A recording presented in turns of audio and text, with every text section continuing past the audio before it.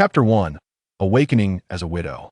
Upon regaining consciousness, Ruoruo's eyes were met with a dilapidated room, furnished only with a rickety bed on the verge of collapse and a cabinet riddled with gaping holes.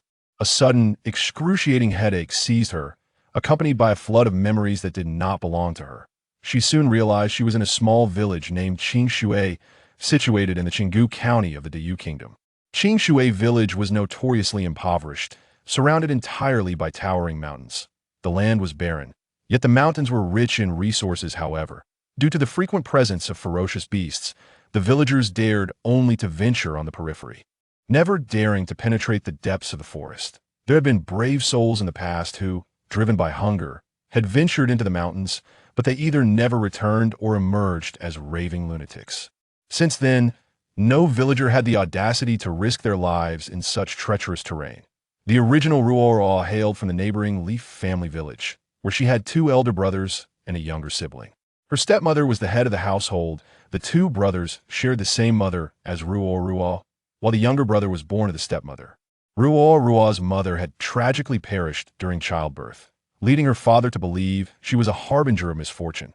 Though he raised her, his affection was severely lacking.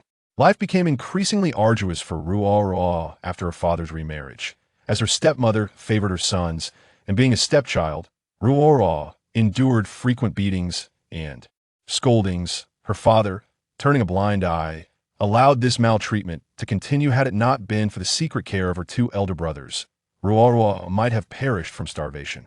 Long ago, her eldest brother had been married for 3 years and had a daughter.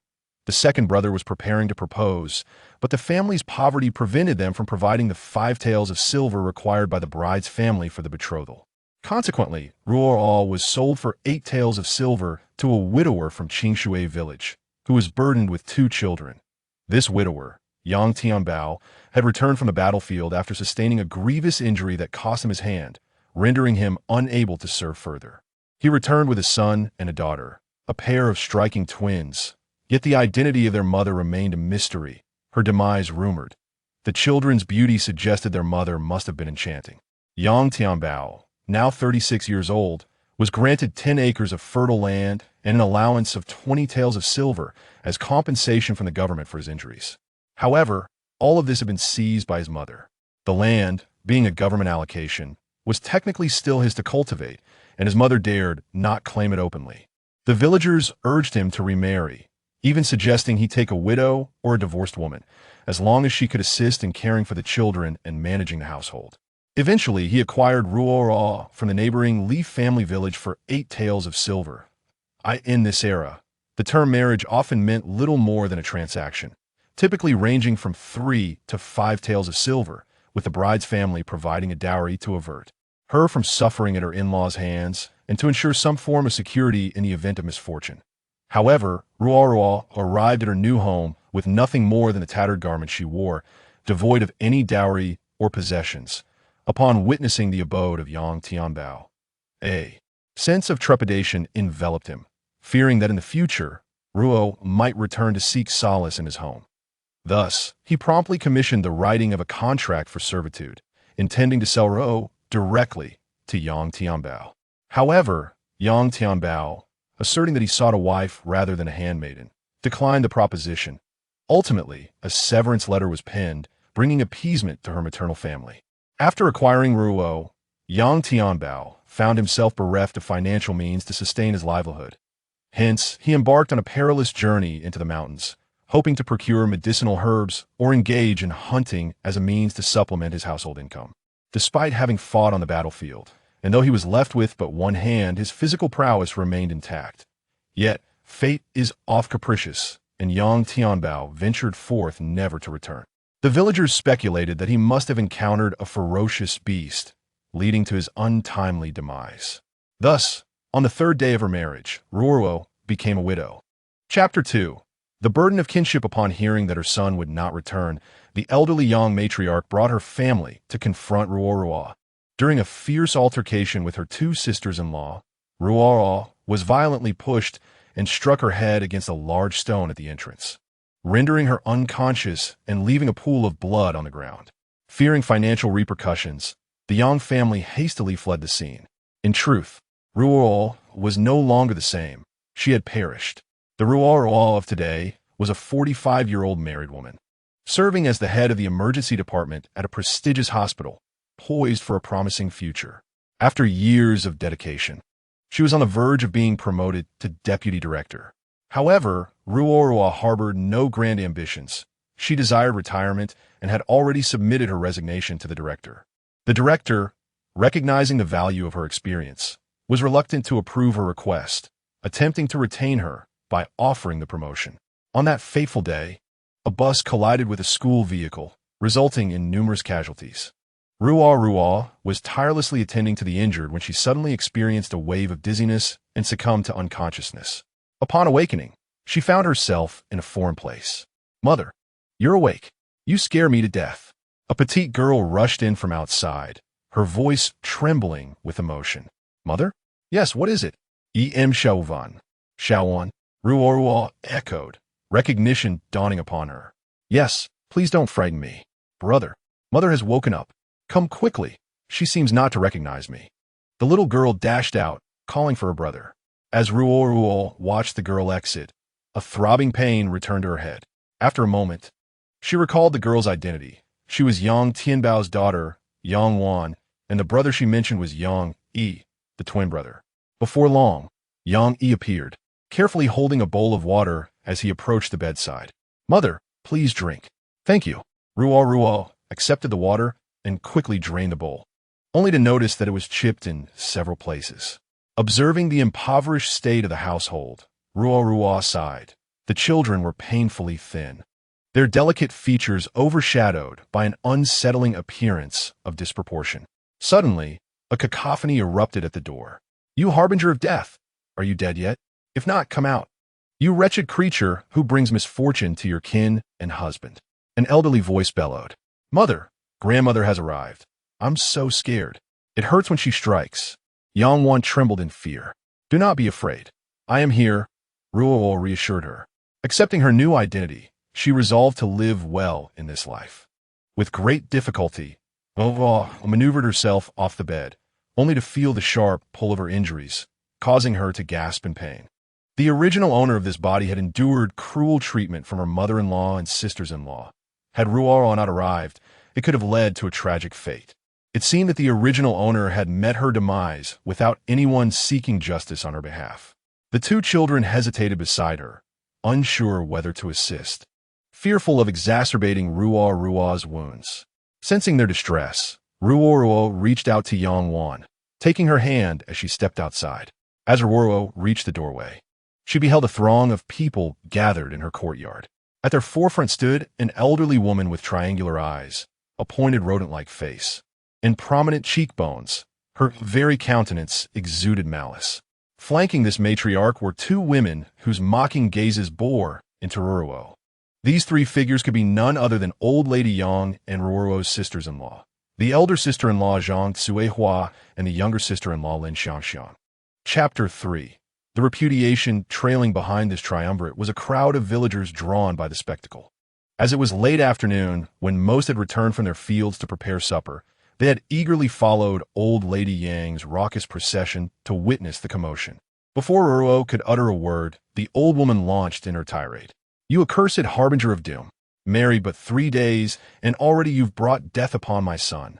They say you killed your own mother at birth. Truly you're a walking calamity."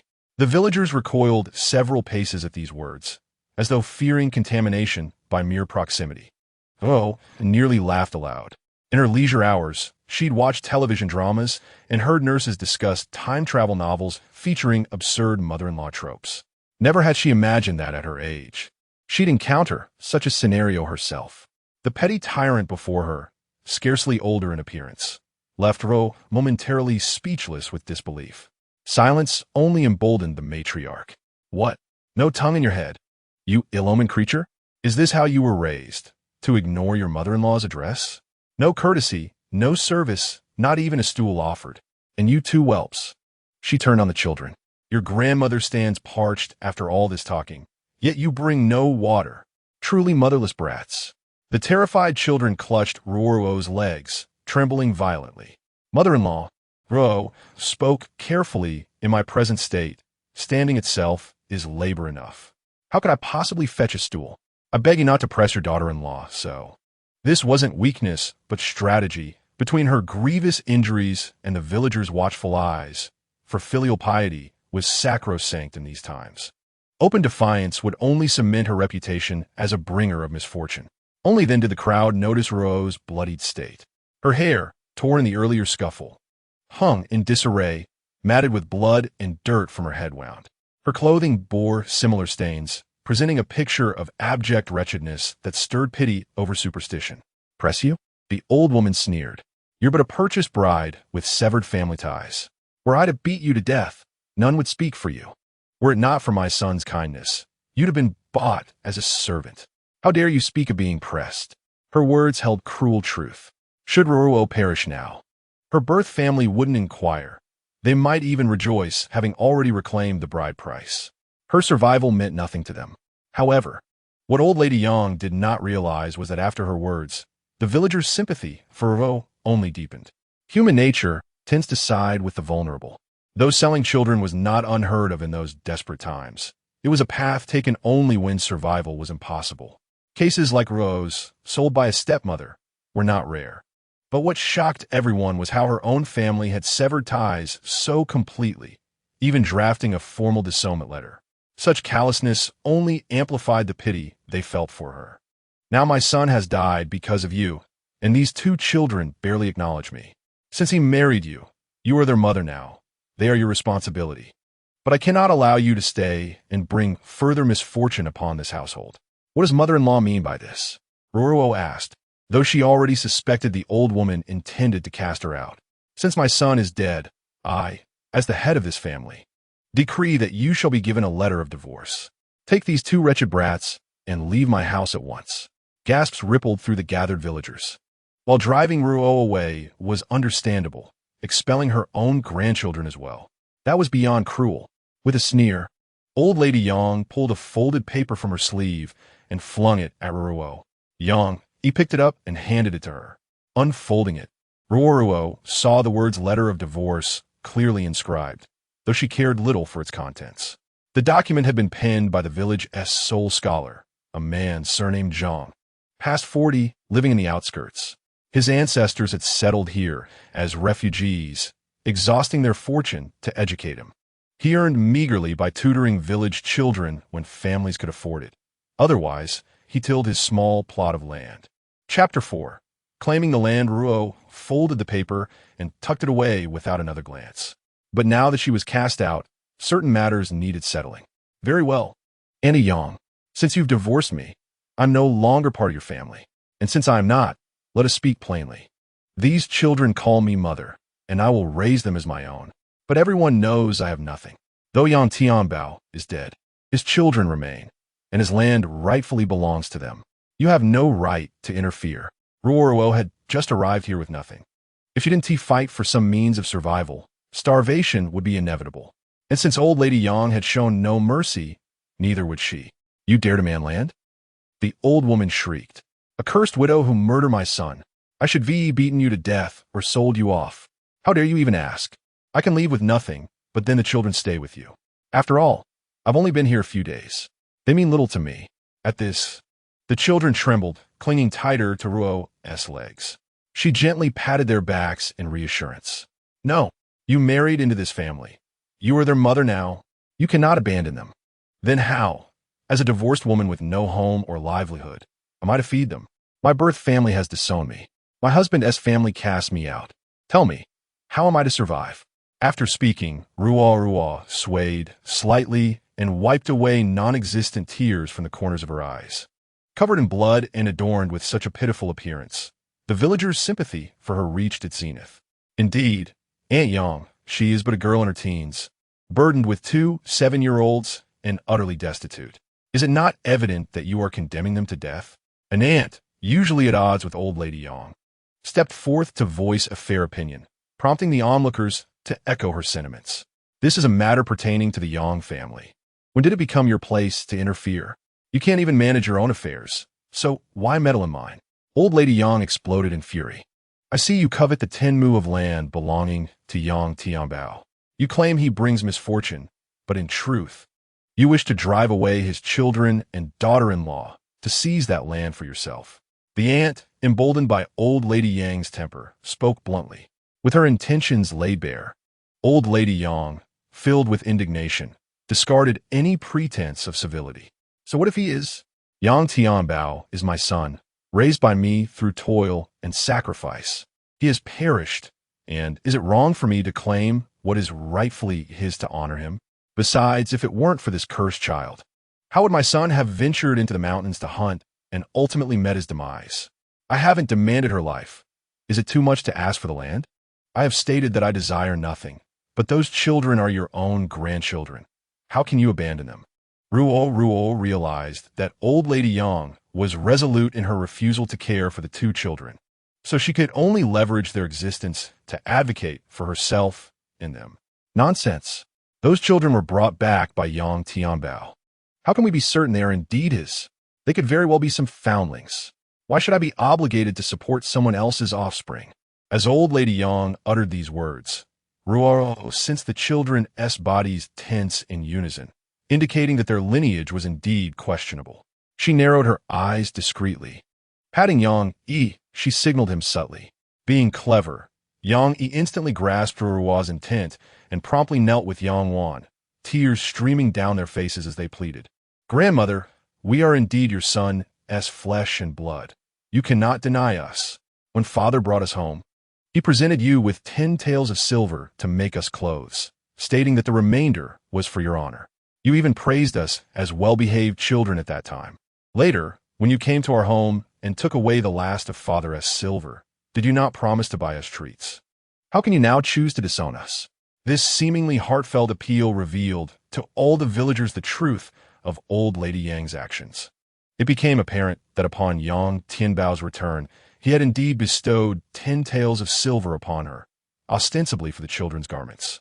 Yet, observing the patched and worn clothing on the children, anyone with discernment could surmise that the entirety of that silver had found its way into old Lady Yang's purse. Furthermore, she had subsequently rummaged through the remaining funds. Yet, despite her greed, she still sought to bring harm to her own grandchildren. Is this the conduct of a human being? Chapter 5. The village chief arrives. The villagers erupted in an uproar, each voicing their condemnation of old Lady Yang's heartless actions. The elderly woman herself felt the sting of public shame as she glared at Ruoruo, covered in blood, and the two children kneeling on the ground, sobbing uncontrollably.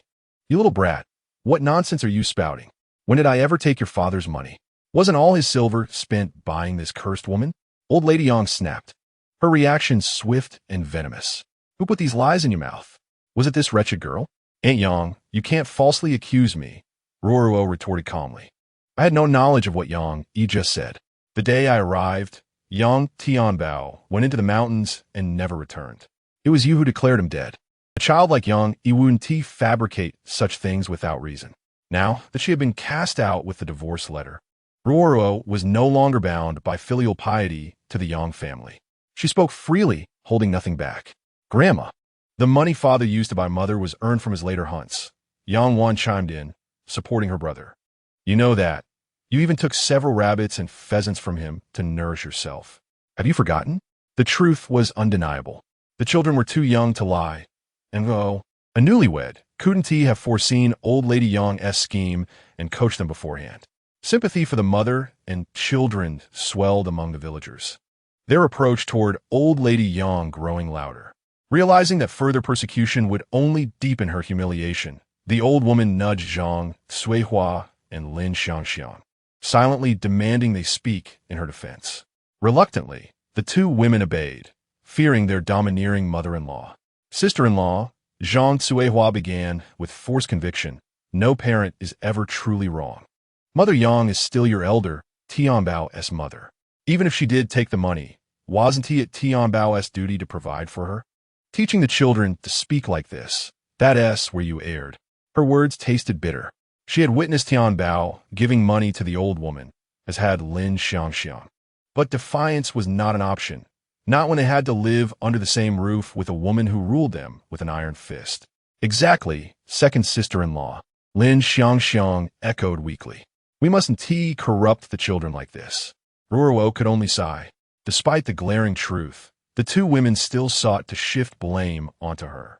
Anyone with eyes could see the children spoke honestly.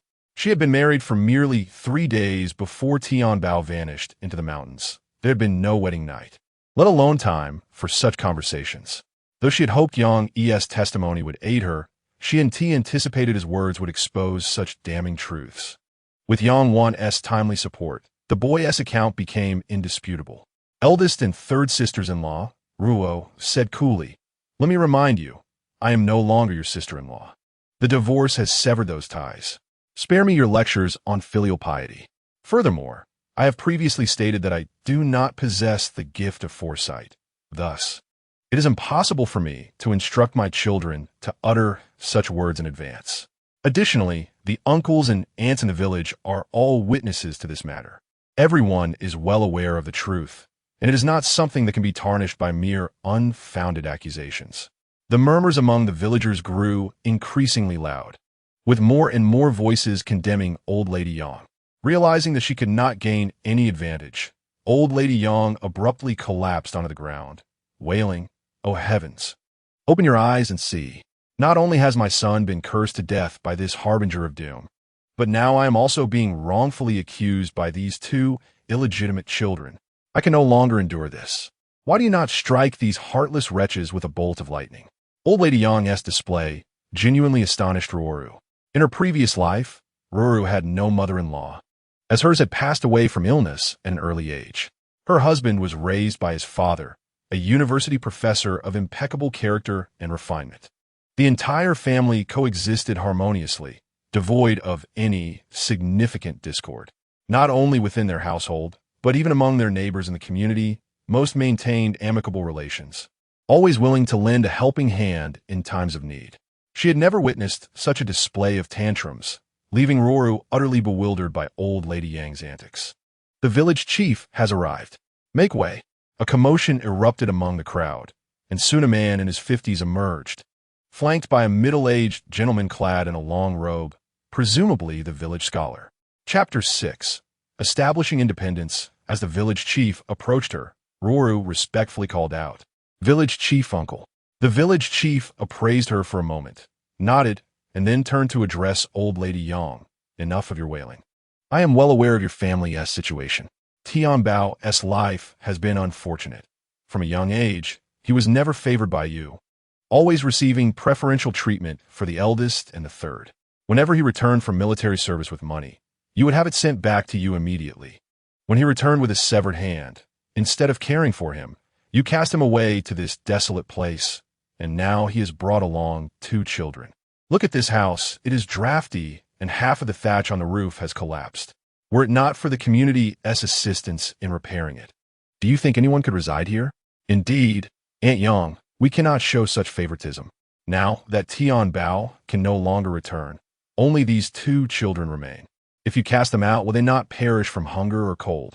Would that not mean the end of Tianbao's lineage?" A man from the village, who had been friends with Tianbao since childhood, stepped forward to advocate for the children. "Shut your mouth. When have I ever said I would cast the children out? Is this not the purpose of having this harbinger of doom here? To care for them?" Old Lady Yang retorted, unwilling to challenge the village chief directly, yet showing no regard for others. "But you have already divorced Tianbao's wife and are demanding his 10 acres of land. How do you expect them to survive?" The man, unafraid of offending Old Lady Yang, spoke candidly, hoping the village chief would advocate for the 2 children. "That land belongs to my son. Since he is deceased, I naturally must reclaim it. I am his mother. If I do not take it, who will?" Old Lady Yang replied defiantly, "Enough, Tianbao's mother. Your behavior is utterly unacceptable. Although Tianbao is gone, these 2 children are your own grandchildren. You must allow them a chance at life. You have taken all the money, and now you intend to reclaim the land as well. How could you be so heartless? Is there a mother or grandmother who acts in such a manner?" The village chief is indeed furious. Throughout history, one has seldom encountered such cruelty. Who can ascertain if these 2 wild children are truly Tianbao's offspring? Before Yang's elderly words could fully escape her lips, she was abruptly interrupted. "Silence. Do you not recall what I told you yesterday? You dare to stir up trouble in my absence. The plight of the two children is already pitiful enough. Must you attempt to drive them to despair as well? From a crowd emerged a man of similar age to the village chief. Upon seeing him, Yang's elderly instinctively recoiled, yet for reasons unknown.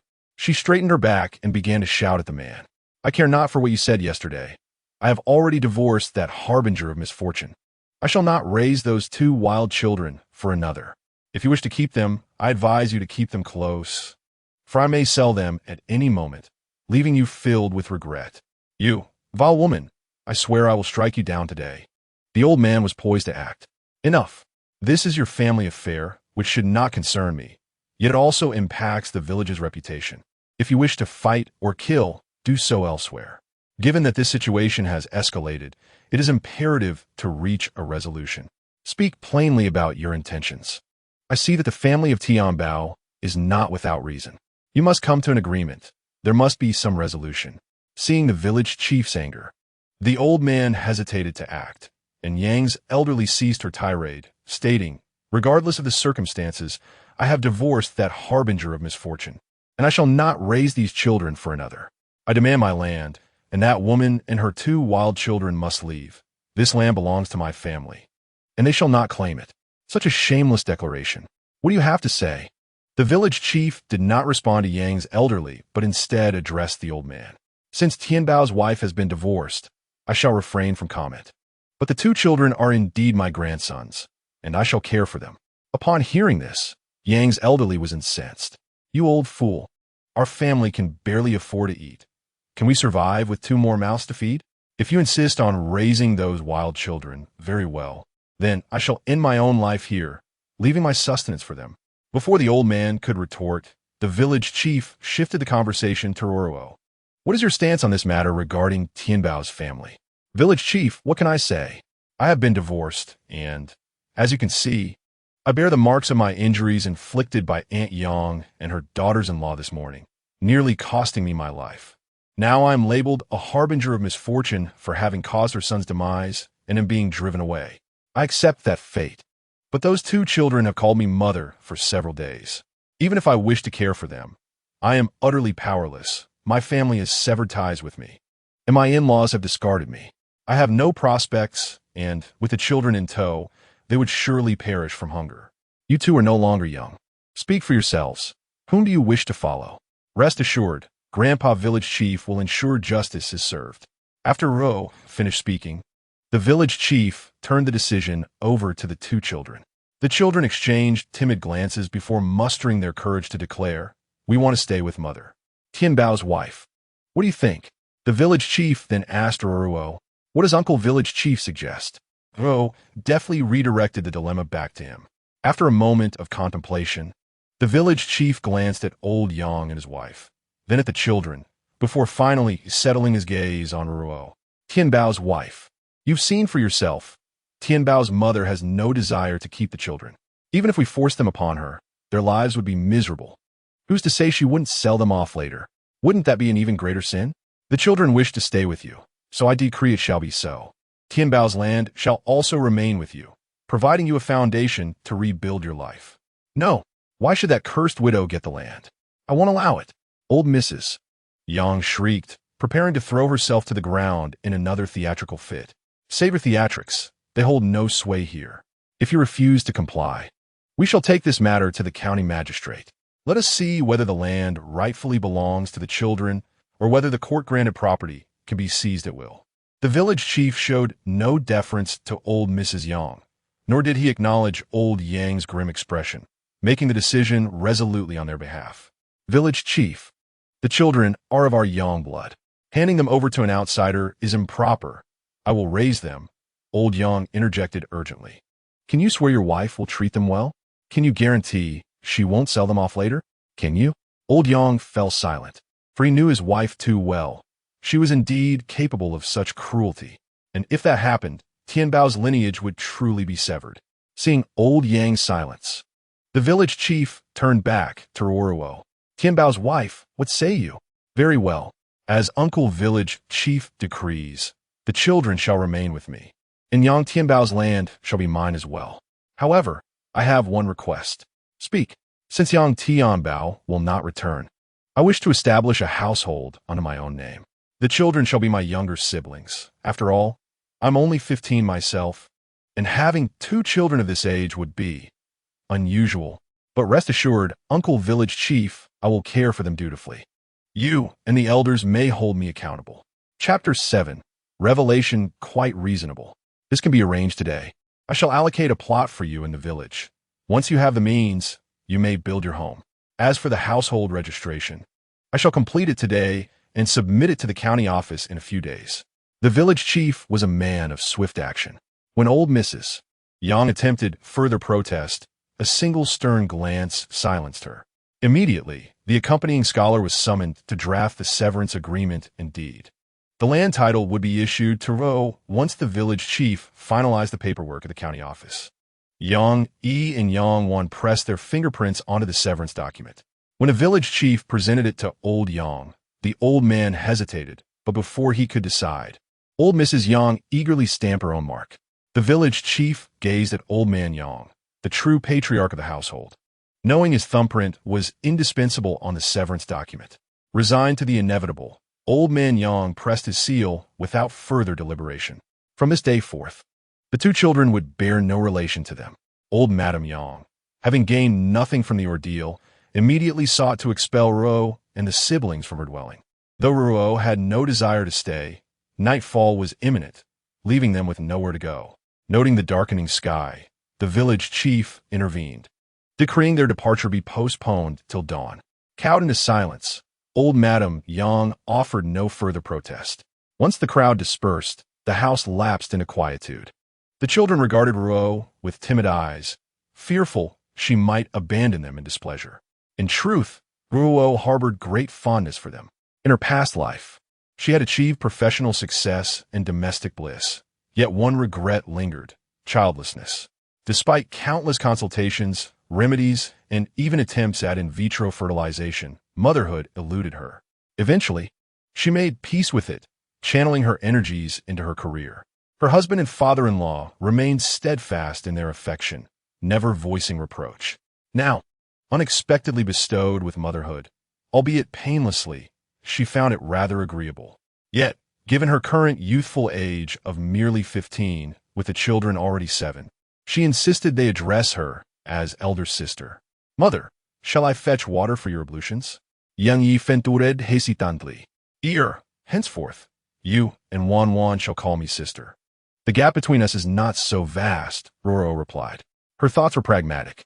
With the children under her care, their future weighed on her mind. A mother barely older than them might invite ridicule, and should Yang Yi pursue imperial examinations, such peculiarity could prove detrimental. Sister was the most fitting title, aligning with her tender age. Regardless of address, she would cherish them as her own. Very well. Sister, Yang Yi murmured before darting away, though not before Ruoruo glimpsed the unease flickering in his eyes. She understood their trepidation. Their grandmother's rejection left them no refuge but to stake their hopes upon her. Earning their absolute trust would require time and effort. Soon, Yang Yi returned with heated water. Ruoruo tended to her wounds, gingerly cleansing the congealed blood from her scalp. As she combed through her tangled tresses, she discovered a wooden hairpin and bracelet, exquisitely carved, evidently a matching set. Rummaging through her inherited memories, she recalled these were the sole mementos left by her birth mother. Their lack of monetary value had spared them from the covetous eyes of her stepmother and old Madame Yang. After washing and changing, she examined the pin more closely. Crafted from peachwood, its tip bore a lifelike blossom, while minute characters, unfathomable to her, were etched along its length. The bracelet, similarly adorned with peach motifs, bore another cryptic inscription, distinct from the pins. Unable to decipher them, she resolved to seek expert counsel someday. For now, she set the matter aside. After tidying up and stepping out of the room with Ruoruo, the 2 children had just finished setting the table. Gazing at the thin gruel that could barely reflect a face and a bowl of unidentifiable dark vegetables, Ruoruo sighed deeply. This family was truly impoverished. She needed to find a way to earn some money. Chapter 8. Heart to heart, the 2 children stood awkwardly by the table, neither daring to sit nor pick up their chopsticks. Ruoruo decided it was time for a proper conversation. Otherwise, this tension would persist. Come, sit down and eat. I have something to say to you both. Elder sister, please speak. We're listening. Watching the two little ones straighten their backs the moment they sat down, Ruoruo found them utterly endearing and couldn't help but chuckle. There's no need to be so nervous. Since I've chosen to keep you with me, I will treat you as my own. The reason I don't let you call me mother is twofold. First, I'm still quite young myself, not much older than you, and hearing that title would weigh heavily on me. Second, I hope that once our circumstances improve, can resume his studies. If he achieves success in the future, having a mother only a few years his senior might invite ridicule from others. Elder sister, can I really continue my studies? Yang stared at Ruoruo in disbelief. Of course. Do you intend to spend your entire life tending to those 10 acres of land? No, I want to study. But father is gone, and grandmother dislikes us. With you alone supporting us, I fear it would be too burdensome. Education is costly. That isn't for you to worry about. However, it's not possible right now. I lack the means to fund your schooling. Our immediate priority is ensuring the three of us can survive. Though Ruoruo wished to send Yang to school immediately, their current reality made it impossible. Even basic sustenance was a struggle. Understood, elder sister. Wan and I will be obedient. We'll handle all the household chores and won't be a burden. Yang's eyes shone with hope, while Yang nodded eagerly beside him. From now on, if anything troubles you, speak openly with me. We are a family relying on one another. If you feel the need to hide things from even me, it would sadden me deeply. We want to keep secrets from you, elder sister. But first eat. After the meal, we have a surprise for you. Yang happily lifted her bowl and began slurping the gruel. Very well, I'll await your surprise. Ruoruo adored these sensible children, tenderly stroking Yang's head. She smiled warmly before finally picking up her own bowl. Her stomach had been growling for some time. Once the meal ended, the two little ones led Ruoruo mysteriously to the kitchen hearth, glancing left and right as if ensuring no one else saw them. Their conspiratorial antics amused Ruoruo once more. Is this where the surprise is? So secretive. What treasure have you hidden? Show me. Yang retrieved a stick and dug beneath the hearth for a while before pulling out a cloth bundle. Fortunately, he had buried it deep enough to avoid being scorched by stray embers. As Yang carefully unwrapped the bundle, Ruo's eyes fell upon several fragments of silver. A small silver ingot and a handful of copper coins nestled within. Ruoruo had just arrived and didn't know exactly how much silver there was. But judging by the silver ingot alone, it must be quite substantial. These two children truly regarded her as family. Otherwise, they wouldn't have brought out the silver for her. A warmth spread through Ruo's heart, and her eyes grew slightly moist. She recalled her past life, where she had suffered immensely in her longing for a child. Now, she suddenly had two considerate children. How could she not be moved? Ruo silently vowed that as long as these children were willing to stay with her, she would never let them suffer any injustice. Chapter 9. Blood-sucking. Seeing Ruo remain silent, Yang grew anxious. Sister, what's wrong? Are you angry? We didn't mean to hide it from you before. We were afraid Grandma would take it if she found out. Father said this silver was our last lifeline. If Grandma took it, we'd truly starve. No, I'm not angry at all. On the contrary, you both did very well, protecting yourselves, and what's yours proves you've grown up. Ruoruo quickly reassured them. That's a relief. I thought you were upset. Yang sighed in relief. Of course not. But we might not be able to take this silver with us so easily tomorrow. At her words, Yang realized the problem. When they moved out tomorrow, old lady Yang would surely search them. She had never believed Yang Tianbao was truly penniless. After all, he had still managed to scrape together 8 taels of silver to buy Ruo after her search. That meant he must have hidden money she hadn't found. Old lady Yang wouldn't let them leave without a fight. What should we do? Should we hide the silver outside tonight? Otherwise, Grandma will take it tomorrow. Little Yang grew frantic. Don't worry, leave it to me. I'll think of something. It's safer to keep the silver on us if we hide it outside. Someone else might find it. Ruo took the silver and led the children back inside. After settling them to sleep and listening to their steady breathing, she finally had time to reflect. She had died from exhaustion while treating patients in her past life. while the original owner of this body had perished from head injury. Returning was impossible now. She would have to live on as this woman, with 2 precious children. Perhaps this was heaven's compensation for her. But this place was unbearably poor. Meals were scarce, watery, and flavorless. Not even a hint of salt. Living like this long-term would be unsustainable. She needed to find a way to improve their lives. Other transmigrators thrived. Could she not even survive? Lost in thought, Ruoruo turned over, her hand brushing against the bamboo mat by the bed. A sharp edge sliced her skin, drawing blood instantly. The pain made her gasp. Sitting up, she lit a candle to inspect the wound. It was deeper than expected. Blood dripped down her arm, staining the wooden bracelet she wore. Then, something miraculous happened. The blood on the bracelet vanished, absorbed in an instant. The sight startled Ruoruo for a moment, yet she quickly regained her composure. She brought the bracelet close to her wound, curious to test its purported ability to absorb blood. Indeed, the bracelet seemed to come alive, fervently drawing the blood that flowed from her.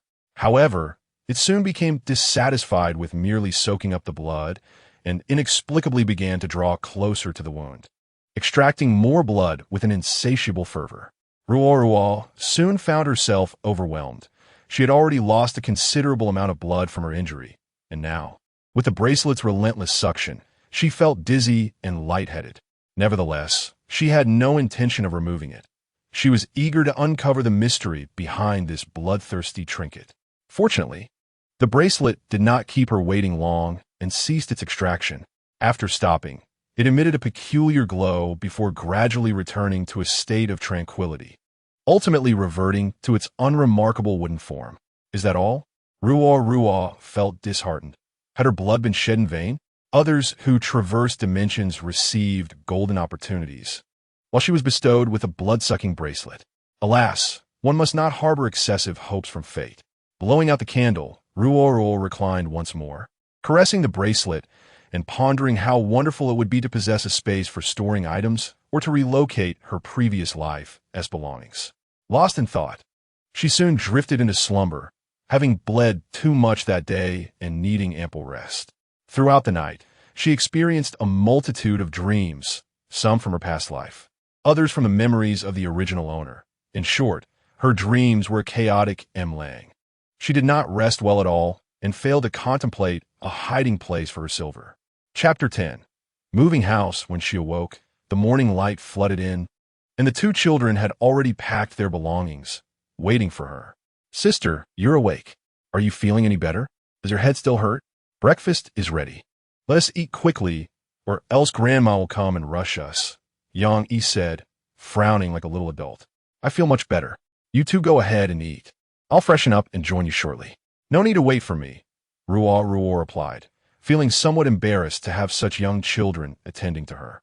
After washing up, just as she finished breakfast with the 2 little ones, the voice of old lady Yang drifted in. You calamity bringer. Why aren't you hurrying to get out of my house?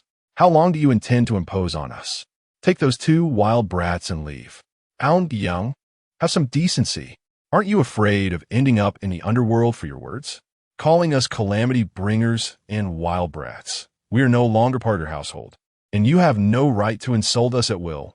Ruoruo stood at the door with the 2 children, confronting old lady Yang.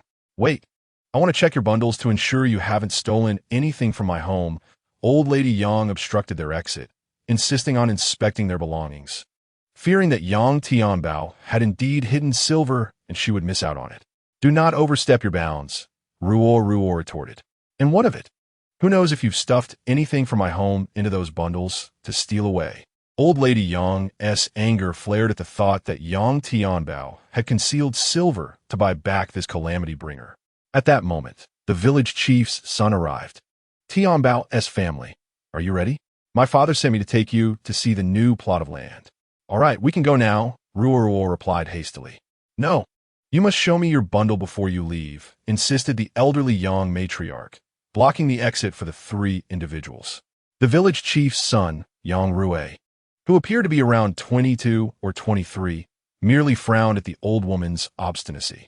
As a man, he could not bring himself to engage in a scuffle with an elderly lady.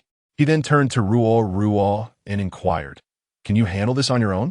If not, I can fetch my father. No need. Thank you, Brother Ruoruo. It is fortuitous that you are here to witness this. I shall open the bundle for Aunt Yang to see today, thus preventing her from spreading unfounded rumors in the future. Ruoruo and her younger siblings had anticipated such a confrontation the previous night, so they were not caught off guard. The trio placed the bundle down and unwrapped it. Young matriarch eagerly rummaged through the contents, only to find nothing but a few tattered garments and a worn-out quilt. Doubtful, she meticulously examined the clothes and quilt, fearful of overlooking anything. Yet, the outcome remained the same. Nothing of value was discovered.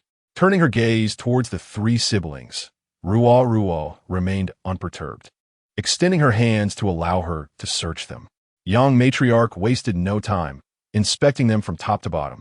Witnessing her actions, Ruoruo immediately turned away, muttering a curse under his breath at the old hag. After searching Ruoruo, young matriarch proceeded to inspect Yang Yi and Yang Wan, but again found nothing. Reluctantly, she finally spoke, "Consider yourselves fortunate. Depart now, and do not set foot here again. Grandmother, this shall be the last time we address you as such. Even if father returns, we shall no longer be your grandchildren. Take care," declared Yang Yi, as he pulled Yang Wan to kneel before the old woman, bowing 3 times in a gesture of gratitude for the blood ties they once shared. "Who cares?" Young matriarch rolled her eyes heavenward, eager for the siblings to leave and never return. "Brother Ruoruo, let us go. Please lead the way," Ruoruo remarked, as she and her younger siblings followed Ruoruo out the door without looking back. Chapter 11. A new home upon reaching the far end of the village. Ruoruo informed them, "This is the plot of land allocated to you by the village chief, approximately 1 mu, as per the regulations. According to the rules, a typical household of 3 could receive 1 mu of land, with an additional mu granted for every 3 additional members. As they were a trio, they received 1 mu, which was quite sufficient for the 3 siblings. Although they lacked a house, at least they had their own territory. After escorting the siblings, Ruoruo took his leave. The 3 expressed their gratitude and began to plan their future. Their immediate priority was to construct a shelter to shield them from the elements, even if it meant erecting a makeshift hut. At that moment, the man who had spoken on Ruoruo's behalf the previous day approached, accompanied by several men and women carrying tools and provisions. One of the women stepped forward, taking Ruoruo's hand warmly. "Sister, I am Yangwu's wife, Mei Xiang. Just call me Sister Mei Xiang. Upon hearing of your family's plight yesterday, I came today specifically to assist you and your children. Though it is summer and sleeping outdoors may not be cold, who knows when the heavens might open up with rain. Without help, it would be exceedingly difficult for you 3 to build a shelter. Thus, my husband gathered a few men from the village to help erect a makeshift hut today, at least to provide you with a roof against the rain." The woman spoke of Yangwu, the man who had defended Ruoruo yesterday. Having grown up alongside Yang Tianbao, Yangwu had received much assistance from him. Now, seeing Yang Tianbao's wife and children in distress, he swiftly rallied familiar faces to lend a hand. "Thank you, Sister Mei Xiang, Brother Yangwu, and all of you for your kindness," Ruoruo said without hesitation, for the circumstances left no room for pretense. Without aid, they might never have managed to construct even a rudimentary shelter. With that, Yangwu and the others set to work. The men ventured into the hills to cut bamboo and timber, while the women gathered thatch, preparing materials for a simple thatched dwelling. Indeed, many hands make light work. Soon, all necessary supplies were amassed. In ancient times, though many resources were scarce, bamboo, wood, and thatch were abundant. The men split the bamboo, weaving it into 5 sections of makeshift fencing, 2 for the roof, 1 for each side and the rear, and a smaller piece for the front, along with a bamboo door. Wooden stakes were driven into the ground as pillars, the bamboo lattices lashed to them, and the thatch secured atop. Meanwhile, the women cooked with the provisions they had brought. Without a proper kitchen, a temporary stove was set up outside, functional so long as the rain held off. Sister Mei Xiang even gifted Ruoruo a pot, albeit cracked, which was still better than nothing.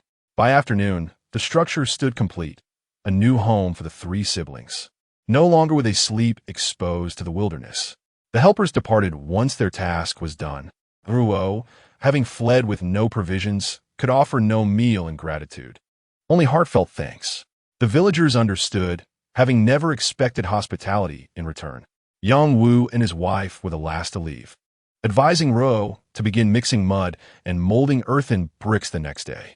Once enough were prepared, they would return to help construct a sturdier dwelling. For the thatched hut was but a temporary refuge, unable to withstand wind and rain. After expressing her gratitude once more, Ruoruo bid them farewell. The remnants of the morning's provisions, roughly 2 pounds of cornmeal, several sweet potatoes, and 2 radishes, remained. The siblings made a simple meal before retiring for the night. Chapter 12. Preparing for the mountain. The next morning, Ruoruo awoke to find Yi already kindling the fire. She approached and placed a hand on his shoulder. He turned, beaming at her. "Sister, is this really our new home?" Yi exclaimed joyfully. "I'm so happy. Now we won't have to live in fear anymore. No more worrying about grandmother barging in to steal the grain, oil, or salt father bought. From now on, our food will truly be ours. Want it? We won't go hungry anymore, right?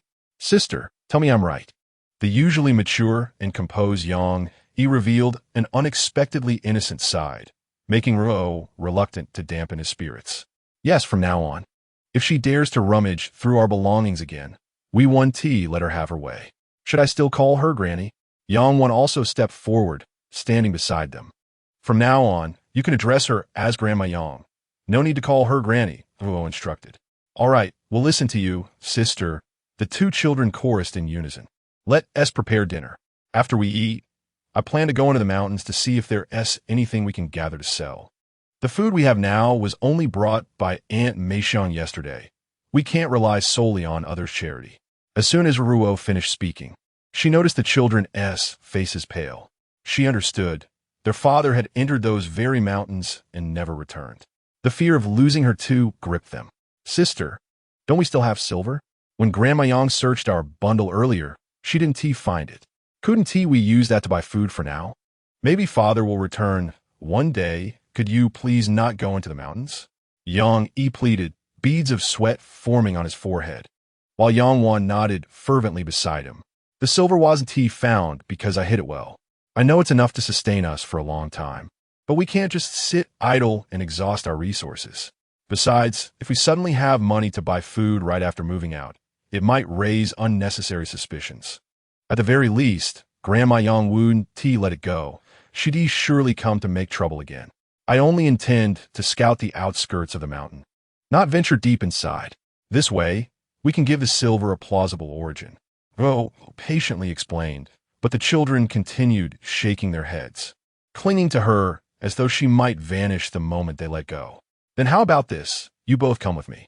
We'll just walk around the edges, see if we can gather wild vegetables or herbs, something we can either eat or sell.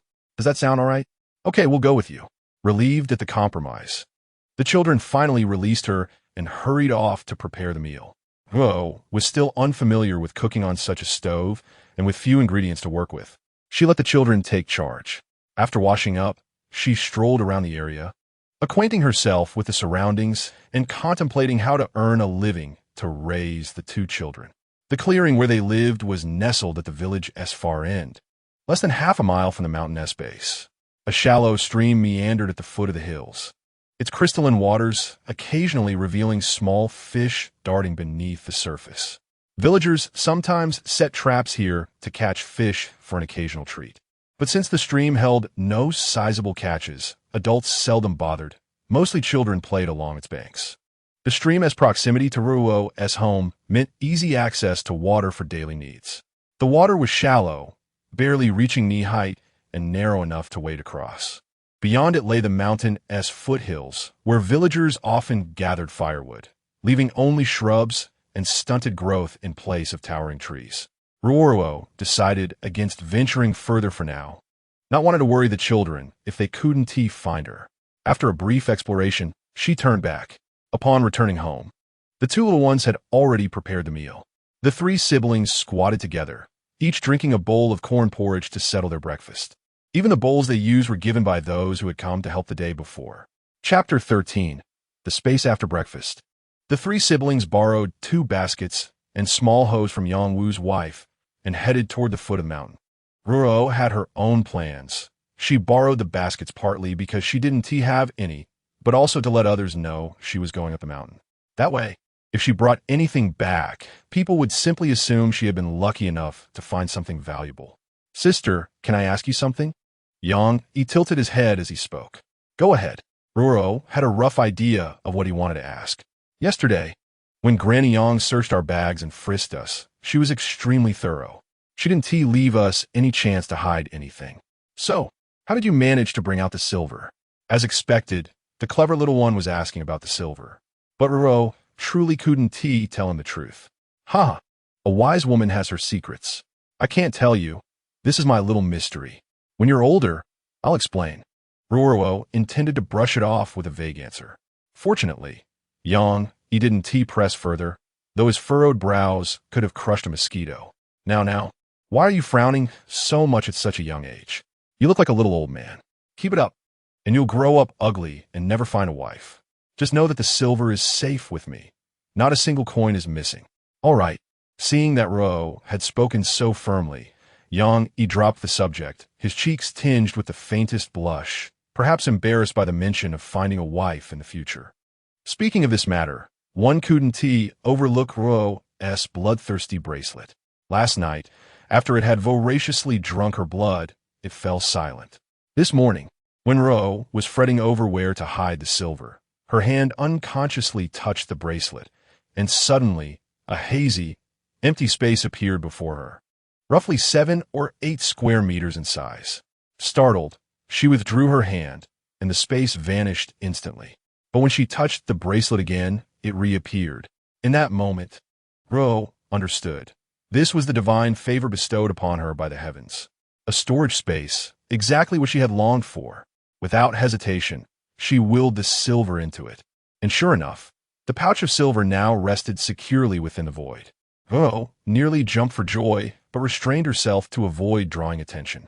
After arriving at their new home, she had been too exhausted from building the house to examine the space further.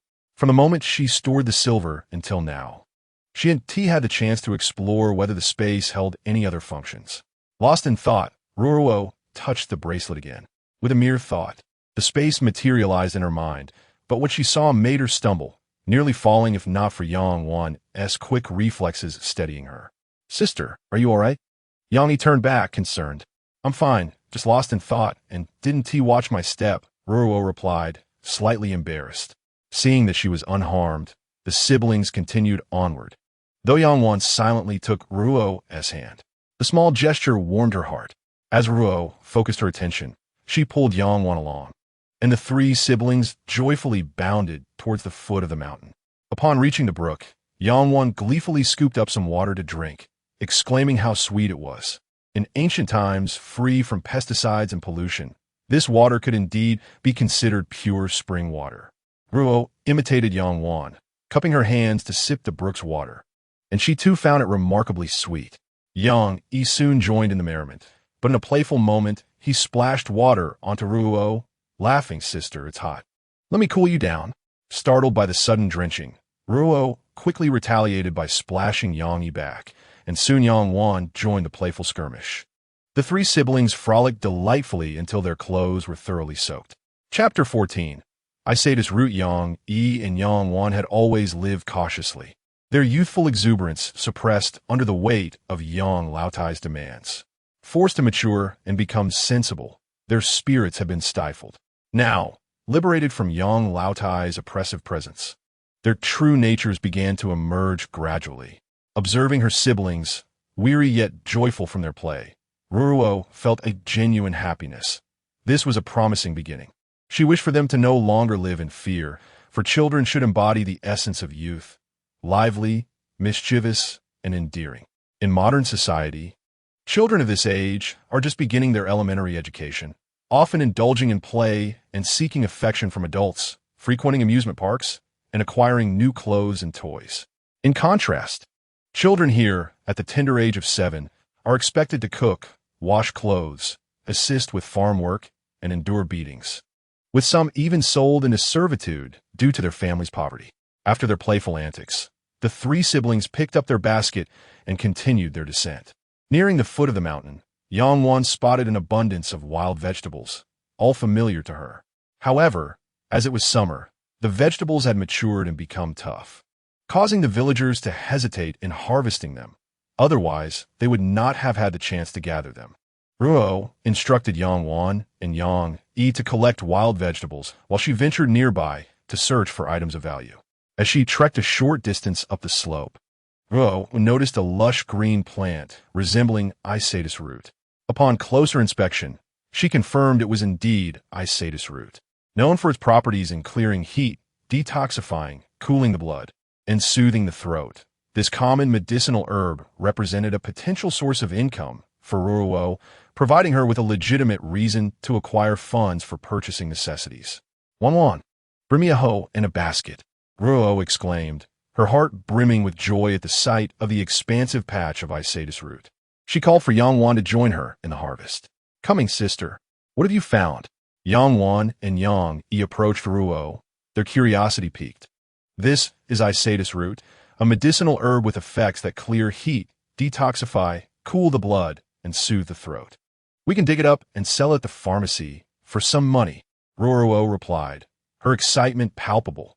This would be her first earnings in this new world, affirming that venturing into the mountains was indeed a wise choice. "Really, sister? That's wonderful. Let us dig quickly. I see quite a few here that should fetch a good price." The siblings hastily began to excavate the roots with utmost care, fearful of missing even a single piece or damaging them to the point of diminishing their value. "All right, you two keep digging here. I'll go take a look over there." With that, Ruoruo headed further up the mountain. Seeing her ascent, the two children hurriedly grabbed her sleeves to stop her. "It's fine. I won't go far, just where you can still see me. Who knows, there might be other things to find." "All right, sister, but promise us you won't take any risks. Just walk around nearby, okay?" Yang Yi and Yang Wan gazed at Ruoruo with such earnestness that her heart melted. "Don't worry. I still have to take care of you both and make sure we live well. I wouldn't dare take any risks." Ruoruo quickly reassured them, satisfied with her promise. The children let go and resumed digging for indigo roots, though they still glanced up occasionally, afraid she might slip away into the deeper mountains. Ruoruo truly had no intention of venturing further, at least not today. She'd explore those parts another time when the children weren't with her. After wandering nearby, without discovering anything else, Ruoruo rejoined the siblings.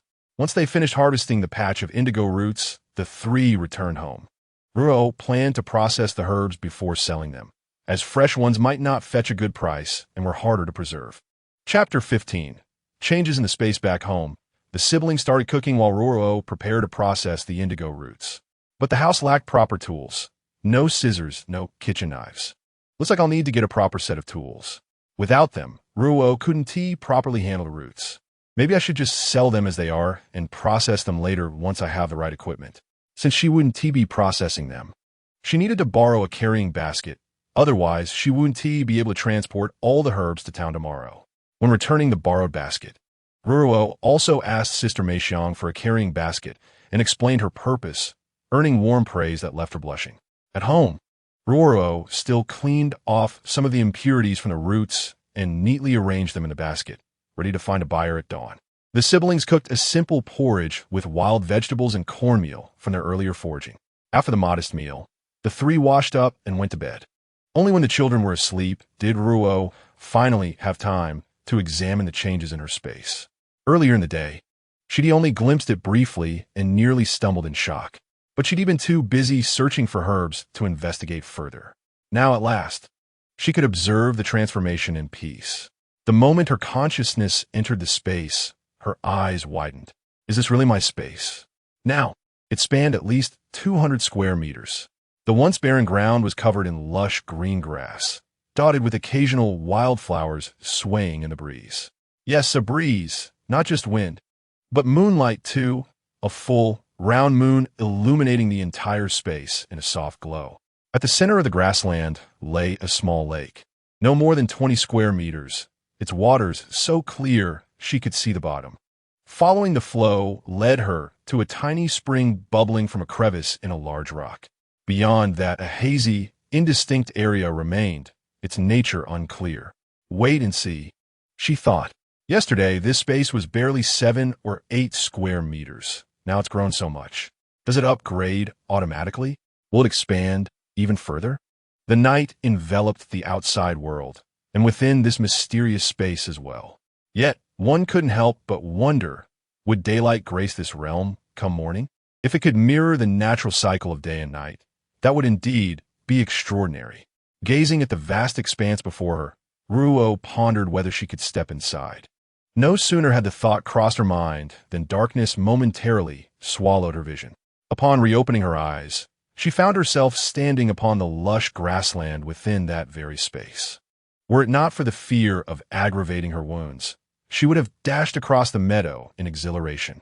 Approaching the lakeside, she cupped her hands to gather the cool water, its refreshing chill pulling her back from the edge of euphoria. By the spring's source, curiosity compelled her to taste its waters, to discern any difference from those outside. As the liquid flowed down her throat, an immediate sense of rejuvenation washed over her, the lingering pain of her injuries seeming to dull. Could this spring possess miraculous properties? Returning to the lake, an irresistible urge to swim took hold. Since the water flows fresh, a dip should do no harm, she reasoned. Without hesitation, she shed her garments and plunged into the crystalline depths, swimming several joyous laps before emerging, her body light as air. Venturing next to the mist-shrouded area yielded no further insights, so she resigned herself to patience. Time will reveal its secrets, she mused, trusting it bore no ill intent. Having lingered long enough, she prepared to depart, lest her absence alarm the children upon their waking.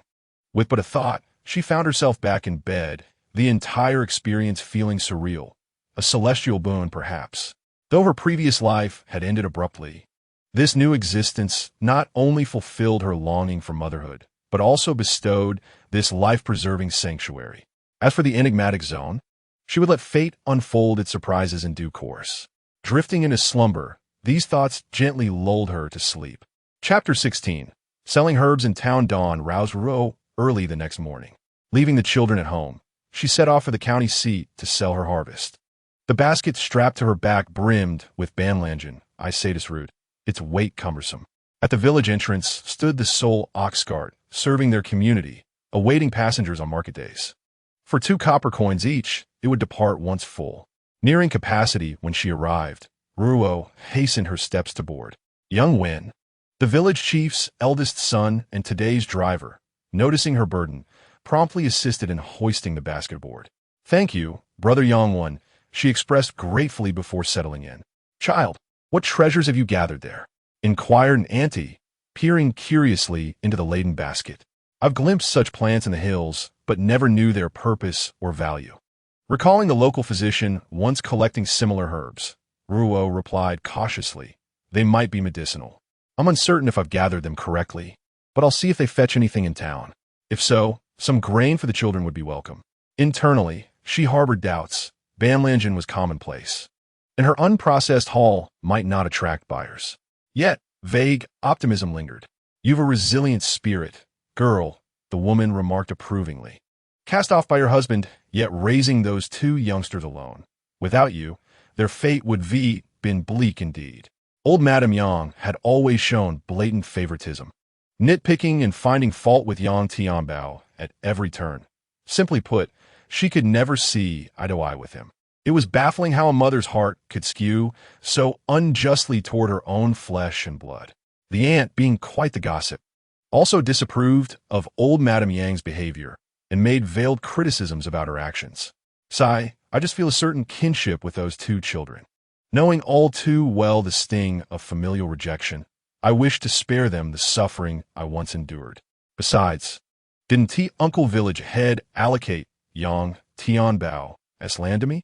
In a way, I've already benefited." Ruoruo understood that some remarks, though others might voice them freely, were not hers to echo, so she refrained from joining the aunt as critique.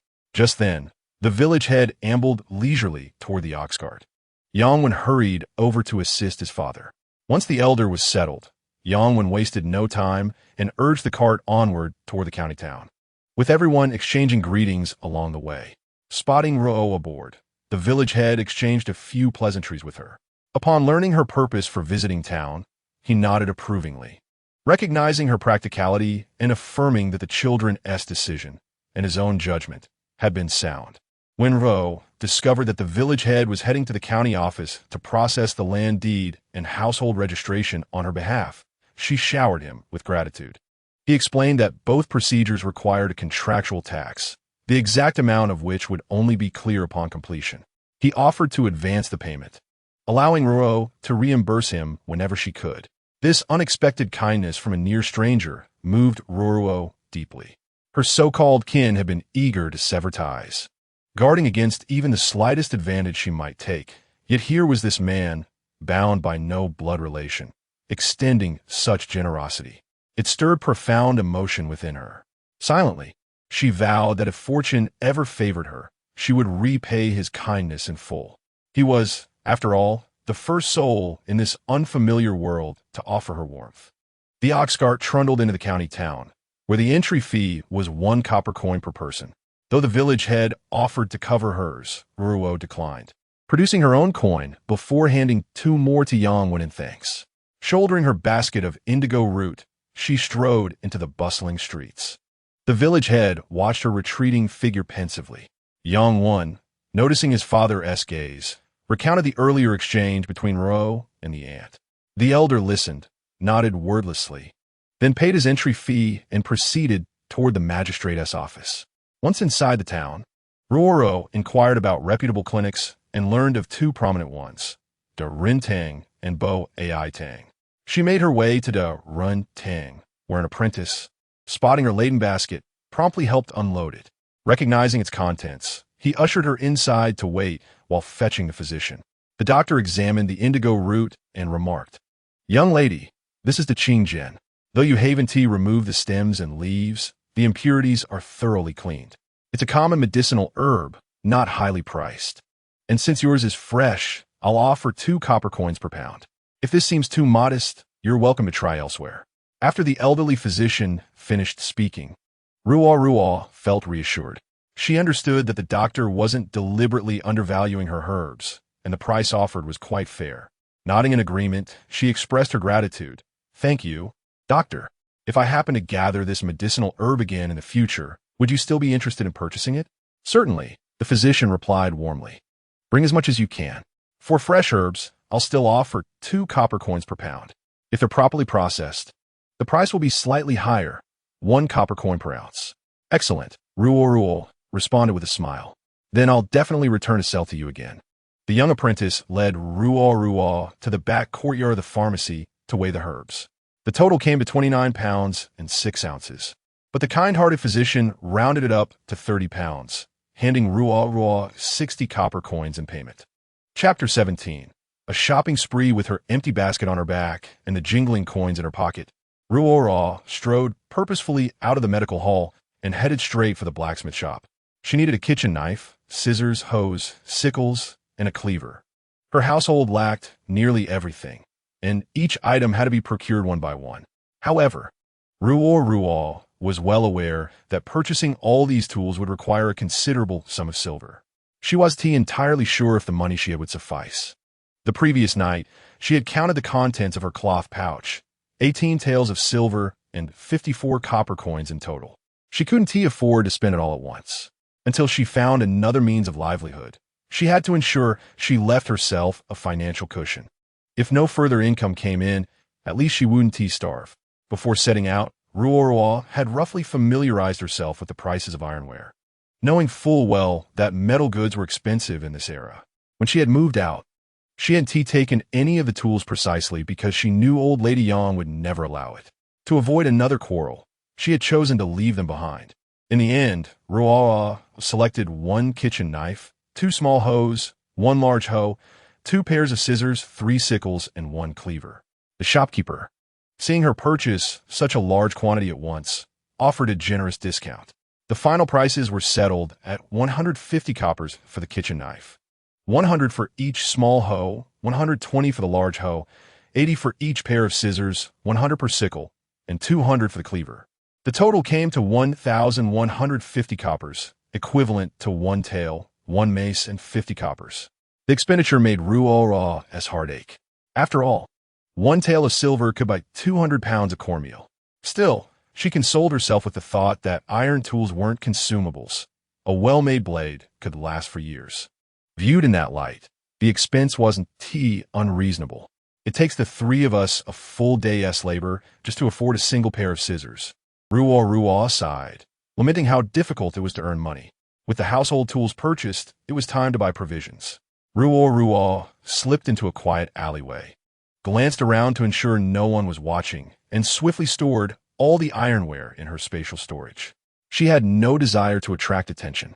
Carrying a small bundle of herbs to sell and then walking away with such a haul would defy common sense and invite envy, potentially leading to unnecessary trouble. It simply wasn't worth the risk. With her spatial storage, she could conceal as much as she pleased, retrieving items discreetly when needed. Once she had sold herbs a few more times, she could gradually bring the tools into the open without raising suspicion.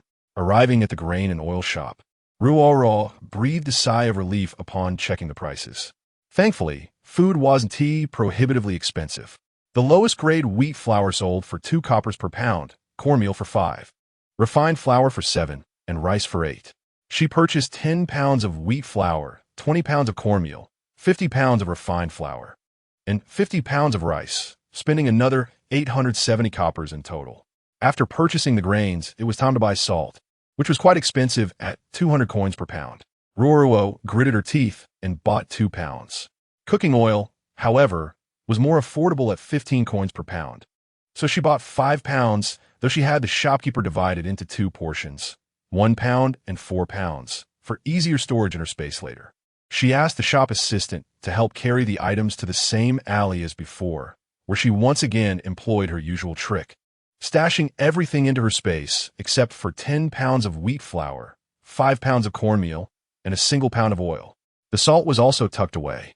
With the provisions on her back, Ruo headed to a general store to buy a few bowls. The cheapest coarse clay bowls cost 1 coin each, while larger ones were 2 coins. She purchased 5 small bowls and 2 large ones, deciding to leave the rest for her next trip into town. Before leaving, she also bought some vegetable seeds from the shopkeeper and prepared to head home. Just as she was about to exit, she noticed an iron pot sitting in the corner. Shouldn't this be sold at a blacksmith's shop? She wondered. Curious, she asked the shopkeeper about it. The shopkeeper sighed and explained. This pot was left here by a friend of mine. He used to run a blacksmith shop, but after some trouble back in his hometown, he sold everything and moved back. This was the only thing left behind. He said he'd use it to cook when he returned someday. The shopkeeper chuckled at his own words. Ruoruo smiled. Your friend sounds quite interesting. Shopkeeper, is this pot for sale? She didn't need a new pot. The one at home was a broken one given by Sister Mei Xiang, half-rotted and barely usable. Though it was a kind gesture, she had considered taking it to the blacksmith to have it reforged into something else. The shopkeeper shook his head firmly. No. My shop is big enough to keep this pot. What if he comes back one day and asks for it? I wouldn't be able to hand it over. All right then. Wishing you prosperous business, I'll be on my way. Ruoruo left without pressing further. Chapter 18. The move home. Ruoruo didn't linger any longer in town. Carrying her purchases, she made her way toward the city gate where the ox cart would be waiting. If she missed it, she'd have to walk all the way back, a tiring journey, even if she could store most of the items in her space. Soon, the cart was full. The auntie who had spoken to Vo earlier noticed the grains she was carrying and, assuming her medicinal herbs had sold well, couldn't resist trying to pry for details. Ruoruo, dear, it's Auntie Tion. I see your herbs sold well. How much did you get for them? Ruoruo didn't hide the truth. Auntie, they did sell, but as you can see, I only bought this little bit of food. There's nothing left after that. Banlingen was a common herb, and anyone from the village would recognize it at a glance. Since she hadn't processed it, the amount she sold, 60 copper coins, was just enough for these modest provisions. Well, it's still some income. Isn't it? I'll go up the mountain later to see if I can dig some up to sell too. Realizing she might have spoken too bluntly. After all, Ruoruo had found them first. Auntie Tion quickly glanced at her, relieved to see no displeasure on her face. Ruoruo wasn't angry. There was no reason to be. The mountain belonged to everyone, and people were free to do as they pleased. The cart arrived at the village, and everyone dispersed to their respective homes. Ruoruo also carried the provisions on her back as she made her way home. Just before reaching the house, she took out the iron tools she had purchased and placed them in her woven basket before entering. Before she even reached the doorstep, she spotted the two little ones busily working in the open space in front of the house. He was carrying a basket of mud, while Yang was mixing the clay and pressing it into uniformly sized adobe bricks using a mold. To make the bricks sturdier, the two children had even mixed dry straw into the mud. How do these two even know how to make adobe bricks? I told you both to rest at home. What are you doing making bricks? And where did you get the tools? Ruoruo asked with an amused smile. Sister, you're back. Did you sell a medicine? The two little ones excitedly rushed toward her, jumping and circling around her with unrestrained joy. Ruoruo truly adored the siblings. She gently patted their heads, set down her basket, and pointed at its contents. Yes, I sold it for 60 copper coins. Look, I bought food with it. With these provisions, we can last for several more days. Tomorrow, I'll go back into the mountains to gather more indigo root. Once we process it, we can sell it for even more money. I also bought a knife and a hoe, so we won't have to borrow tools from others when we forage or work in the fields. The two children listened attentively, neither interrupting nor speaking out of turn, a clear sign that Yang Tianbao had raised them well. Also, the silver used to buy these tools was part of what your father left behind. Ironware is expensive, so we must take good care of them and not lose them. I also bought salt, but I've hidden it away. From now on, I'll only take out the amount we need each day. Since we don't have a proper kitchen, we can't leave things lying around. And don't tell outsiders about the tools. We'll use them discreetly for now. Once we've sold more herbs, we can openly use them without worry. Do you understand? Ruoruo couldn't help but feel like an overprotective mother. Though she knew the children were bright, they were still young. Some lessons had to be taught gradually. Yang nodded thoughtfully and asked, Sister, are you afraid that Grandma Yang will find out and cause trouble for us again? You're absolutely right, Wan. If she learns that we've bought all these iron tools so soon after moving out, she'll realize your father left you money. Then she'll start using the excuse that your father was her son to meddle in our affairs. Though we're not afraid of her, it's best to avoid unnecessary trouble. The three of us just need to live well. That's what matters most. I assent. Yes. Sister is right. We'll listen to you. The two little ones were not only clever, but also obedient. Ruoruo carried the supplies inside and set them down before sitting on the straw bedding they used as a bed to rest. Her fingers brushed against the bracelet as she wondered whether the space within had changed and whether it mirrored the day-night cycle of the outside world. As her consciousness entered the space, the first things that greeted her were the lush green grass and the shimmering lake. Indeed, the space also had its own day and night. Ruoruo marveled at the wonder of it. This golden finger bestowed by the heavens was truly remarkable. But when her gaze shifted toward the hazy, indistinct area, she froze in disbelief. Could it be that her entire house had been transported here? Gazing at the familiar gate, Ruoruo's heart began to race uncontrollably. Wasn't this the two-story villa from her previous life? Chapter 19. Continuing the purchases, suppressing the urge to step inside and explore. Ruoruo withdrew her consciousness from the space and rose to her feet. She needed to occupy herself with something, anything, lest she impulsively vanish into that realm. If the children were to witness her sudden disappearance, they might mistake her for some supernatural being. Spotting the siblings still hard at work, Ruoruo hurried over to assist. She reached for the basket in Yang's hands, only to be gently refused. When she attempted to take the mold from Yang, she was met with the same refusal. With a helpless sigh, Ruoruo pressed her fingers to her temples. Are you too determined to keep me from helping? Sister, you worked hard today. Please rest for a while. Younger sister and I can manage, Yang replied, his hands never pausing in their task. Come here, both of you.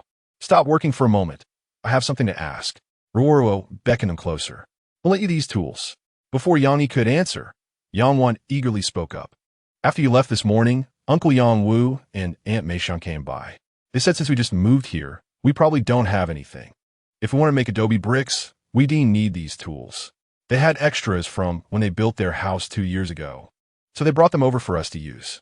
They even taught brother and me how to make sturdy bricks. Ruoruo nodded thoughtfully. Yeah, Van. Always remember those who show us kindness now. If we ever rise above our circumstances, We must repay their generosity. She gently patted Yang Wan's head before continuing. Life is difficult for us now, and we may not be able to help Uncle Yang Wu and Aunt Meixiang in return. But I believe that if we work hard and stay diligent, better days will come. Seeing the siblings nod in earnest agreement, Ruoruo pressed on. Do you know if there is anyone in the village who can weave bamboo baskets or does carpentry? I need to buy 2 backpacks, a couple of bamboo baskets, and some buckets.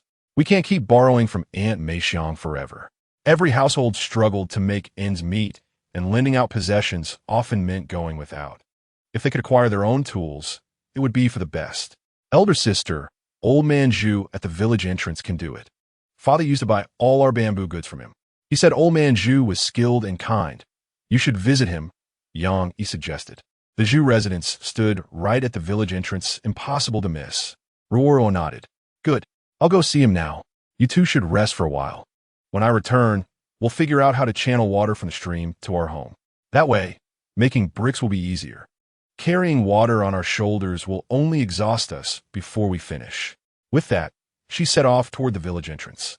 The siblings exchanged a glance before resuming their work. Their reasoning was simple. They didn't want Ruoruo to see them as burdens or grow weary of them. Even if they could only make 10 or 20 bricks a day, they would rather stay busy than sit idle with worry. When Ruoruo arrived at Old Man Zhu's gate, she saw bundles of bamboo scattered across the yard, some freshly cut, others already split. Beneath the eaves hung numerous finished woven products.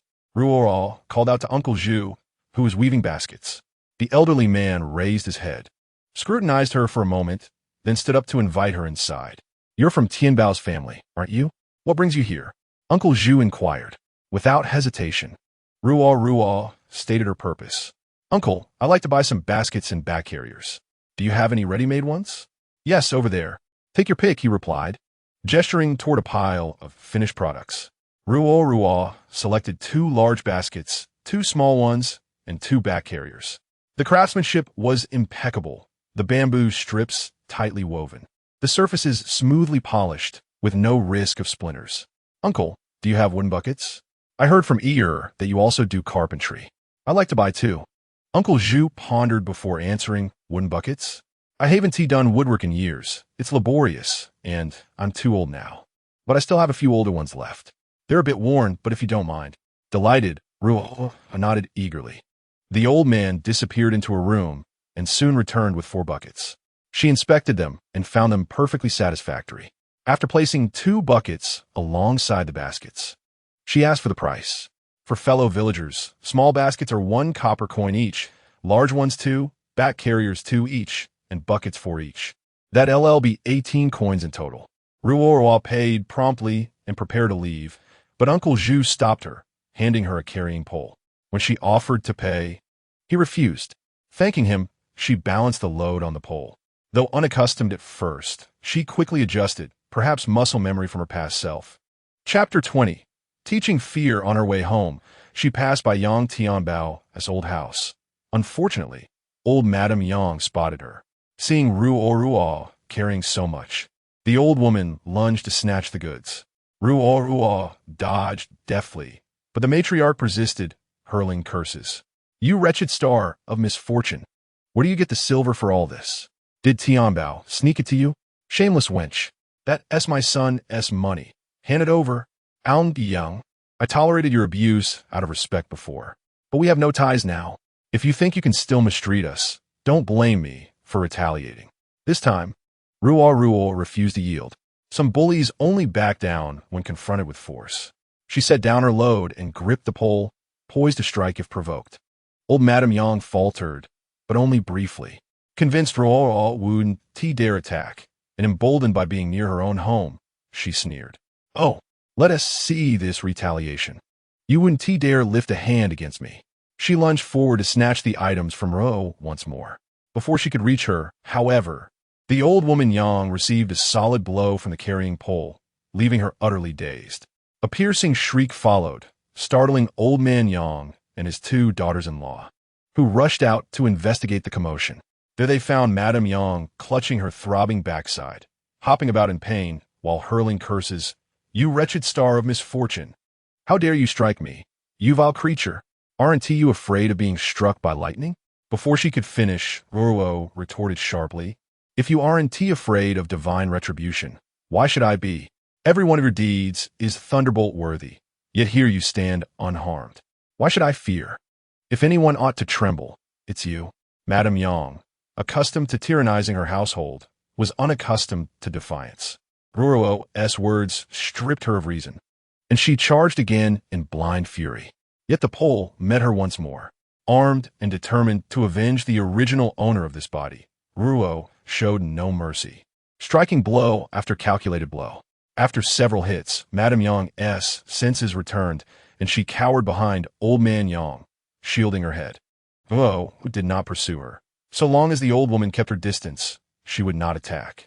Her strikes were deliberate, aimed at fleshy areas to maximize pain without lasting injury. From behind her husband, Madame Yang, though terrified, spat venom. You cursed wretch! You should have died with my son.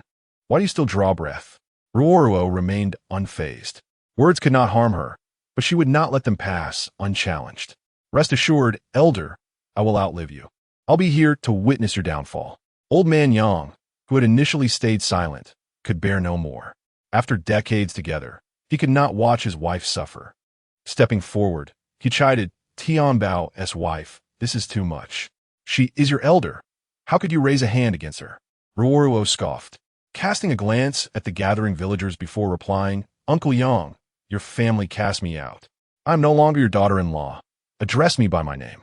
And let us be clear, your wife struck first.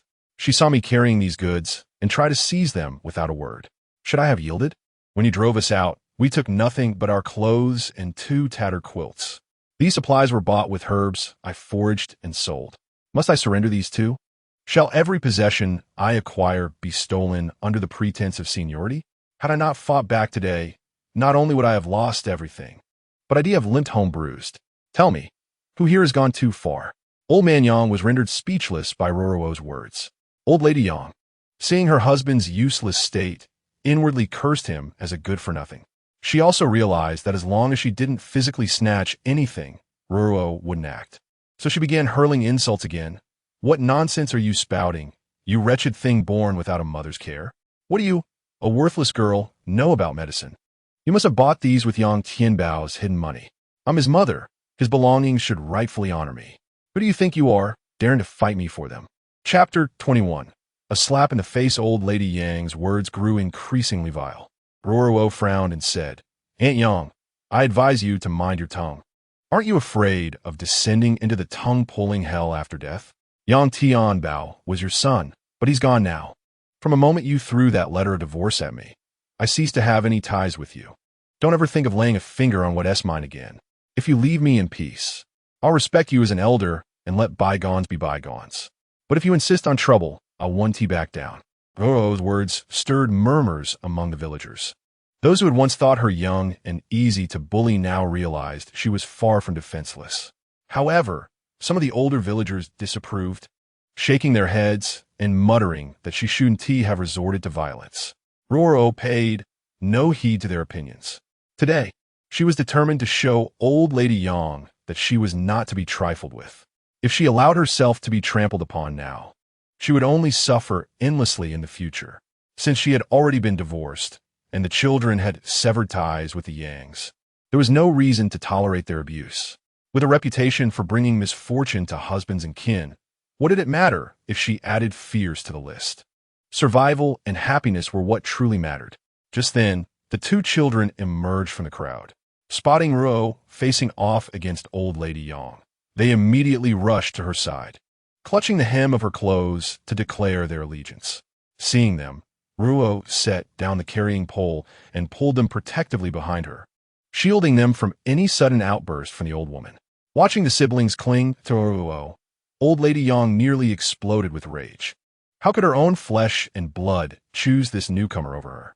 She lashed out at the children. You little brats, running straight to that ill-omened woman. Aren't you afraid she'll curse you to death? Clearly, you're no true Yangs. Ungrateful wretches. Grandma Yang Yi sighed firmly. We depend on sister now. She treats us as her own, so we must repay her kindness. You abandoned us and signed the severance papers. You're no longer our grandmother. Having witnessed Ruo's defiance, he understood the situation and stood resolutely by her side, though Yangwan remained silent.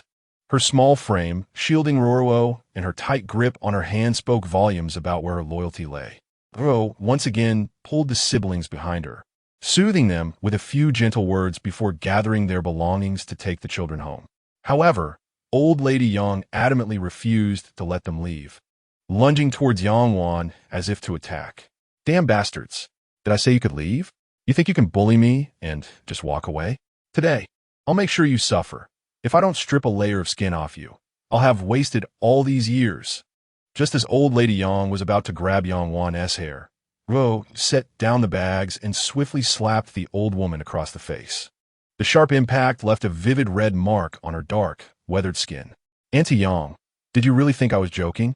Let me make this clear. If you dare lay a finger on these children, I'll make sure you regret it, even if it costs me everything. I have nothing to lose, and I won't hesitate to drag you down with me. If you're tired of living, go ahead and test me. I'll be right here waiting. That slap was nothing short of humiliation. After all, striking someone's face was a deliberate insult. But old Lady Yang's actions had pushed Ruoruo past her limits. When patience runs out, restraint is no longer necessary. Stunned, the old woman clutched her stinging cheek, never imagining Ruo would dare strike her. Overcome with fury and indignation, she collapsed to the ground, wailing dramatically about how she couldn't go on living. Ruoruo, this isn't right, an elderly woman spoke up in disapproval.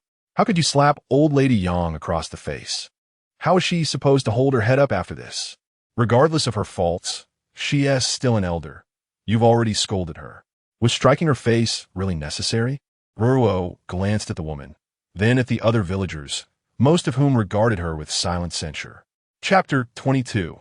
Accusation. Ruoruo cared little for others' opinions, but she still had to live in this village, making too many enemies wasn't wise. Just then, the village chief arrived. After assessing the situation, he sighed.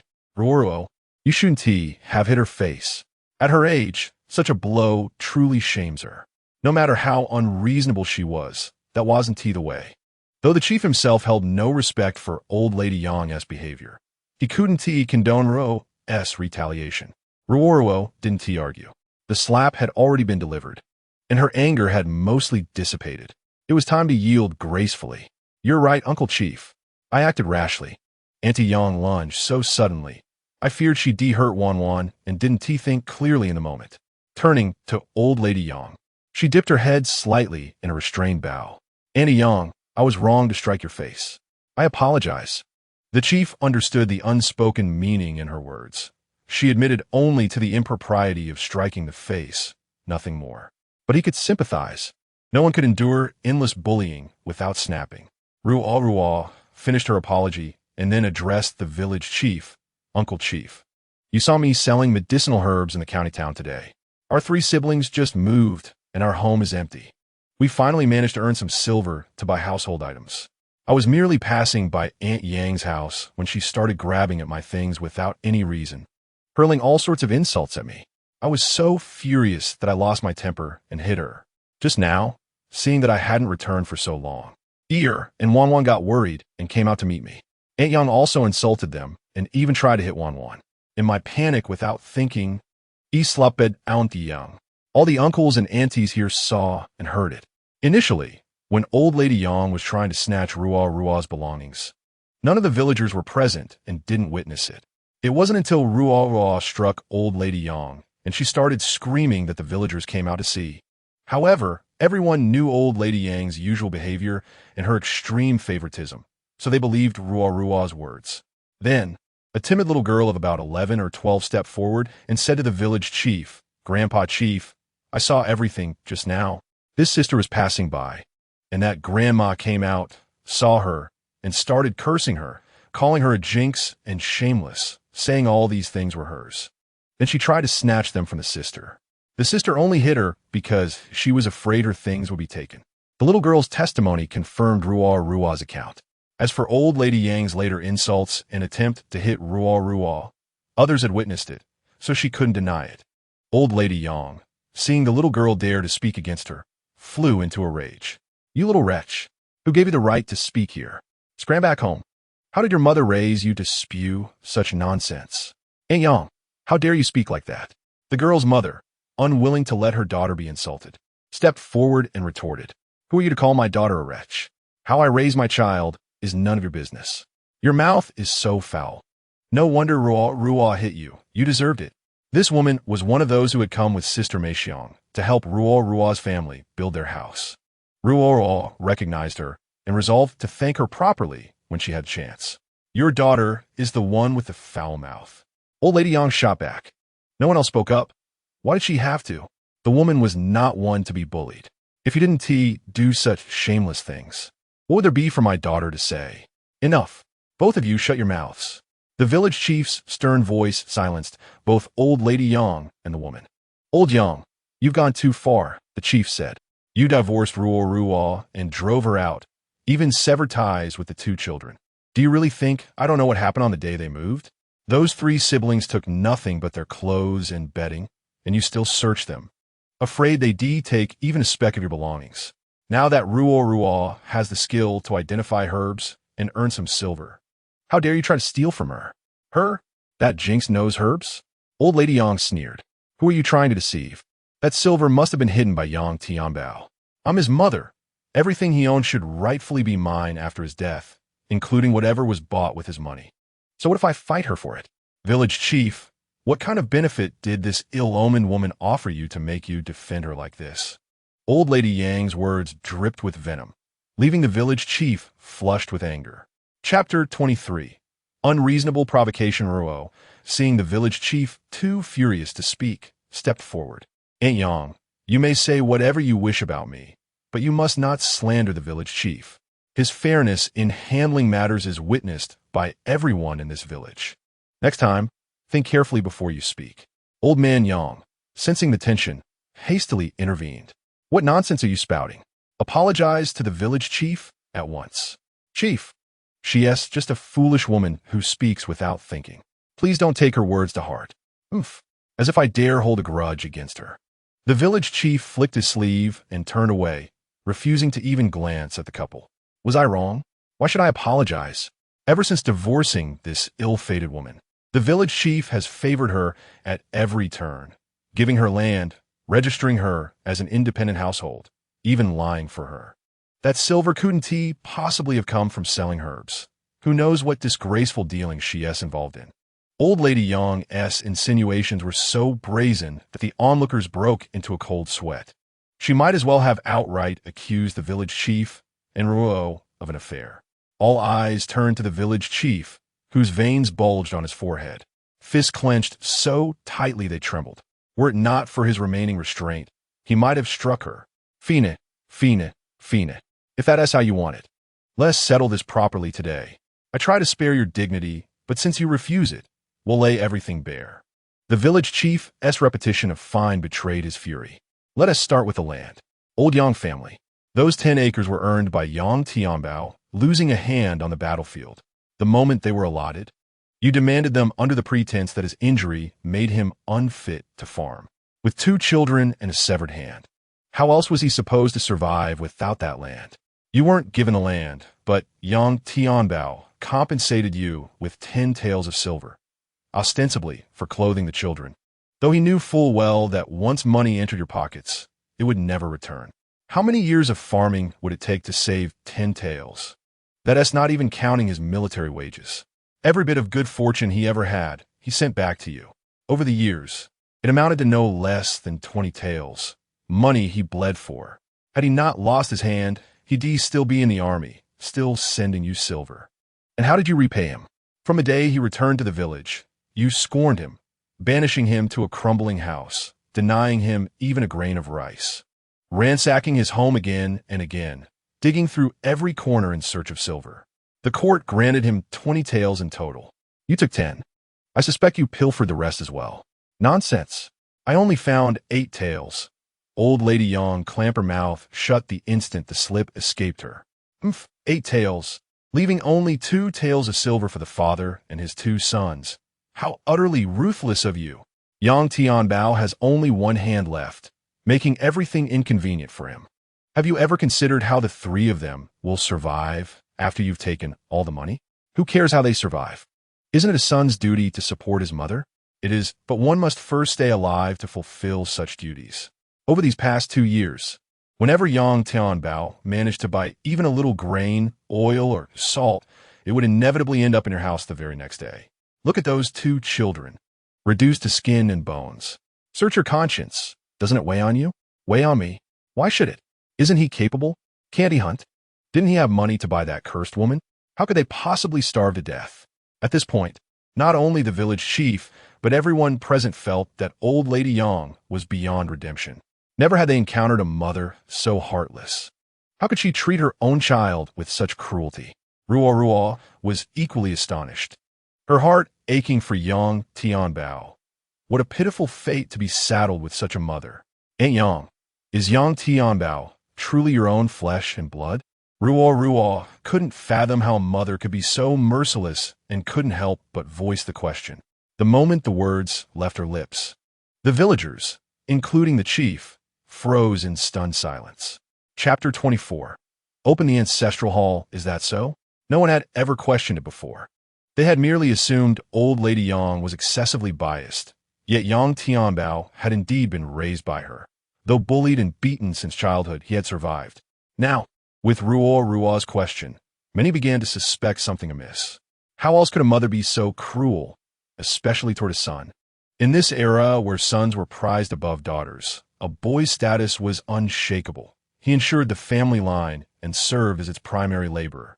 Such mistreatment was inconceivable. The stark contrast in old Lady Yang's treatment of her eldest and youngest sons spoke volumes. Why was Yang Tianbao alone subjected to such torment? Denied even a kind word in death. One wondered if his spirit could ever rest in peace. Given the circumstances, it seemed plausible Yang Tianbao wasn't her biological child. Nothing else could explain her callousness. Only toward a child not her own would she show such indifference. Noticing the villagers' shifting expressions, old Lady Yang panicked briefly before snapping. How is he not my own? I carried him for 10 months, raised him through sweat and tears. How dare you claim otherwise, you wretched girl? I simply cannot comprehend how a mother could treat her own son this way. Ruoruo pressed, unshaken by the venom in the old woman's glare. Then go die, and keep him company in the grave. Old Lady Yang hissed, her gaze so malevolent it seemed she might lunge at Ruoruo any moment. Though equally perplexed, the village chief chose not to dwell on the matter further. He continued speaking to old Lady Yang. Enough of this, old Yang. Stop calling her the harbinger of doom at every turn. The girl Ruoruo is no longer part of your Yang family. Since she isn't, there's no reason for you to hurl abuse at her day in and day out.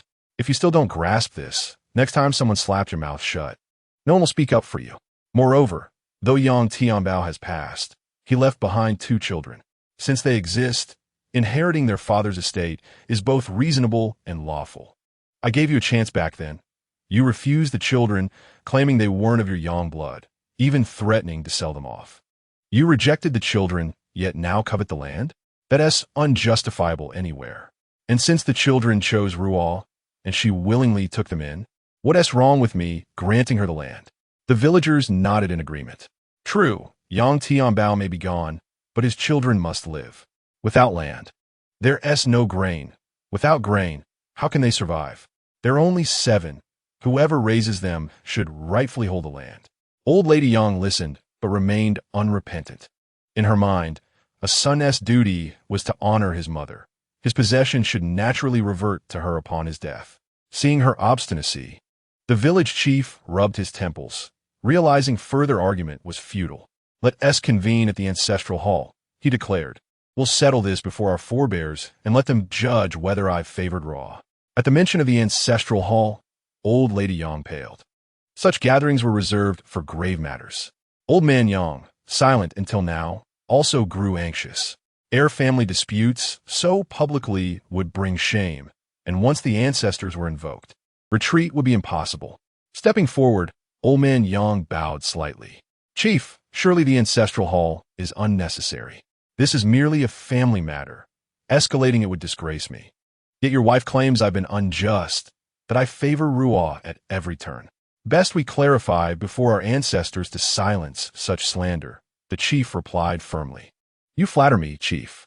The village knows your fairness. I accept your decision regarding the children and land.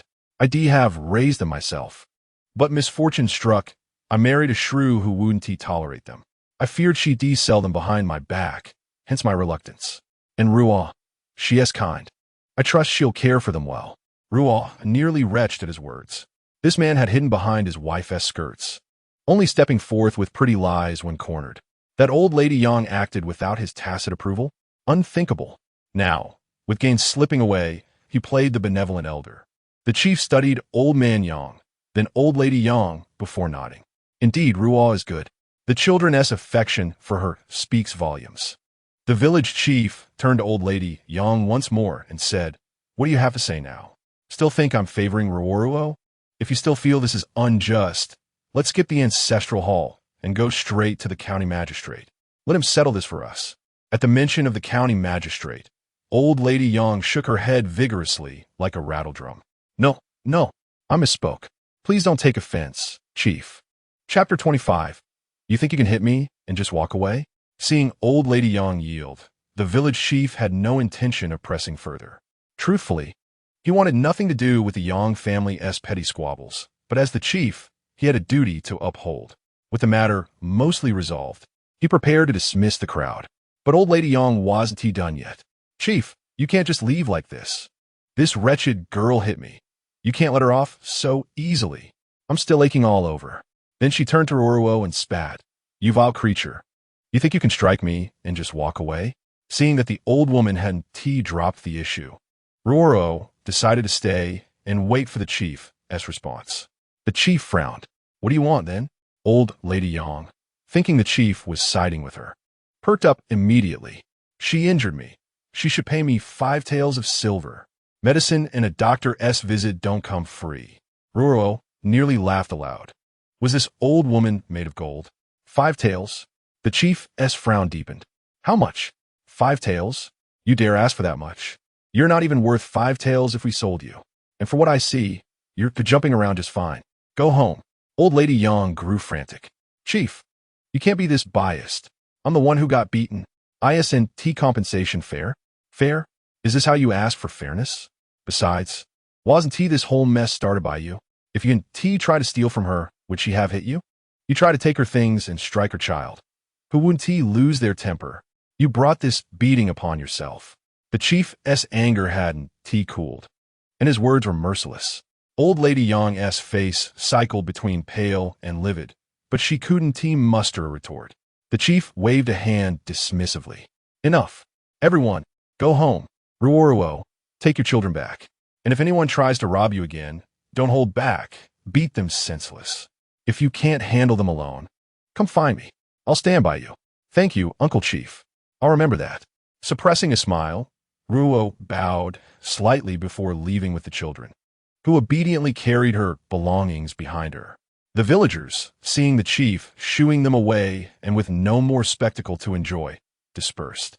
A few aunties who despised old lady Yang's behavior even spat at her and muttered serves you right before happily heading home. Today, Ruoruo had done what they always wanted to but never dared, and somehow they found themselves feeling an inexplicable fondness for her. Left alone, old lady Yang considered throwing another tantrum, until the chief shot her a glare sharp as a blade. She shrank back, not daring to utter another word. Before leaving, the village chief sternly warned old lady Yang. Listen well, old Yang, I'm putting this out here today. That girl Ruoruo is not someone to be trifled with. I advise you to keep that foul mouth of yours in check and stop cursing others as harbingers of misfortune. And if you ever think of snatching others' belongings again, first consider whether your brittle old bones can withstand a beating. If you stir up any more trouble, don't say, I didn't warn you. With a cold snort, the chief turned on his heel and left, leaving the Yang family bewildered, exchanging confused glances, utterly perplexed by how things had escalated and the cryptic meaning behind the chief's parting words. Old man Yang remained unfazed, but old lady Yang, humiliated and nursing her wounds, harbored an unprecedented hatred for Ruoruo. She dismissed the chief's warning outright. What threat could a lowly woman, sold by her own family and cast out by her in-laws. Possibly pose? She vowed silently to exact revenge at the first opportunity.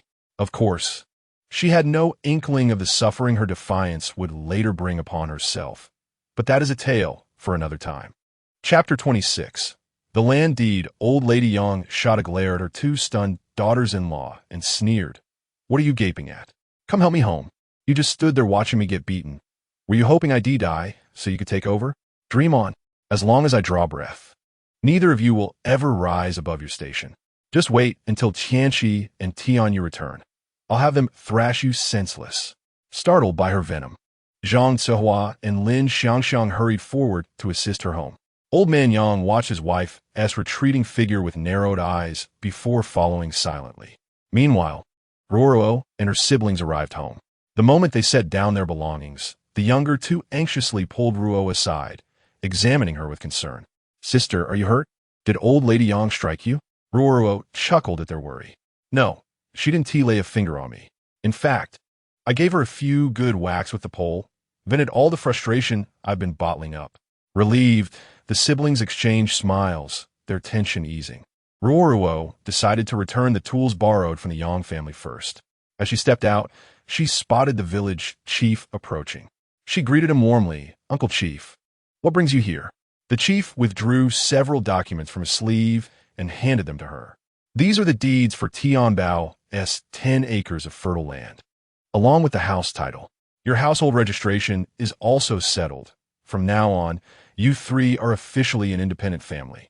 Clutching the deeds, Ruoruo's voice trembled with emotion. Thank you, Uncle Chief. With these, we're no longer rootless drifters. Her joy was profound. Since arriving in this world, she had felt adrift, questioning her very existence, though the scars from her transmigration were a grim reminder of reality. Only now, with the deeds in hand, did her heart finally find solid ground. With a place to call home, a means to sustain themselves, and her siblings by her side, Ruo felt a deep, anchoring peace, so overwhelming that her eyes brimmed with tears. Watching Ruo's genuine emotions, the village chief sighed softly. Ruo, you must keep the land deed safe. Don't let anyone steal or snatch it. Before Ruo could speak, the chief continued. Also, don't take old Lady Yang's matters too much to heart. She has always been unreasonable. If she troubles you again, you can come to me, but incidents like today must never happen again. I can suppress it once, but not a second time. Though you're no longer part of the Yang family after the divorce, her age commands respect. The village values filial piety. Elders are still elders. You understand. Ruoruo nodded in agreement. She knew the chief meant well, and from recent events, it was clear he stood by her side. Thus, she felt it necessary to maintain good relations with him. Uncle Chief, don't worry. Such things won't happen again. By the way, how much did the land deed cost? I must repay you. 200 coppers in total, but there is no hurry. You can pay me back when you have the means. Aware of the siblings being searched, the chief spoke these words instinctively, genuinely concerned for Ruoruo. Ruoruo had no intention of hiding Yang Tianbao's secret savings from the chief. Concealing her sleeve, she retrieved 200 coppers from her space and handed them over. Uncle Chief, to be honest, Yang Tianbao left some silver for the children. Just 2 taels, but enough to sustain us for a while. After old Lady Yang's outburst, the children dug it out from under the stove and gave it to me. Their father had told them not to reveal it unless absolutely necessary. Facing eviction, they feared missing the chance later, so they retrieved it. I managed to hide it during the search and kept the 2 taels safe. So that is how it was. Then there's no rush. Keep it for food first. You can repay me after the corn harvest. The chief refused the coins. Ruo pressed them into his hand. Please take it, Uncle Chief. This is important. Our survival depends on these things. Having the means now, I feel more at ease settling this promptly. Seeing her insistence, the chief accepted the coins without further protest, tucking them away before departing with a reminder to seek him if needed. Throughout their conversation, the children remained respectfully silent, a testament to their upbringing. Ruoruo carried the deed inside to share the joy with them. The siblings wept once more, yet their hearts had never felt more secure and content. Chapter 27. Truly our home after storing the deed in her space. Ruo took the tools borrowed from Yang Wu's family and headed out, leaving the children to prepare dinner. At Yang Wu's home, Sister Meixiang was also cooking. Spotting Ruoruo, she set aside her tasks and warmly greeted her. Having heard the day's events but missing the scene, Sister Meixiang inquired for details. Ruoruo recounted everything factually, without embellishment.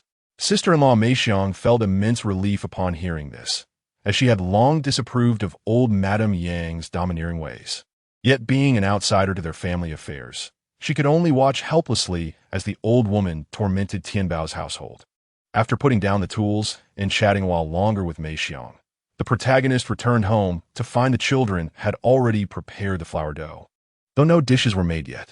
Having purchased oil that day, and with the children gathering wild vegetables in the morning, the protagonist simply stir-fried the greens to accompany the plain flour meal, another frugal supper. In her previous life, the protagonist's family had been comfortably well off. While not indulging in lavish feasts daily, meat had been a regular part of their diet. The current stark contrast of this oil-deprived existence weighed heavily on her heart. The blandness was unbearable. Improving their meals would clearly require redoubled efforts to earn more. The children's gaunt, malnourished frames especially pained her to see. After nightfall, the three siblings washed up and lay chatting in bed. The protagonist lulled the younger ones to sleep with stories before finally entering her secret space, an opportunity she'd been craving all day but couldn't seize with others around. Approaching the familiar villa door within the space, hesitation gripped her. What would she find beyond this threshold? Would it still be her former home? And if so, would its occupants recognize her in this new form? Steeling herself, she pushed open the door to reveal an expansive courtyard. To the left stood elegant antique planters nurturing precious camellias, her father-in-law's cherished blossoms that he tenderly cultivated daily. The right side hosted an orchid greenhouse painstakingly built by her husband, his sanctuary for sipping tea amidst their fragrance after long days. Ahead, a trellis heavy with blooming roses shaded a stone table where a pot of Longjing tea sat abandoned, its contents long cooled. Though peonies had been her favorite, the protagonist had chosen these climbing roses for their beauty and practicality, often finding solace beneath them with a cup of tea after grueling workdays. Entering the living room unleashed uncontrollable tears. Everything remained unchanged, the painting in the entryway, a gift from her father-in-law's colleague bearing his calligraphic inscription. She remembered her husband joking about preserving it as a family heirloom, a dream left unfulfilled by her infertility. The Wang Wallywood furniture suite, selected by her father-in-law for its classical grandeur, still dominated the space. She and her husband had invested months researching its perfect complement, consulting designers, debating over a dozen layout options before finalizing this configuration. Even the kitchen's state-of-the-art smart appliances stood waiting, frozen in time.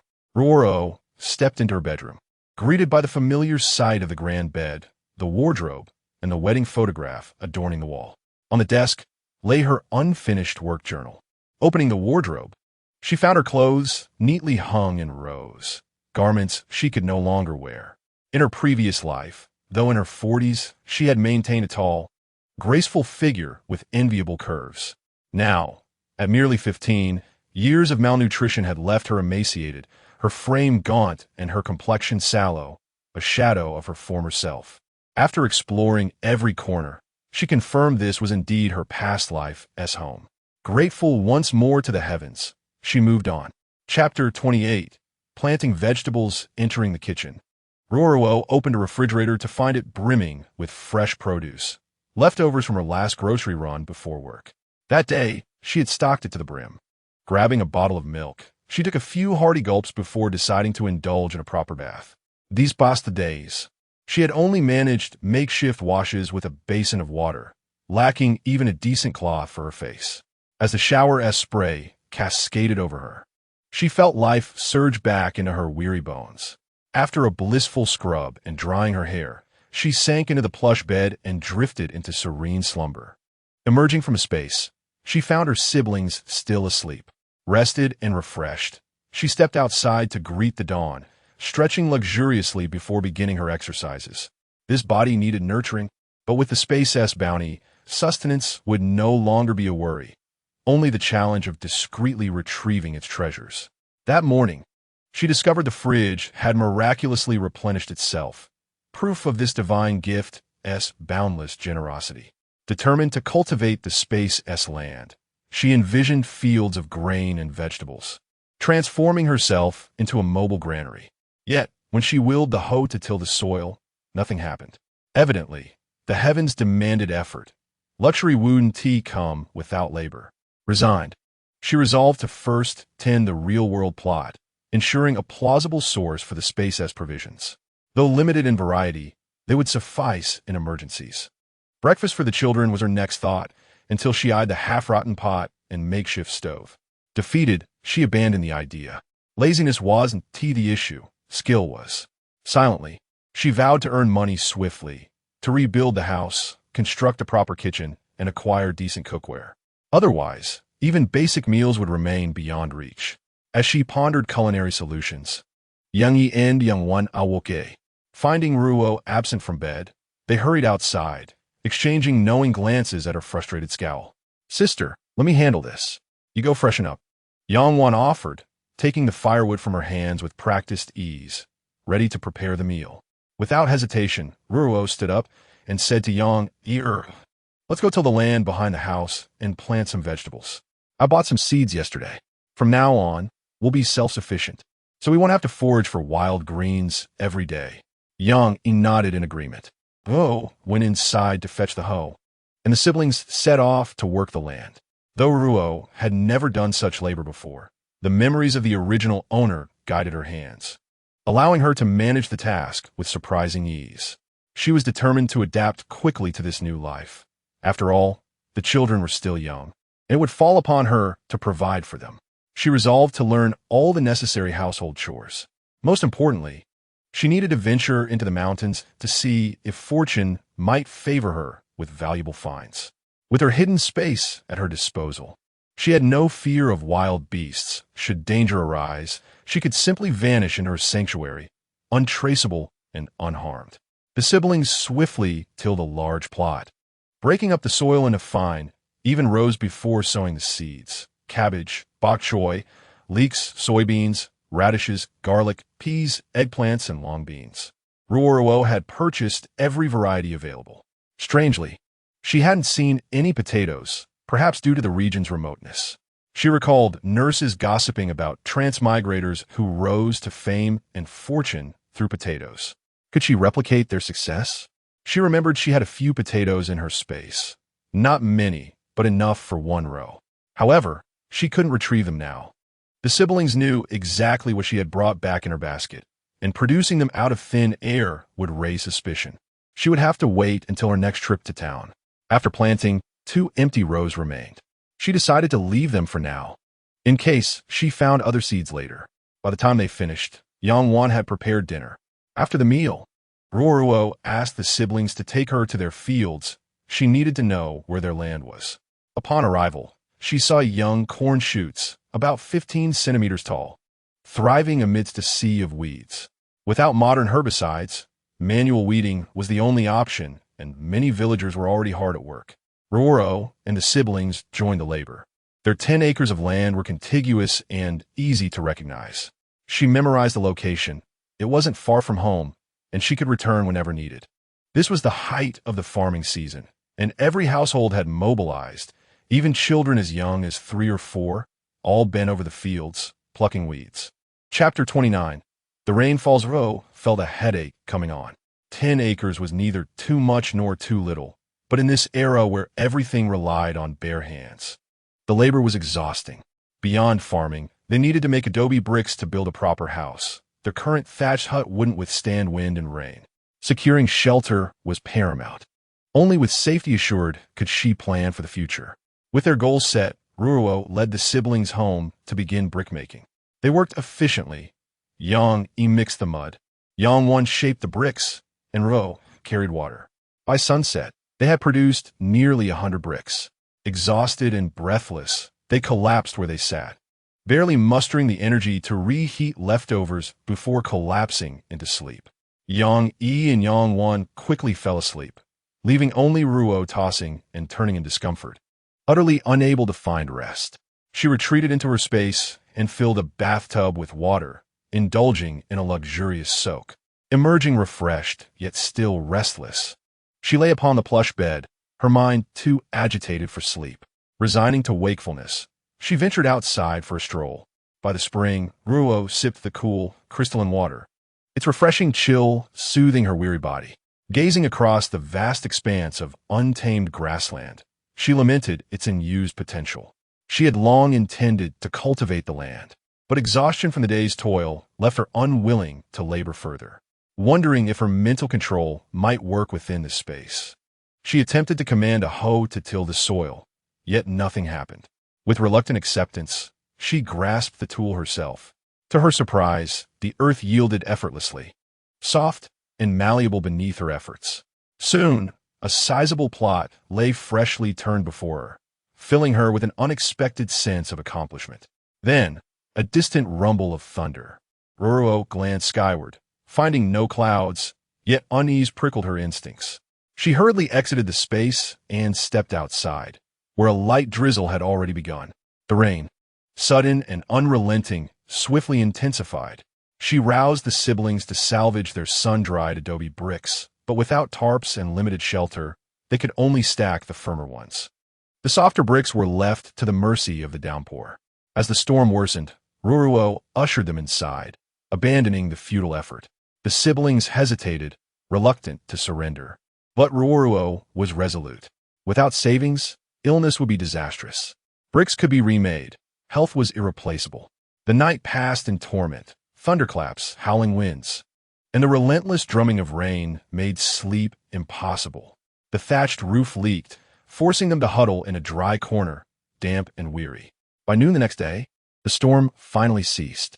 The hut stood half-flooded, the siblings bailing water bucket by bucket. Ruoruo surveyed the ruined bricks, now reduced to sludge, frustration simmering within her. Even if rebuilt, such fragile material would never make a sturdy home. Only a brick house would suffice. But where would the silver come from? Her gaze drifted toward the looming mountains. Untouched depths surely held treasures, medicinal herbs, rare game, anything to fund their new home. Tomorrow, she would venture deeper than ever before. First, however, she needed to convince the siblings and replace their shattered cooking pot, now rendered useless by the storm. With no ox cart available, Ruoruo set off on foot for town. Before leaving, she handed the children 2 unwrapped loaves from her space, a temporary reprieve from hunger until her return. Chapter 30. Returning to town, Yi and Yang Wan's eyes sparkled with delight at the sight of the bread Ruoruo produced, yet a flicker of bewilderment crossed their faces. They had never seen such pastries at home before.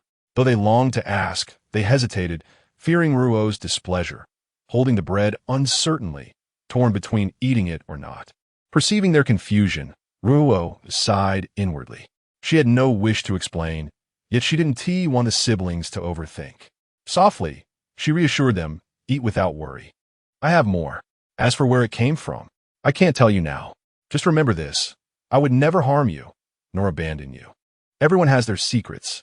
When the time is right, I'll share mine with you. But not yet. Understood?" "We understand, sister," the two replied obediently, nodding earnestly. Without further hesitation, they began eating the bread. Ruoruo then retrieved 2 bottles of milk and handed them over as well. She passed them 2 more loaves and instructed gently, "Take your time eating. I'll go buy a pot, or else we won't be able to cook tonight. I'll return soon. As the elder brother, look after your sister. Once you've cleared the water, see if you can gather some dry grass nearby. If not, it's fine. Just don't wander too far. Wait for me." "Of course, sister. Please hurry back," Yi answered. Finish the bread.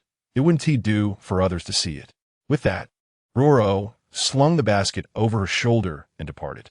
Once she was gone, Yang turned to her brother. "Gidge, what do you think Sister S' secret is? Where did she get all these things?" He shook his head. "I don't know, but I can tell she genuinely cares for us. Don't you think so?"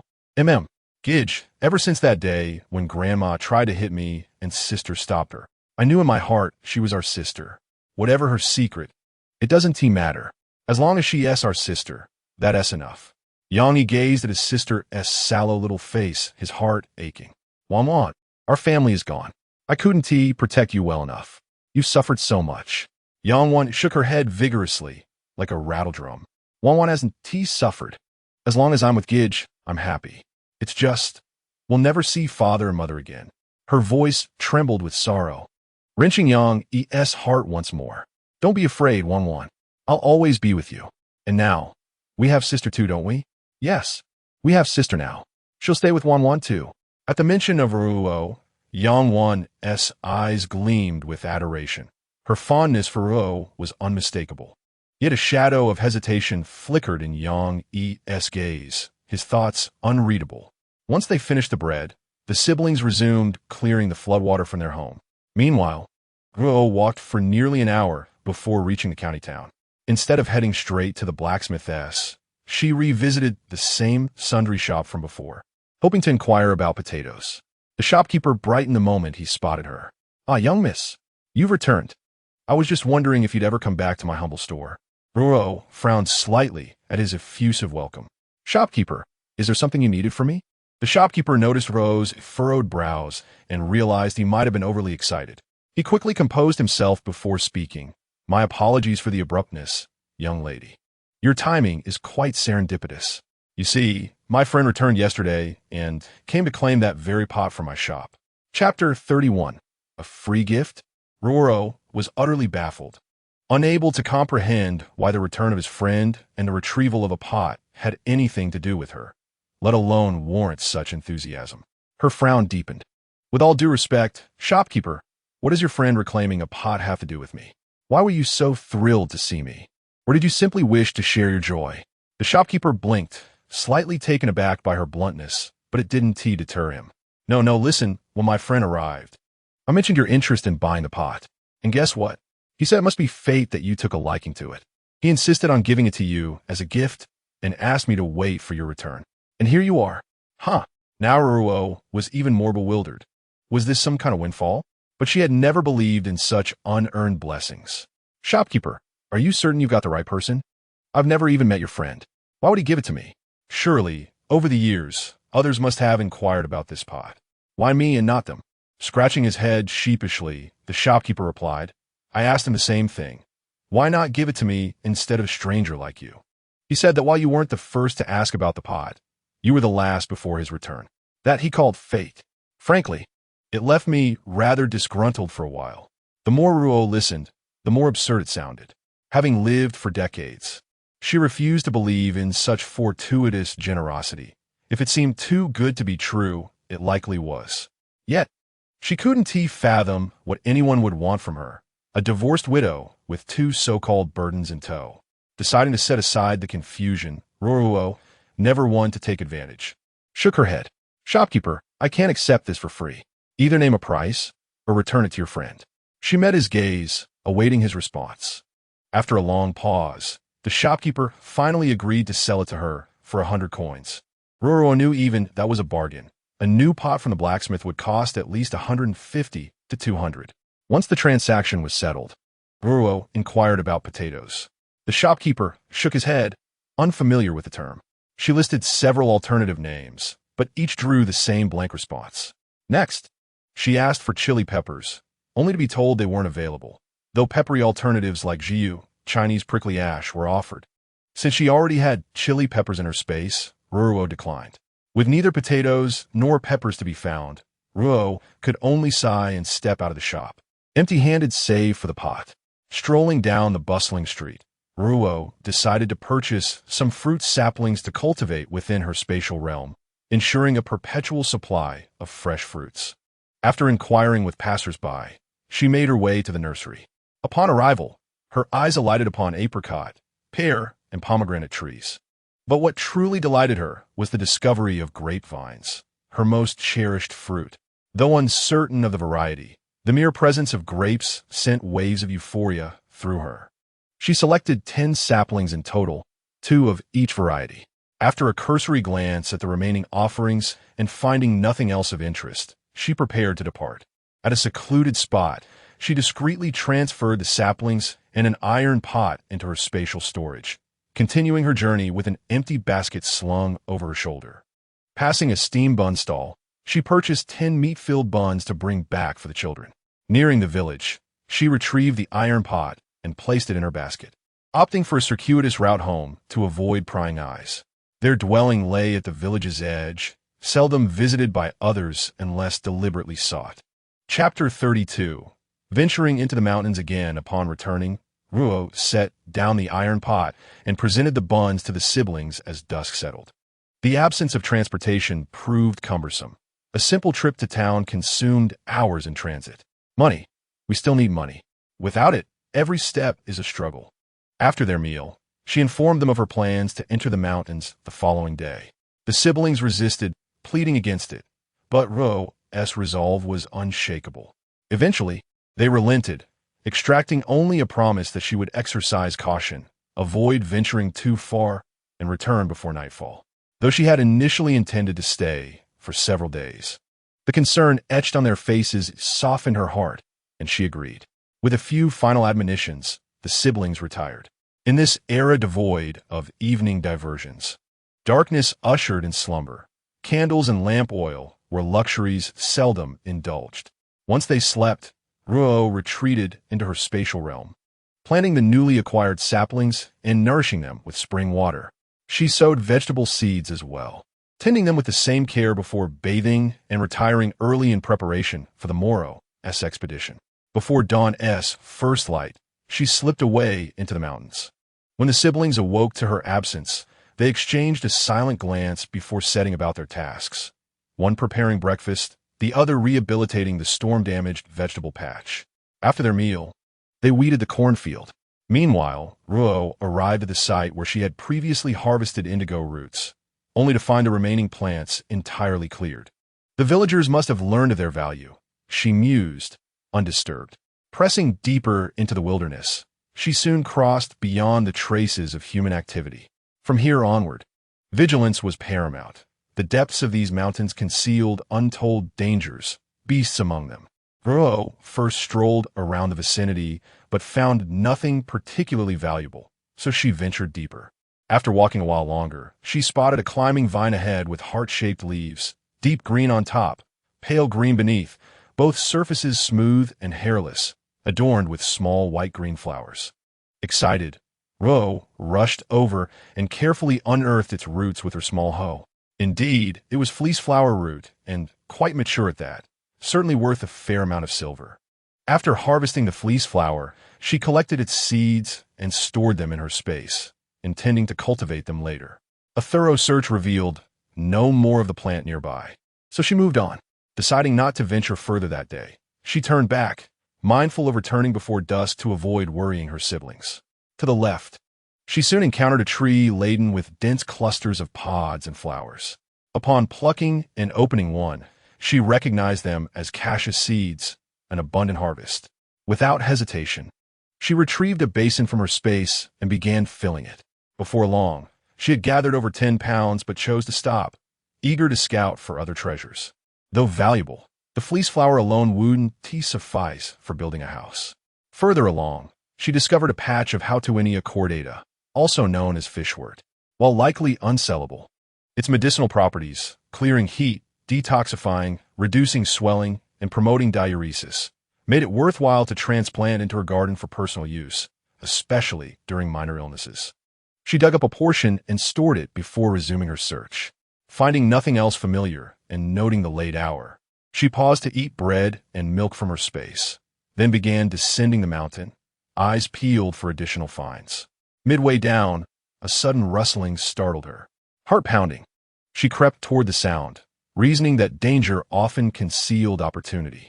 If necessary, she could retreat to her space until the threat passed. Peering from behind a large tree, she spotted 2 wild boars, one around 200 pounds, lying mortally wounded, and another twice its size standing victorious. Clearly, they had battled over something. Chapter 33. Wild boar meet. The sight of the fallen boar ignited Ruoruo's imagination. Starved for meat since her arrival, she had even sacrificed her share of meat buns to her siblings the previous night. The prospect of claiming 200 pounds of fresh game made her mouth water. Were it not for the surviving beast nearby, she might have dashed over to embrace the carcass in glee. Fortunately, reason still prevailed. Ruoruo first made some noise, and sure enough, the wild boar immediately noticed, lifting its massive head to look in her direction. Its face was menacing, with tusks like ivory protruding from its mouth, and its small eyes gleamed with ferocity. Instinctively, Ruoruo was startled, but fear aside, her craving for meat compelled her to press on. Seeing that the boar wasn't taking the bait, she stepped out from behind a tree. Enraged by the audacity of this human challenge, the boar snorted furiously and charged straight at her. Using the tree as cover, Ruoruo slipped into her hidden space. The boar, assuming she had merely dodged behind the trunk, circled it in frustration before ramming its head against the wood in fury. The force of its blows shook the tree violently. Ruoruo had known wild boars were aggressive, but this level of rage was beyond expectation. Even from within her sanctuary, she could feel its wrath. After a long while, the commotion ceased. Not daring to emerge recklessly, Ruoruo waited another 10 minutes before cautiously stepping out, only to leap back in shock. The massive boar lay bloodied on the ground, panting heavily. Had it truly injured itself this badly? The sight was almost absurd. The tree it had battered now lay toppled in defeat. Spotting Ruoruo's sudden reappearance, the boar struggled to its feet, intent on charging again, though its movements were sluggish from blood loss. No longer as terrified, Ruoruo darted around the trees, evading the enraged beast, which in its pursuit collided repeatedly with the trunks, worsening its injuries. Aware that the scent of blood might attract other predators, Ruoruo knew she couldn't afford to linger. She dashed to the original, already weakened boar, stowed it in her space, and fled downhill, unwilling to let her escape. The wounded boar gave chase, only to collapse from blood loss and tumble down the slope. Ruoruo hurried after it and, to her astonishment, found it motionless. Had it died from the fall? Cautiously, she approached, knife in hand, prodding the beast. When it didn't stir, she sighed in relief, until, in a final act of defiance, the boar suddenly lunged, goring her arm with its tusk before collapsing for good. Blood gushed from the deep wound, forcing Ruoruo to tear a strip of cloth for a makeshift bandage. If she didn't stem the bleeding soon, she might not make it out of the woods alive. With the boar finally dead, she stored its body in her space and staggered downhill. Reaching the forest's edge, she slipped into her sanctuary to tend to her injury in seclusion. The earlier battleground reeked of blood. Lingering any longer risked drawing more beasts. Emerging only to be ambushed would have been disastrous, so she had gritted her teeth and descended before treating herself. Now Ruoruo understood why Yang Tianbao had never returned. Without her hidden refuge, she, too, might have met the same fate. After dressing her wound, she retrieved her basket, packed the day's harvest, cassia seeds, hautuinia, and fleeceflower root, and trudged homeward. Upon returning home, the two children danced around her joyfully. The observant Yang noticed the wounds on Ruoruo's body.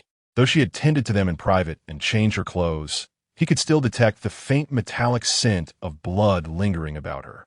Frowning, Yang asked, "Sister, are you hurt?" Though phrased as a question, his tone carried certainty. Chapter 34. Dreaming of a sturdy brick house, Yang Wan, hearing her brother's words, immediately turned anxious eyes toward Ruoruo, awaiting her response. "It's nothing, just a scratch from a tree branch. I've already treated it.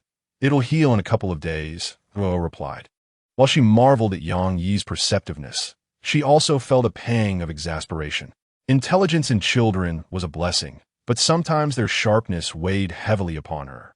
Yang Wan insisted on seeing the wound, tugging at Ruoruo's sleeve until she relented. When the bandage revealed the still seeping injury, tears welled in the little girl's eyes. "Sister, please don't go into the mountains anymore. It's too dangerous. Father never came back after going there. I'm afraid for you. I don't want to lose you too." Though Yang Yi remained silent, the concern in his gaze was unmistakable. Yet, abandoning the mountains meant abandoning their only source of income. Without it, their meager savings would dwindle swiftly. Ruoruo had yet to devise another means of livelihood, so for now, the wilderness remained her sole option. Today's mishap had been due to underestimating the cunning of a wild boar. Next time, she would be more cautious. After a moment's hesitation, Ruoruo spoke gently Wan, I have no choice. This house leaks with every rain. When it pours outside, it drips inside. I must find a way to earn enough for a proper home. And truthfully, I know no other trade. Once I've saved enough to build us a sturdy house, I promise I'll never set foot in those woods again. All right? Yang nodded solemnly.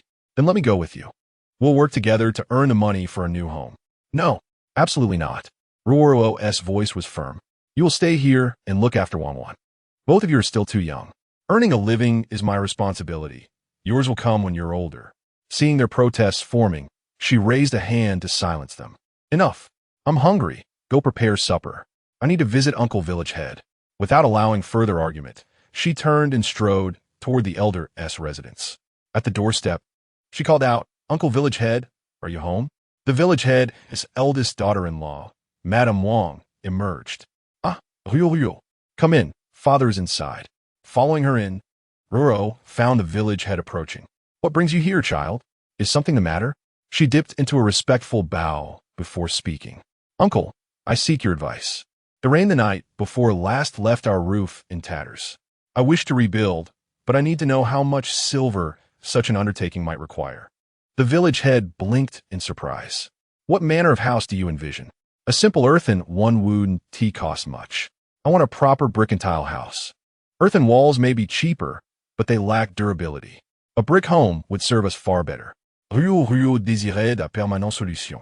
But constructing an earthen house would still require frequent repairs, both troublesome and unsafe. The village chief pondered for a moment before speaking. If you opt for a brick and tile house, it will cost a considerable sum. How many rooms are you planning to build? For now, just one reception hall, 3 bedrooms, a kitchen, and a storage room. That should suffice for the 3 of us siblings. Ruoruo also longed for her own space. Sharing a room with her siblings was inconvenient, especially with the cramped quarters. In that case, you'll need at least 50 taels of silver, and with labor and miscellaneous expenses, you should prepare 60 taels. Perhaps you could start with an earthen house and rebuild later when conditions improve, the chief suggested tactfully. No, I'd rather build it properly from the start. As for the silver, to be honest, Uncle, I ventured deep into the mountains today and found quite a few valuable things. By luck, I unearthed a polygonum multiflorum root, likely quite old. Tomorrow, I'll take it to the apothecary to see how much it's worth. If it's not enough, I'll gather the rest. I also found some other medicinal herbs to sell. Ruoruo didn't conceal this from the chief, as building a house was a significant matter that required a witness. Upon hearing that she had entered the deep mountains, the chief's expression darkened. Ruoruo girl, you're far too reckless. How could you venture into those dangerous woods? Even a strong man like Yang Tianbao never returned from there. If something happened to you, what would become of those 2 little ones? Ruoruo understood his concern and remained unruffled. Uncle Chief, I know my limits. I wouldn't gamble with my life, but I have no special skills, and I can't let and Wan suffer with me forever. For now, the mountains are the only way I can earn money. Still, I don't intend to keep doing this. It's just that our current house is too unsafe. If another storm comes, I doubt it'll hold. That's why I want to build a proper house as soon as possible. Then start with an earthen house. Look around. Most villagers live in them. Why can't you? Must you insist on brick and tile? How many families here can afford such luxury? The chief grew agitated when Ruoruo refused to heed his advice. How many lives have been lost in those mountains? The warnings are written in blood, yet you still insist on going. What am I to say to you? Uncle Chief, perhaps you could help me assess the age of this polygonum multiflorum? Maybe selling it tomorrow will cover the cost of the house. Ruoruo wished to steer the conversation away from the mountains. Others didn't know she had means of protection, so their worry was natural, but too much of it grew tiresome. You're far too bold. I can't persuade you, so do as you see fit. Cool me. Let me take a look. With that, the chief led the way. Chapter 35. Selling the polygonum multiflorum upon returning home. Ruoruo presented the polygonum multiflorum and cassia seeds to the chief. After a single glance, he exclaimed excitedly, though I can't pinpoint its exact age. This is undoubtedly over 20 years old. Once, a hunter from a neighboring village risked his life in the mountains and brought back one just like this. By chance, I happened to see it during a visit. It looked younger than this one. Later, I heard it was 20 years old and sold for 30 taels of silver. From that day onward, the hunter never ventured into the mountains again. Rumor had it he was utterly terrified. When he returned that fateful day, drenched in blood, it was clear he had narrowly escaped death. The village chief couldn't resist subtly sowing discord against Ruoruo. Upon hearing this, Ruoruo merely smiled cheerfully. That's good news. Perhaps tomorrow, after selling it, I'll have enough to build a house. As for the chief's ominous mention of a brush with death, she deliberately ignored it. The chief pondered her words and found them plausible enough, so he refrained from further persuasion. After exchanging pleasantries, he took his leave. Ruoruo saw him out before turning back to her chores. She retrieved the fishwort, intending to plant it in the vegetable garden. Seeing her busy, he immediately grabbed a small hoe and followed her. Together, the siblings planted the herb before returning for supper. Ruoruo kept the meat hidden, planning to reveal it only after selling the fleece flower root the next day, thus avoiding suspicion. After dinner, the siblings pressed her for details of her mountain excursion. Omitting the wild boar encounter, Ruoruo spun a tale of minor misadventures, attributing the cut on her arm to a clumsy fall. While Yang accepted this without question, Yang's eyes gleamed with inscrutable thoughts. Ruoruo paid him no mind. She had never felt compelled to explain herself to anyone. Once the children were asleep, she slipped into her hidden realm to sow the fleece flower seeds. To her astonishment, the vegetable seeds she had planted just the night before had already sprouted, their tender shoots reaching 2 centimeters high. The fruit trees, too, showed signs of revival, their branches budding with fresh leaves. How could this be? She wondered. Does time flow faster here? But no, when she rested inside at night, the hours matched those outside. The only variables were the soil and water. Resolving to test this, she decided to irrigate the garden with the spring-s water the next day. If it truly held such miraculous properties, her fortunes would soar. With the fleece flower planted, she bathed and retired, exhausted from the day's trials and blood loss. She needed proper nourishment. At dawn's first light, Ruoruo rose to water the garden, careful to fetch the spring water unseen by the siblings. By the time she kindled the fire for breakfast, Yang had awakened. The meal was meager as always, wild greens and cornmeal, a daily ordeal. Though she could have secretly feasted within her realm, the sight of the children's gaunt faces made indulgence impossible. After breakfast, she set off for town aboard Yang's cart. Paying the city toll, she headed straight for the apothecary, Ruoruo.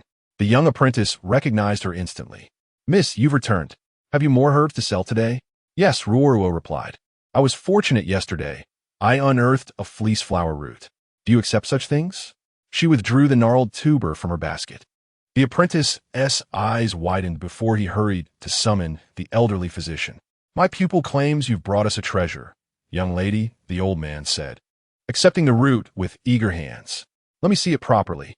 After stroking his beard thoughtfully, the elderly physician spoke. "Young lady, while this fleece flower root isn't an exceptionally rare medicinal herb, one of such advanced age is indeed uncommon.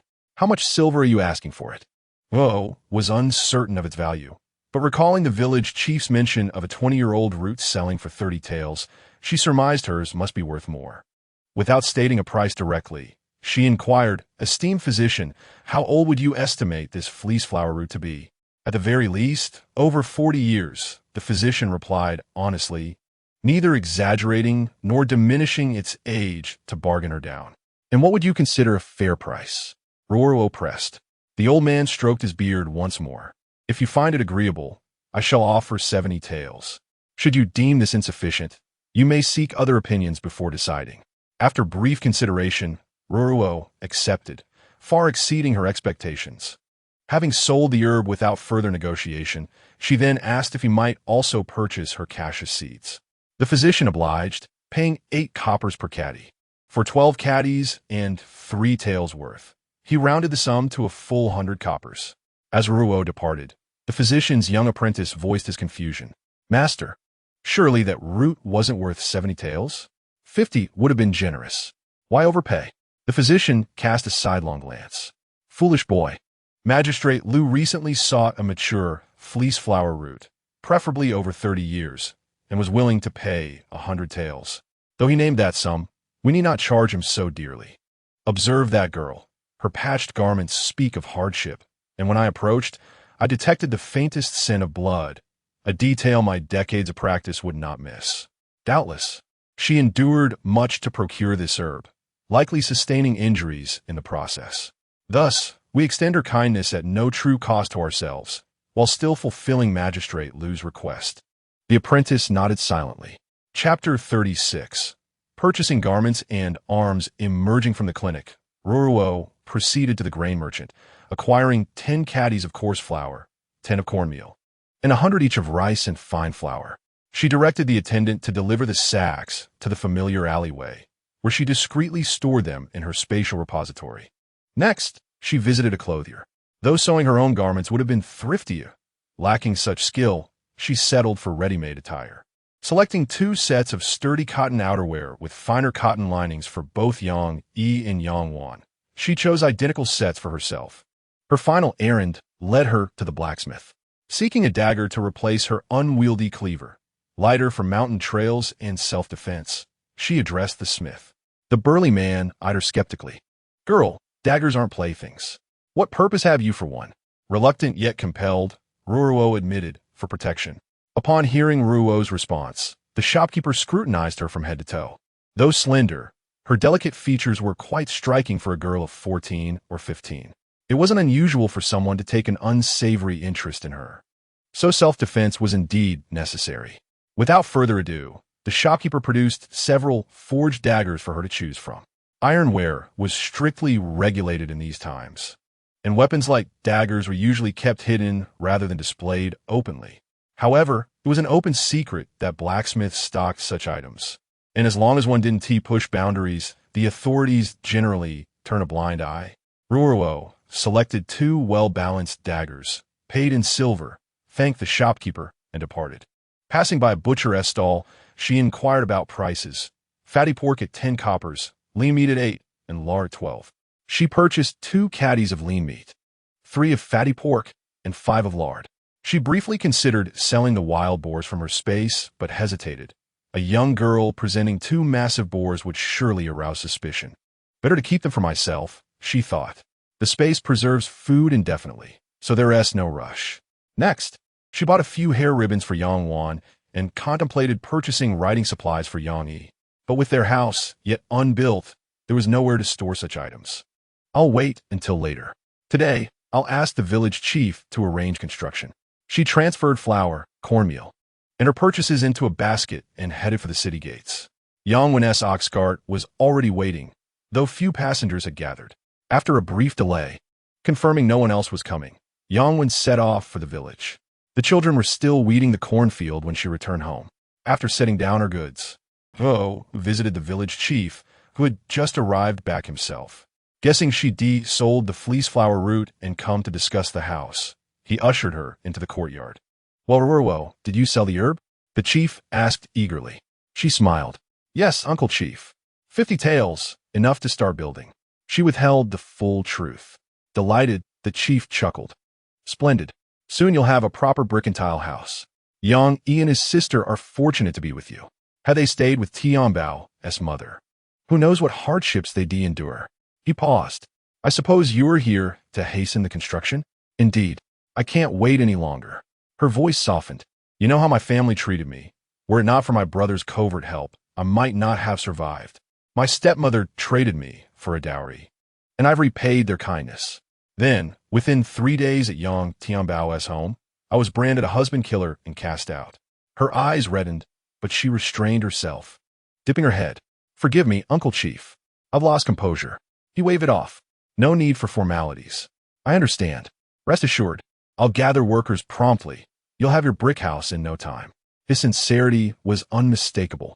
"Uncle Village Chief, you're aware of my family's circumstances. We don't even have a proper stove, so preparing lunch today would be impossible. I have an idea I'd like your opinion on. It's customary here to provide workers with a midday meal, but to avoid the hassle, I'd rather spend a bit more money. What do you think?" The village chief was curious about Ruoruo's solution. "I want to outsource the work, agree on a fixed price for both materials and labor up front. I'll simply pay the amount, oversee nothing else, and inspect the final product. If anything isn't done right, they'll redo it. Outsourcing like this was quite common in modern times. Most people did it to save time and effort. The village chief immediately grasped Ruo's meaning and, after a moment's thought, nodded in agreement. He decided on the spot to have his second son, Yang Wu, take on the job. Once the details were settled, Ruoruo returned home. Chapter 38. Yang E's breaking point at dinner time. The siblings returned from the fields and were overjoyed to see Ruo had bought rice and flour. They hadn't had proper rice in so long that they nearly jumped for joy. Watching their excitement, Ruoruo smiled and pulled Yang Wan aside. Tonight, not only will there be as much rice as you want, but meat too, all you can eat. She then pulled out the meat and lard she had bought that day from her basket. The siblings' eyes lit up. They couldn't remember the last time they had meat. Even Yang E, usually so composed, couldn't hide his excitement. Sister, thank you. Ruoruo chuckled. It's not just about the meat. Today I sold some fleece flower root, and we've now save enough to build our house. Later, Uncle Yang Wu from the village chief's family will come to discuss where to build it and how much it'll cost. Soon, we'll be living in a proper brick house. At this, Yang Wan threw her arms around Ro and kissed her cheek before bouncing around again, as if only movement could contain her happiness. Yang E's hands trembled slightly with emotion. Ruo sighed inwardly. For all his maturity, he was still just a child. Why hold back his joy? She shook her head and called Yang E over, gently ruffling his hair. I know you're responsible, but you're only 7. You have every right to live lightly, to cry when you're sad and laugh when you're happy. You don't have to force yourself to be so composed. Before, you had father. Now, even though he has gone, you still have me. I'll be your strong support. You can be like Wan, laugh when you're happy, cry when you're not. There's no need to hold back. At her words, a wave of sorrow crashed over Yang E. Tears spilled from his eyes, unstoppable now. Sister, my heart has been so heavy. Ever since Mother passed, I knew nothing would ever be the same. Father was good to us, but once we returned here, Grandma found every way to torment us. Anything nice in the house, she'd take. Every time Father came back from town, she'd be waiting before he even reached home. If he brought treats, she'd snatch them for Uncle S and third Uncle S children. Even the things Father hid in his clothes, she'd search and take them. My sister and I have never had enough to eat since we returned. Grandma only leaves us a meager portion of food, just enough to keep us from starving, yet never sufficient to satisfy our hunger. We endure frequent beatings as well. Every day, my sister and I live in constant fear, never truly experiencing happiness. To avoid upsetting Father, we force smiles daily. Sister, ayer is truly suffering. Ruoruo's heart ached as she pulled Yang E into her embrace, gently stroking his back. Yang E didn't resist. Instead, he clung to Ruo and wept unrestrainedly, as though pouring out years of pent-up grievances. Ruo didn't rush him, allowing him this moment of release. Upon hearing her brother's sorrowful words, Yang Wan couldn't hold back either and threw herself into Ruo's arms, joining in the tears. Now, with a child in each arm, Ruo comforted them both while silently lamenting Yang Tianbao's blind filial piety. His fear of tarnishing his reputation had rendered him powerless against his own mother, leaving these 2 children physically and emotionally scarred. Children raised under such oppression often develop flaws in their character, some even growing rebellious or eccentric. Fortunately, they had now escaped that suffocating household. From now on, she would shower them with love and ensure they grew up happy.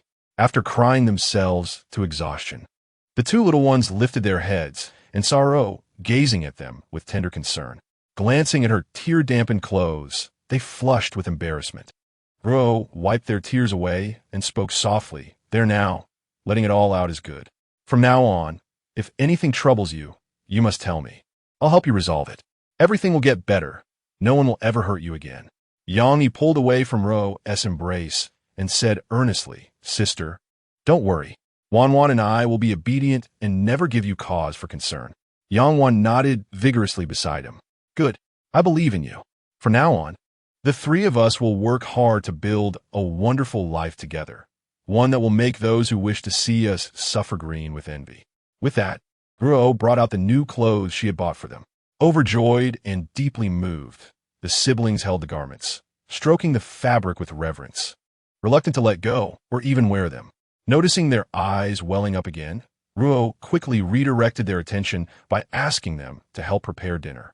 That evening, Ruoruo decided to cook herself. It had been too long since she last did so. She rummaged through the fridge and retrieved a bunch of garlic sprouts to stir-fry with pork. Then, she rendered lard and prepared a wild vegetable soup. The crispy pork cracklings made for a fragrant addition to the dishes. As the oil sizzled, the two children, no, all three of them, salivated in anticipation. Urging Yang Yi to stoke the fire, Ruo swiftly cooked the meal, and soon the trio feasted heartily. Chapter 39. Plans. Just as they finished cleaning up after dinner, Yang Wu arrived. Ruo walked him around the plot of land, explaining her vision. 6 rooms, a parlor, 3 bedrooms, a kitchen, and a storage room. Though there was nothing to store for now, after the corn harvest, it would be necessary. She couldn't keep everything in her space forever. As for the interiors, she preferred the traditional heated Kong beds of the northeast over wooden ones. This way, they wouldn't fear the winter cold. In the memories of the original owner, winters here were bitterly cold with snowfall, and every year she would huddle up, shivering uncontrollably. Throughout the season, Ruo's hands and feet would be plagued by chilblains, painful, itchy sores that healed only to reappear. As for the courtyard, Ruoruo had no grand demands, save for enclosing the entire acre of land within high walls. This was to prevent old Lady Yang from stirring trouble. Only towering barriers could keep her at bay. After listening to Ruo's plans, Yang Wu nodded, though he admitted he didn't understand the concept of the Kong heated brick bed. Ruoruo patiently explained its mechanism, and Yang Wu grasped it immediately, praising her ingenuity. Flustered, Ruoruo scratched her head. It wasn't that she was particularly clever, but rather that her mind held knowledge unknown to this era. Yang Wu proposed building the house facing south, explaining that such an orientation would maximize sunlight, aid in winter warmth, and shield against the frigid northern winds. Ruoruo was pleased and requested larger windows, a detail Yang Wu accepted without question. After all, they were merely hired labor, bound to fulfill the client's wishes. After finalizing the details, they settled on a price of 55 taels, 30 paid up front, the remaining 25 upon completion. Ruoruo need only wait for the move-in day. With the agreement sealed, Yang Wu departed, promising construction would begin in 3 days. Ruoruo and the siblings brimmed with anticipation. Once he left, she called the children aside and asked what furnishings they desired for their future rooms. Yang Wan spoke first, hesitantly. "Sister, may I have a wardrobe, a desk, and perhaps a bronze mirror?"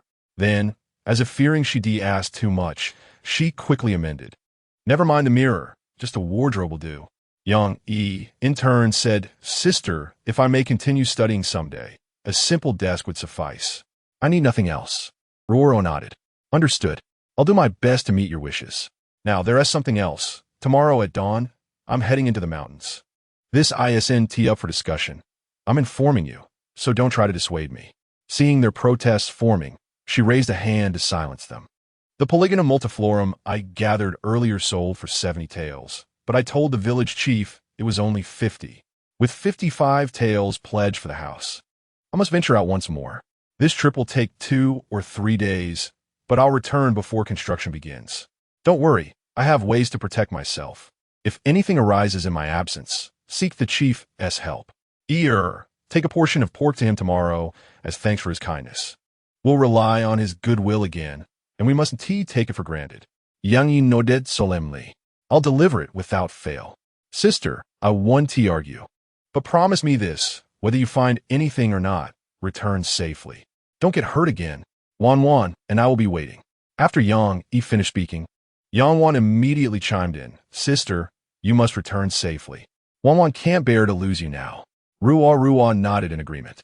From the very beginning, she had resolved to cherish these 2 children as her own, and they proved to be extraordinarily considerate, requiring little to no supervision. Even in her absence, the siblings never slacked off, diligently tending to the farm work without fail. This time, Ruoruo planned to venture into the mountains for 3 days. With ample food and water stored in her space, she needed only a basket as a pretense. After conversing a while longer, the trio prepared to rest. Once the siblings fell asleep, Ruoruo entered her space again. Lying on the ground were two wild boars, their blood still fresh despite 2 days having passed, a testament to the space's remarkable preservation. Yet, she couldn't leave them indefinitely. They had to be either consumed or sold. At times, Ruoruo marveled at the space's extraordinary capabilities. Was it a storage room? Yet it nurtured all manner of crops. A separate world? Yet she could come and go freely. It had sunlight, wind, preservation, cultivation, nearly every function one could desire. Truly an astonishing golden finger. She wondered if other transmigrators possessed such an incredible advantage. The vegetables in the space had grown noticeably taller. Preoccupied with earning money, Ruoruo had neglected to check on those in her garden, nourished by the spring water. The fruit trees had sprouted new leaves, growth that would take a week outside, achieved here in a single day. After a brief inspection, Ruoruo washed up and retired to bed. Tomorrow, she would enter the mountains again and needed to conserve her energy.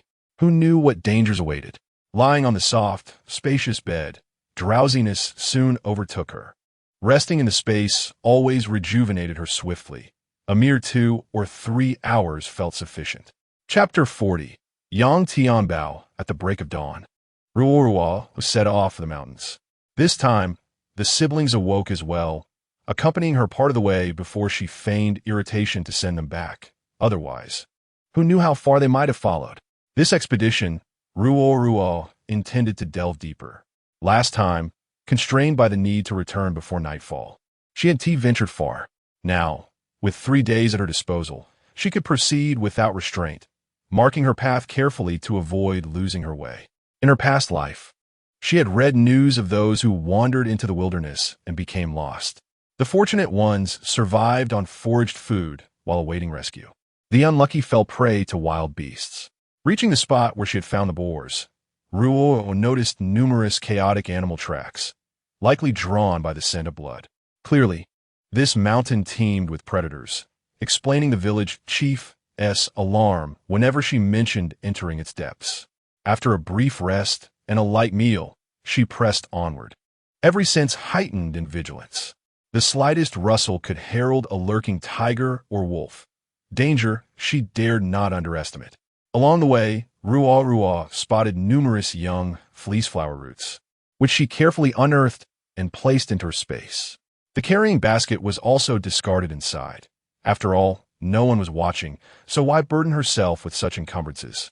She also encountered various common medicinal herbs.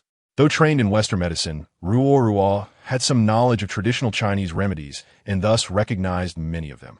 Whenever she came across other useful plants, she would pause to gather them, regardless of their market value. Having something was always better than nothing. By midday, hunger began to protest, and Ruoruo sought shade to rest. After a moment's thought, she retreated into her space to prepare a simple bowl of egg noodles to satisfy her appetite before resuming her journey. Venturing deeper, she soon decided against going further and resolved to thoroughly search the nearby area, marking her path as she went. As she wandered, a foul stench assaulted her senses. Unsure whether it was the remains of some small animal, Ruoruo hesitated, but ultimately retrieved a mass from her space and approached cautiously. Upon drawing nearer, she realized the source of the odor was not an animal, but a human corpse. As a physician, Ruoruo had encountered death before, so the sight did not unsettle her greatly. Instead, she found herself puzzled. Why would a body lie here when the villagers dared not enter these mountains? The remains had been ravaged by wild beasts, leaving little more than a skeleton with scattered fragments of decaying flesh from which the stench emanated. The bones had been torn apart, yet the upper torso revealed a missing arm, an old injury, cleanly severed rather than mauled by animals. The realization struck her. This could only be Yang Tianbao, the father of Yang Yi and Yang Wan. The discovery confirmed what the siblings had feared yet secretly hoped against. Their father would never return. Though they had clung to the faint possibility of his sudden reappearance, Ruoruo, too, had entertained the thought. Now, that hope could be laid to rest. Unwilling to leave Yang Tianbao exposed to the wilderness, Ruoruo retrieved a shovel from her space and began digging a grave. While she could have transported his remains back, doing so would only deepen the children's grief, perhaps even traumatize them. In a way, Yang Tianbao had saved her. Had he not purchased her, her stepmother might have sold her to someone far worse. After burying him, Ruoruo returned to her space to bathe and change, tossing her soiled clothes into the washing machine. She left no marker or memorial, doubting anyone would ever return to pay respects, including herself. Chapter 41. Peril with the task completed, Ruoruo resumed her search nearby. Had Yang Tianbao come here with purpose? Or had he, like her, wandered aimlessly? She suspected the former. Having spent over a decade in military camps, Yang Tianbao's sharp instincts far surpassed Ruoruo's. He must have discovered something significant to venture here, only to meet his demise under the claws of a wild beast. Ruoruo searched meticulously and cautiously. If a grown man like Yang Tianbao had fallen here, how much more vulnerable was she, a delicate woman? After circling the area several times, she spotted a small plant bearing crimson berries in the distance.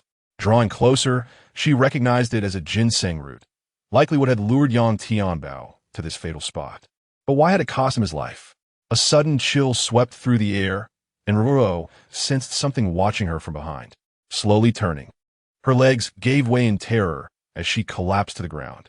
Standing mere meters away was a towering black bear, its unblinking gaze fixed upon her, saliva dripping from its jaws.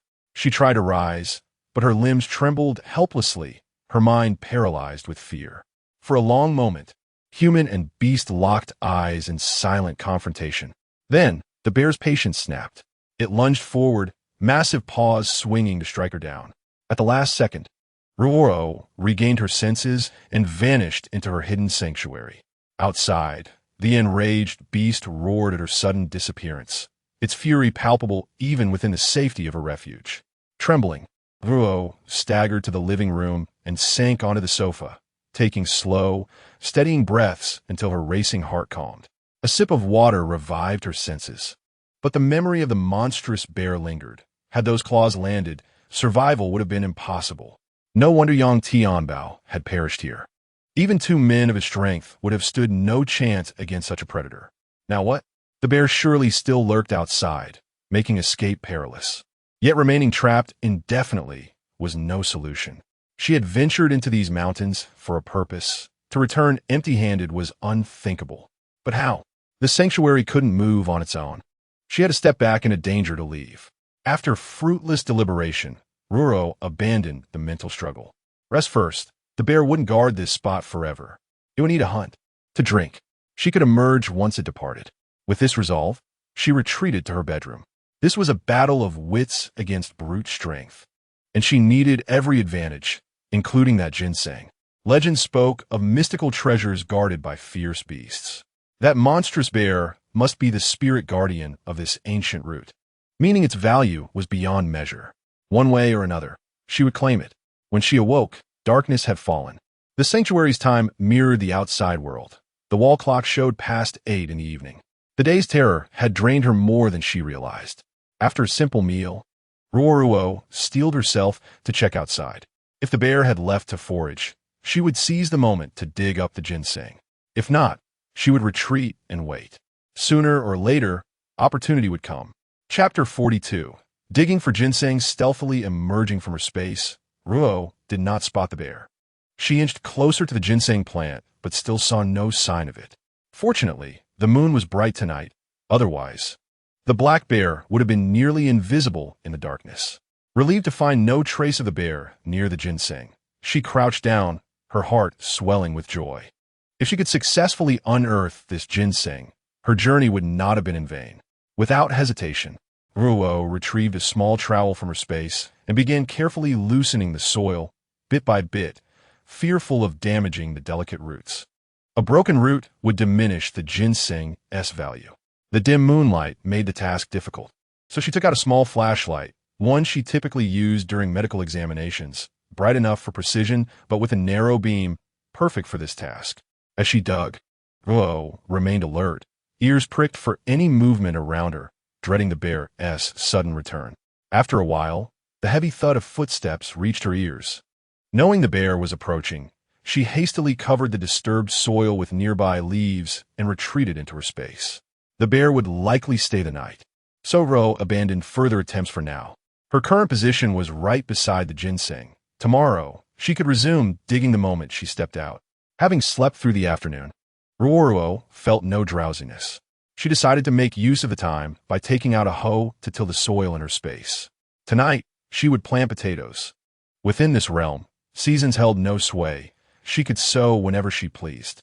If she planted them now, they might be ready for harvest by the time they could be grown outside, multiplying her seed stock. She fetched about 4 or 5 pounds of potatoes from the kitchen, cutting each into sections with at least one sprouting eye. The prepared pieces filled 2 neat rows. After watering them, Ruoruo put away the hoe, satisfied with her work. Back inside, she found herself with little to do. Though she had moved her household here, modern entertainment was inaccessible. No television, no phone, no way to brush up on ancient knowledge. Bored, she wandered into the kitchen, thinking to pass the time by baking. She settled on making a cake, gathering the ready ingredients and preheating the oven. She baked a cake and a few egg tarts, setting them aside for later when hunger struck. By the time she finished, drowsiness crept over her. After a quick wash, she retired for the night. At the first light of dawn, Ruoruo awoke, eager to check whether the bear had left. If it was gone, she could resume digging. She was reluctant to linger here, locked in a standoff with the beast, yet unwilling to abandon the precious ginseng. After some deliberation, she resolved to take the risk. The moment she stepped out of her space, she was met with a pair of venomous eyes. Startled, she immediately retreated back inside. The bear must have returned to find the disturbed soil and was now guarding the ginseng in fury. Enraged by Ruoruo's sudden appearance and disappearance, the beast roared, clawing at the ground and nearby trees, its sharp talons stripping bark and splintering wood in its frenzy. After a long bout of rage, the bear finally calmed, collapsing beside the ginseng and drifting into sleep. Ruoruo was utterly vexed. At present, she could neither unearth the ginseng nor make her escape, leaving her stranded in her spatial realm with nothing but mounting anxiety. If only someone could divert that massive black bear away. Even if it meant forfeiting the prized root, returning home safely was paramount, was it not? Suddenly, an idea struck her. It was summer, and the sweltering heat was relentless. Though the bear might endure hunger, thirst would inevitably drive it away. By noon, when the sun blazed fiercest, the creature would surely retreat in search of water. Recalling her journey the previous day, she had seen no trace of a water source nearby, meaning the bear would likely be gone for some time. This was her golden opportunity. She had to seize it. Chapter 43. Success. Ruoruo remained vigilant within her space, attuned to every sound outside. As the hours crept toward midday, the temperature steadily climbed. Just as she had anticipated, the great black bear could bear it no longer and lumbered off in search of drink. The moment the heavy footfalls faded into the distance, Ruoruo emerged, retrieving the tweezers from the night before and resuming her excavation. The daylight worked in her favor, hastening her progress. Before long, she had unearthed an intact ginseng root and swiftly stored away, ready to flee. Yet as she turned to leave, her peripheral vision caught a glimpse of 2 crimson berries peeking through the tall grass nearby. Another plant. Torn between delight and apprehension, she hesitated. What if the bear returned abruptly? But the thought of leaving such a treasure behind gnawed at her. Resolute, she decided to proceed, even if it meant another day of waiting. She dashed over, parting the grass to resume her work. The soil here was loose, and soon, another ginseng of comparable size lay in her hands. This time, she wasted no time. Following the markers she had left the previous day, she bolted. A mere 500 or 600 meters later, the bear's enraged roar echoed through the woods. Its fury was palpable. Had she lingered, she would have been torn apart without mercy. Not daring to tarry in the mountains, Ruoruo resolved to head home early. The 2 ginseng roots were already a substantial haul. Greed would only court disaster. And now, having provoked that colossal beast, another encounter might not end so favorably. She trekked along her markers for what felt like an eternity. By her estimate, she was nearing the mountain's edge, though she had yet to reach the spot where she had found the wild boar. Still, the bear was surely far behind now. As dusk settled, Ruoruo chose to halt. Night travel was perilous. Predators prowled in the dark, and though her space offered refuge, She couldn't guarantee she'd always evade danger in time. That morning's close call had left her shaken. She found a secluded nook and slipped into her space. They were nearing the mountain's outskirts now. Others might wander in. The last thing she needed was an unexpected encounter. Imagine someone's shock if she materialized before them mid-forging. Ghost? Monster? No. Ruoruo wished only to live quietly as an ordinary soul. After entering the space and having a meal, Ruoruo took a bath and went to bed. Lying there, she recalled the nerve-wracking battle of wits with the giant black bear, her heart still trembling with fear. She vowed never to engage in such perilous endeavors again. It was far too dangerous. Had the bear reacted just a fraction faster, she wouldn't have had time to dodge. A single swipe of its paw would have sealed her fate. Money was important, but not at the cost of her life. After this harrowing experience, she resolved never to return, deciding instead to seek more legitimate means of livelihood. Foraging for herbs in the mountains was no task for a woman. The villagers' attitudes made it clear. Even the men avoided the mountains at all costs. Yet she had ventured in time and again. Once or twice might be chalked up to luck, but repeated success would inevitably arouse suspicion. Why was it that others lost their lives in those treacherous peaks, while she not only emerged unscathed, but also returned laden with treasures? She knew better than to gamble with human nature. It was best for everyone to remain on equal footing, for envy could fester even in the hearts of one's own kin. The next morning, Ruoruo rose and wandered the nearby area, gathering common medicinal herbs before shouldering her basket and heading home. By the time she arrived, it was already noon. Ordinarily, smoke should have been curling from the chimney as the midday meal was prepared, yet instead, a crowd had gathered at her doorstep. What was happening? The construction wasn't scheduled to begin until tomorrow. Why had they all come today? Had something happened at home? Chapter 44. She must be dead puzzled. Ruoruo quickened her pace. Before she even reached the house, a familiar voice pierced the air. You two little bastards, abandoned and none the wiser. Building a house? That jinx. What skills could she possibly have to earn money for construction? And here you are, naively waiting for her return. Who knows? She has probably run off with some roe by now. Old Lady Yang's acrid words reached Ruoruo's ears. No, my sister just went into the mountains to gather herbs. She would never abandon us. Yang Wan's defense sounded feeble against the old woman's mocking laughter. Old Lady Yang's voice rang out again. Into the mountains? That cursed wretch? Only fools like you would believe such nonsense. She has long gone with some scoundrel, and one be coming back. Hand over the deed now, and perhaps I'll show mercy by taking you in. Otherwise, you'll starve to death. Then Yang's voice cut in. Grandmother Yang, don't spew such slander here. My sister isn't that kind of person. She has been good to us and wouldn't abandon us. Even if she did, we'd never surrender the deed to you. Not even if it were just the two of us left. At that moment, the village chief arrived in haste. The crowd parted to let him through, but as Ruoruo was at the very back, obscured by others, he didn't notice her.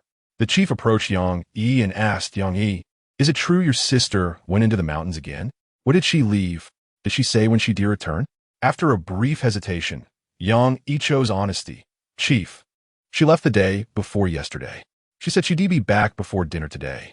But before then, Grandmother Yang came and started causing trouble, insisting my sister had run off and demanding the deed. Did she lay a hand on you?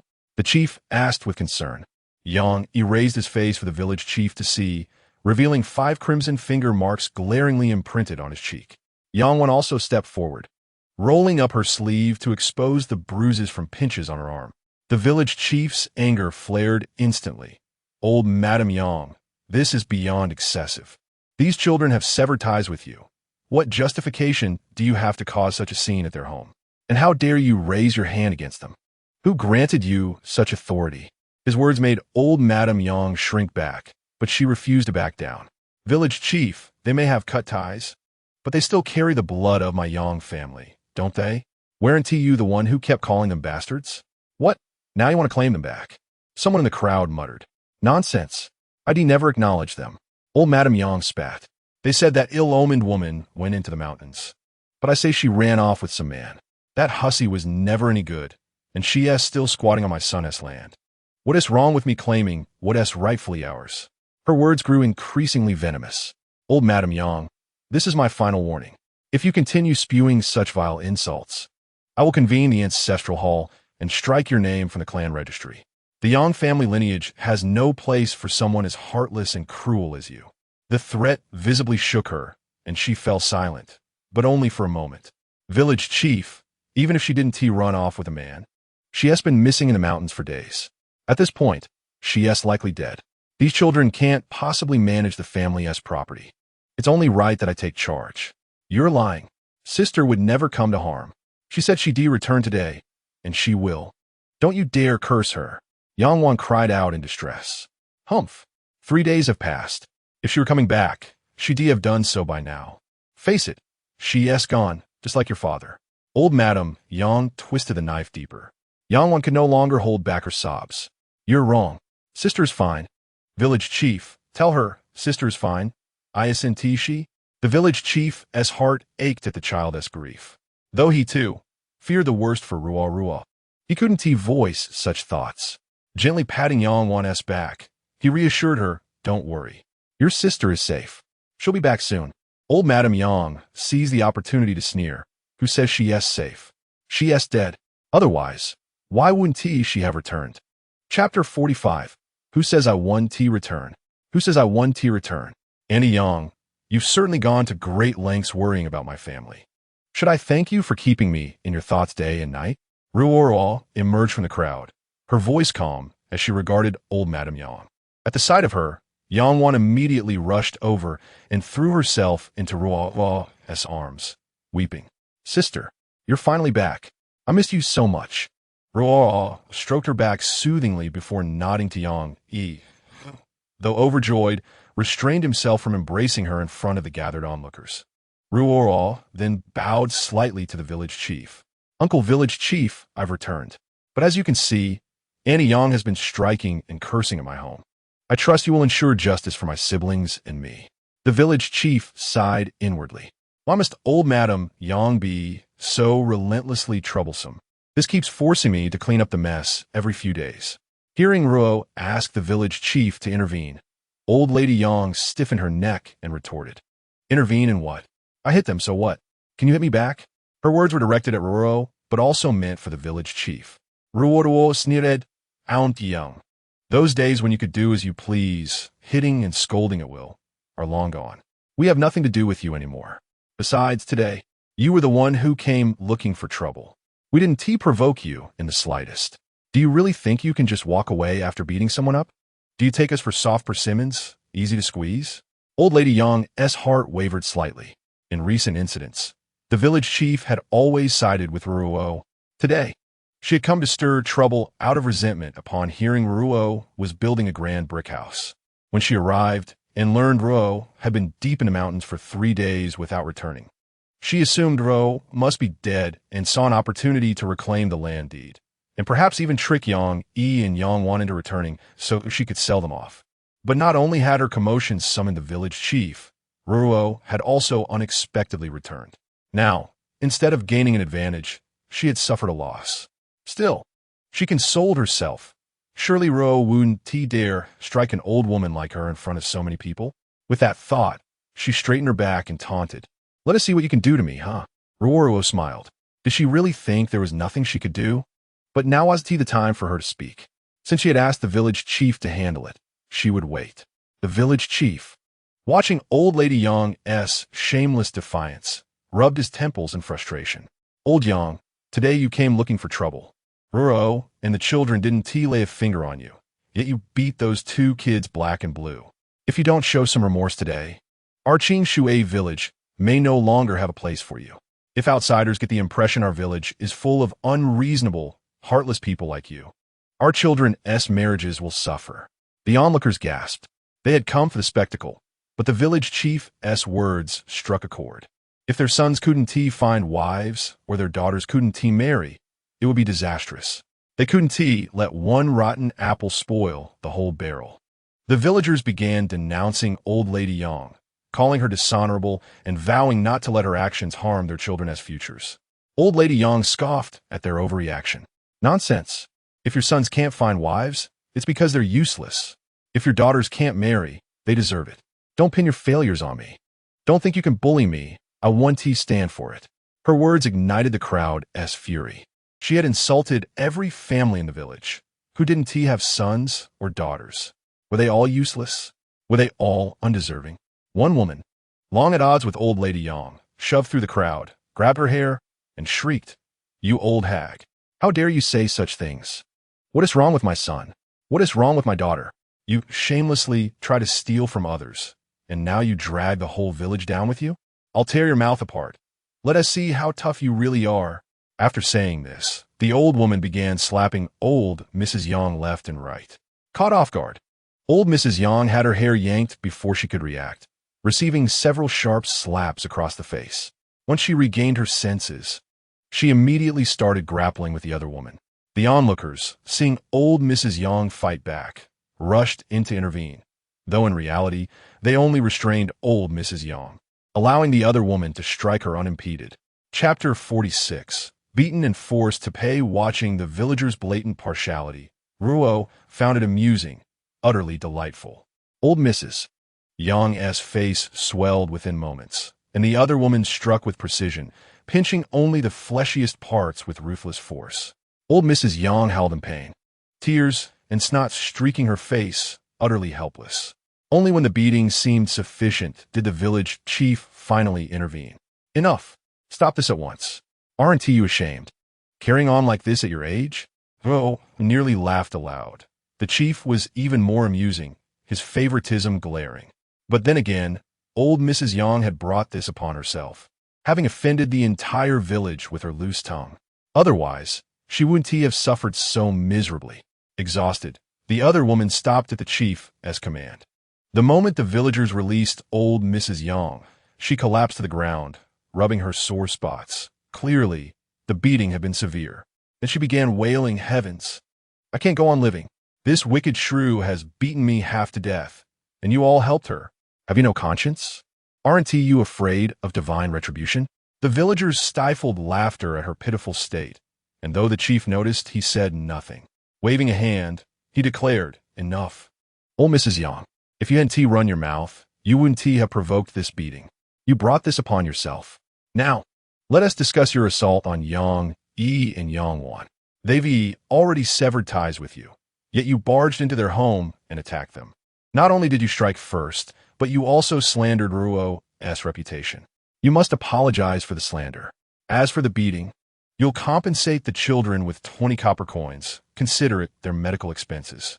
At the mention of payment, old Mrs. Yang forgot her injuries, leaping up in protest. "Why should I? I only slapped those bastards a few times and pinched them. Why should I pay? Medical expenses? They don't deserve it." The chief's brow furrowed deeply. "Even now, you refuse to repent, still calling them bastards. Even if they weren't young Tianbao's children, they've cut ties with you. Well, why do you have to insult them? In court, such words would earn you a slap. If you refuse to pay, fine, we'll all testify before the magistrate, accusing you of assault. And while we're at it, we'll mention how you seized land granted by the court. Let the magistrate decide whether you deserve punishment, compensation, or even jail time." The villagers jeered in agreement, some even grabbing old Mrs. Yang as if to drag her to court. Terrified, her legs gave way. After a moment's hesitation, she reluctantly pulled 20 copper coins from her pocket and handed them to the chief, her eyes burning with resentment. The chief accepted the coins and passed them to Yang Yi, who received them with solemn gratitude. The village chief had no intention of letting old Lady Yang off so easily, demanding that she apologize to Ruoruo, though the old woman wished to make a scene. Under the watchful gazes of the villagers, she could only grit her teeth and mutter an apology. Ruoruo did not press further, merely saying to old Lady Yang, "Auntie Yang, I hope this is the last time. If I ever hear you verbally abuse my siblings again or see you lay a hand on them, I won't hesitate to make you pay, even if it costs me my reputation. You'd best behave." With that, old Lady Yang shot Ruoruo a venomous glare before stomping off resentfully. Seeing the spectacle over, the villagers dispersed as well. Only then did the chief turn to Ruoruo and say, "Child, you mustn't venture into the deep mountains again. It's far too dangerous. Your house will soon be built, And if you're short on silver, I can lend you some. Repay me whenever you're able. Don't take such risks. Look what happened in just 3 days of your absence. What if you never returned? What would become of those two? I can't always be here to defend them. Ruoruo nodded solemnly. I understand, Uncle Chief. This time, I gathered some medicinal herbs in the mountains. Selling them should cover the construction costs. I appreciate your kindness. But I want to go back, never again. Her tone was resolute, leaving the chief with nothing more to say. With a wave, he turned and left. Chapter 47. The cruel truth after the chief's departure. Ruoruo led the children inside. Setting down her basket, she examined Yang-E's swollen cheek and Yang-Wan's bruised arms, her heart heavy. Without a word, she stepped out briefly, returning with ice from her space to soothe Yang-E's face and freshly baked egg tarts for Yang-Wan. Though curious, Yang-Wan asked no questions. She trusted her sister implicitly, ready to support her unconditionally. Once Yang-E's swelling had been tended to and the treats distributed, Ruoruo sorted through the herbs in her basket. Concealing her actions, she retrieved a ginseng root from her space and placed it on the ground. This trip was eventful. She said softly, "Sit on the bed, and I'll tell you everything." Obediently, the siblings settled onto the bed, egg tarts in hand but untouched. Their eyes fixed on Ruoruo in anticipation. I found ginseng in the mountains, she began, lifting the root for them to see. It's even more valuable than the fleece flower. Selling it will ensure we lack nothing for a long time. Their eyes sparkled with hope until Ruoruo's expression darkened. But there is something else. Brace yourselves. After a pause, she continued, her voice gentle yet firm. I saw your father. Their faces froze in shock, but before they could speak, she added, he is gone. I buried him. Though they had long suspected this outcome, hearing it confirmed struck like a blow. Tears spilled silently down their cheeks, their grief profound but restrained. Ruoruo continued speaking softly. He must have lost his life trying to gather that ginseng. A massive black bear was guarding it. Your father was devoured by that very beast. By the time I arrived, only his bones remained. I waited until the bear left to forage, then buried your father where he lay and retrieved this ginseng. Though the truth was brutal, Ruoruo believed they deserved to know. While hope is precious, sometimes a harsh reality can ignite one's spirit. Elder sister, so father truly isn't coming back, is he? Yang-Wan asked, her voice trembling as if seeking final confirmation. No, he isn't, Ruoruo replied gently. But he loved you deeply. Though he can no longer return, he will watch over you from the heavens. So, lift your hearts and live well. That is the finest tribute you can offer him. Do you understand? Her heart ached as she gazed at the siblings. Their faces streaked with tears, yet she trusted they would heal. Yang Ipulet Yang Wanda on Tuko Tu before Ruoruo. She did not stop them, knowing this act would help them release their grief. Elder sister, thank you for all you've done for us, and for laying our father to rest. From now on, we have only you, Yang-E murmured before bowing again. Ruoruo drew them into her embrace, her voice tender yet firm. Enough now. What is done is done. The departed are at peace, but the living must carry on. I know you understand. The siblings nodded, clinging to her as fresh tears fell. Ruoruo held them silently, her hands soothingly stroking their backs until, exhausted, their sobs quieted. When she glanced down, they had drifted into sleep, their cheeks still damp. After settling them onto the bed, Ruoruo stepped outside for air. Behind the house, she inspected the vegetable garden. The sprouts watered with the spring's magic had already broken through the soil, while the others showed only faint shoots. Marveling at the spring's potency, she resolved to use its water for all their needs. She watered the neglected patches, replenished the bucket with spring water, then prepared lunch. The morning's turmoil had left them all famished, the siblings, freshly returned from the fields before their ordeal, and even the heartbroken egg tart had refused food earlier. They would surely wake hungry. From her spatial fridge, Ruoruo retrieved meat and a cabbage. A simple meal of steamed rice, stir-fried meat, and cabbage soup would suffice. Soon, the aroma of food filled the house. She roused the siblings, whose spirits, though still heavy, seemed lighter than before. Ruoruo offered no further comfort, trusting time to mend their wounds. Chapter 48. Breaking ground after the meal, the trio returned to the fields to weed the corn. Supper was a modest affair. For tomorrow marked the start of their new home's construction, a prospect that left them too exhilarated to sleep until well past midnight. Once the siblings slumbered, Ruoruo retreated to her space. She planted the second ginseng there, reserving it for future emergencies or dire need. Next, she unsheathed her dagger to butcher the two wild boars. In her past life as a surgeon, she had performed countless operations. Dismembering a boar should pose no challenge. Ruo grasped the dagger and began by skinning the pig, then meticulously portioned the meat. She fetched several buckets and basins from the kitchen to store the meat before placing them back in the kitchen. After processing 2 pigs, Ruoruo was drenched in sweat and utterly exhausted. She washed away the lingering scent of blood in the bathroom before retiring for the night. The next morning, Ruoruo rose early to boil water and prepare breakfast. Today marked the commencement of their house construction, and she needed to brew tea for the laborers. Though meals weren't provided, tea would be served generously. The tea leaves, of course, came from her secret space, though she dared not bring out the finest quality, opting instead for modest bilyuakun, which would suffice for the workers. Just as the 3 siblings finished their meal, Yangwu arrived with a crew of 15 robust young men. Ruo recognized only Yangwu among them, though the others were familiar faces from the village, names unknown. After exchanging greetings, Ruo busied herself with serving tea, while Yangwan laid out bowls on a patch of straw spread across the ground. Laking brupeteros. They made do with bowls purchased during Ruo's previous trip to sell medicinal herbs. Yangwu pulled Yang Yi aside, insisting that as the man of the household, he must strike the first shovel for the foundation. Yang Yi hesitated, arguing that Ruoruo, as the head of the family, should perform the task. Yet Ruoruo refused as well, asserting that the household's future would ultimately rest on Yang Yi's shoulders. Relenting, Yang Yi took up the hoe and broke ground. And so, the construction of Ruoruo's grand brick-tiled house officially began. The 3 siblings watched the bustling workers with uncontainable excitement.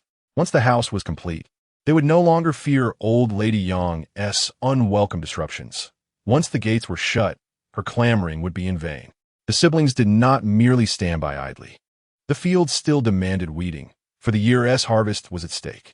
Since they could contribute little to the construction, tending to the crops took priority. Along the way, villagers greeted Ruoruo, inquiring how she had earned enough to build a house. Without concealment, she admitted to venturing deep into the mountains to dig up and sell Polygonum multiflorum. Ruoruo's mountain excursions were no secret. The village chief himself had inspected the herbs she brought back. She saw no need for deception. Though whether others would follow her example was not her concern. Envy was inevitable, yet few dared brave the perilous wilderness. Wealth was desirable, but what use was money without life? The siblings toiled in the fields until sunset before leisurely returning home to prepare supper. By then, the workers had already departed. Ruo inspected the site. The foundation trenches were fully dug, a testament to the efficiency of many hands. After dinner, the 3 retired early. Tonight, Ruoruo refrained from entering her secret space, choosing instead to sleep outside. With ongoing construction, unexpected visitors might arrive at any hour, and remaining vigilant was prudent. The house progressed swiftly. During this period, Ruoruo and her siblings maintained a strict routine between home and fields. She had yet to sell the ginseng, waiting instead for the roof beam to be raised. Once that milestone was reached, she planned to commission furniture from a carpenter and explore potential business opportunities in the county town. 20 days passed in the blink of an eye, and Ruo finally welcomed the day of the roof beam raising ceremony. According to village tradition, this occasion called for inviting the entire community to celebrate at one's home. Being unaccustomed to such affairs, Ruo sought the village elder's advice. The elder suggested that the feast need not be extravagant. A single meat dish accompanied by 3 vegetable dishes would suffice, provided the portions were generous. For staple food, mixing wheat flour with cornmeal would do, as this was the customary practice throughout the village. With these guidelines, Ruoruo felt reassured and returned home to prepare after expressing her gratitude. Chapter 49. The roof beam raising the day before the ceremony. Bo journeyed to the county town to sell her ginseng and purchase provisions for hosting the village elders and laborers. While meals weren't typically provided for workers, the roof beam raising day was an exception that demanded hospitality. At the herbal clinic, the elderly physician happened to be present. Upon seeing Ruoruo, he inquired about her offerings that day. When she presented the ginseng, his eyes lit up with astonishment. He hadn't encountered such an aged specimen in decades. This ginseng, he declared, was at least a century old. Ruoruo herself was taken aback, realizing why the massive black bear had been guarding it. It was indeed a rare 100-year ginseng. The transaction concluded with the physician purchasing the precious root for 200 taels of silver. Gazing at the weighty silver ingots, Ruoruo's joy was immeasurable. Though the physician offered banknotes for convenience, she declined, finding tangible silver more reassuring than flimsy paper promises. She carefully placed the ingots in a cloth pouch within her bamboo basket before departing.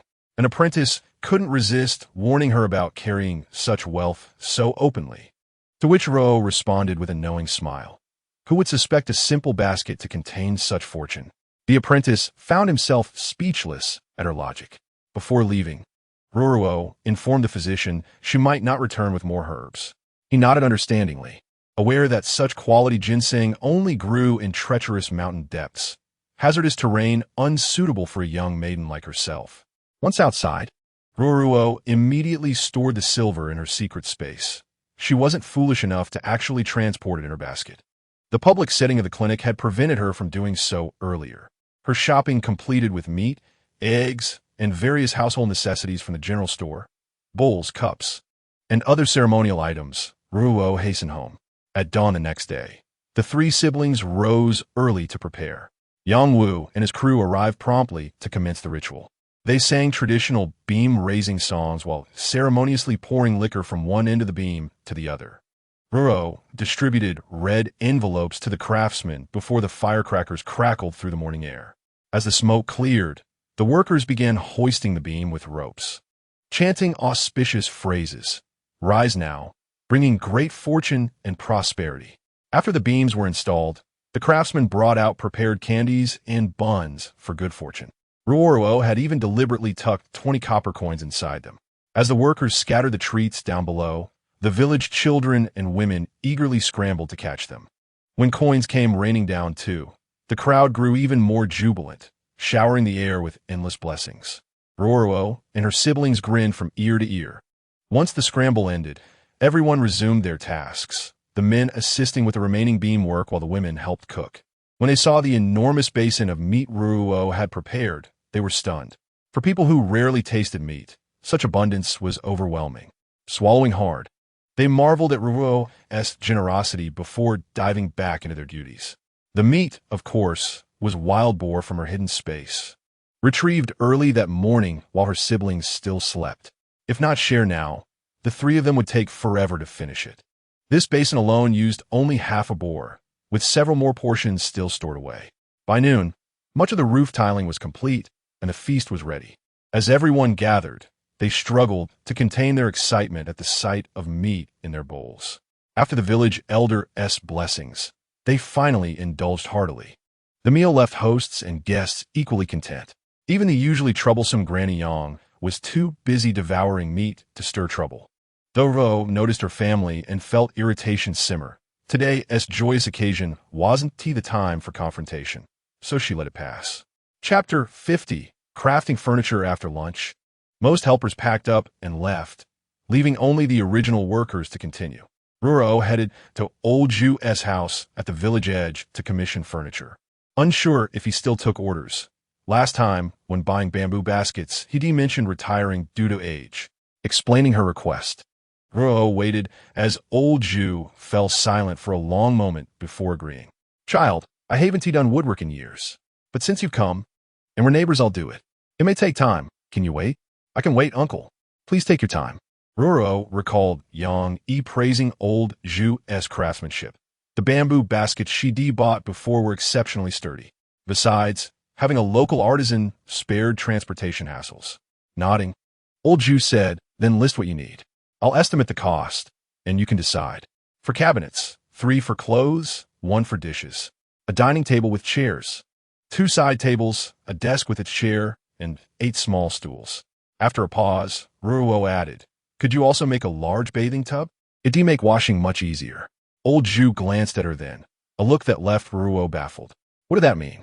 Without giving Ruoruo a chance to inquire further, Old Man Zhu nodded in agreement. "It can be done. I'll have my son assist me, and we'll strive to finish before your house is completed." "Wonderful. How much silver will you require?" Ruoruo was delighted by Old Man Zhu's words. If they could truly finish before she moved in, that would be ideal. "You've ordered quite a few items, so altogether it will cost 1 tael of silver. Is that acceptable?" Old Man Zhu studied Ruoruo as he spoke. Ruoruo wasn't entirely sure whether the price was fair, but since Old Man Zhu hadn't cheated her when she bought the bamboo baskets last time, she trusted he wouldn't now. Nodding, she retrieved a tael of silver and handed it to him. Yet Old Man Zhu didn't take it. Instead, he said, "No need to pay in advance. You can give me the silver after inspecting the finished work and confirming your satisfaction." Ruoruo didn't insist. After thanking him, she returned home. Standing before her half-tiled house, she smiled. Soon, she would have her own room in a brand-new home. Then she remembered she had just ordered a bathtub from Old Man Zhu, but her house had no bathroom, nor did it have a proper toilet. How could she have overlooked something so essential? She promptly sought out Yang Wu and requested the addition of a bathroom and a toilet. Yang Wu agreed and offered a suggestion.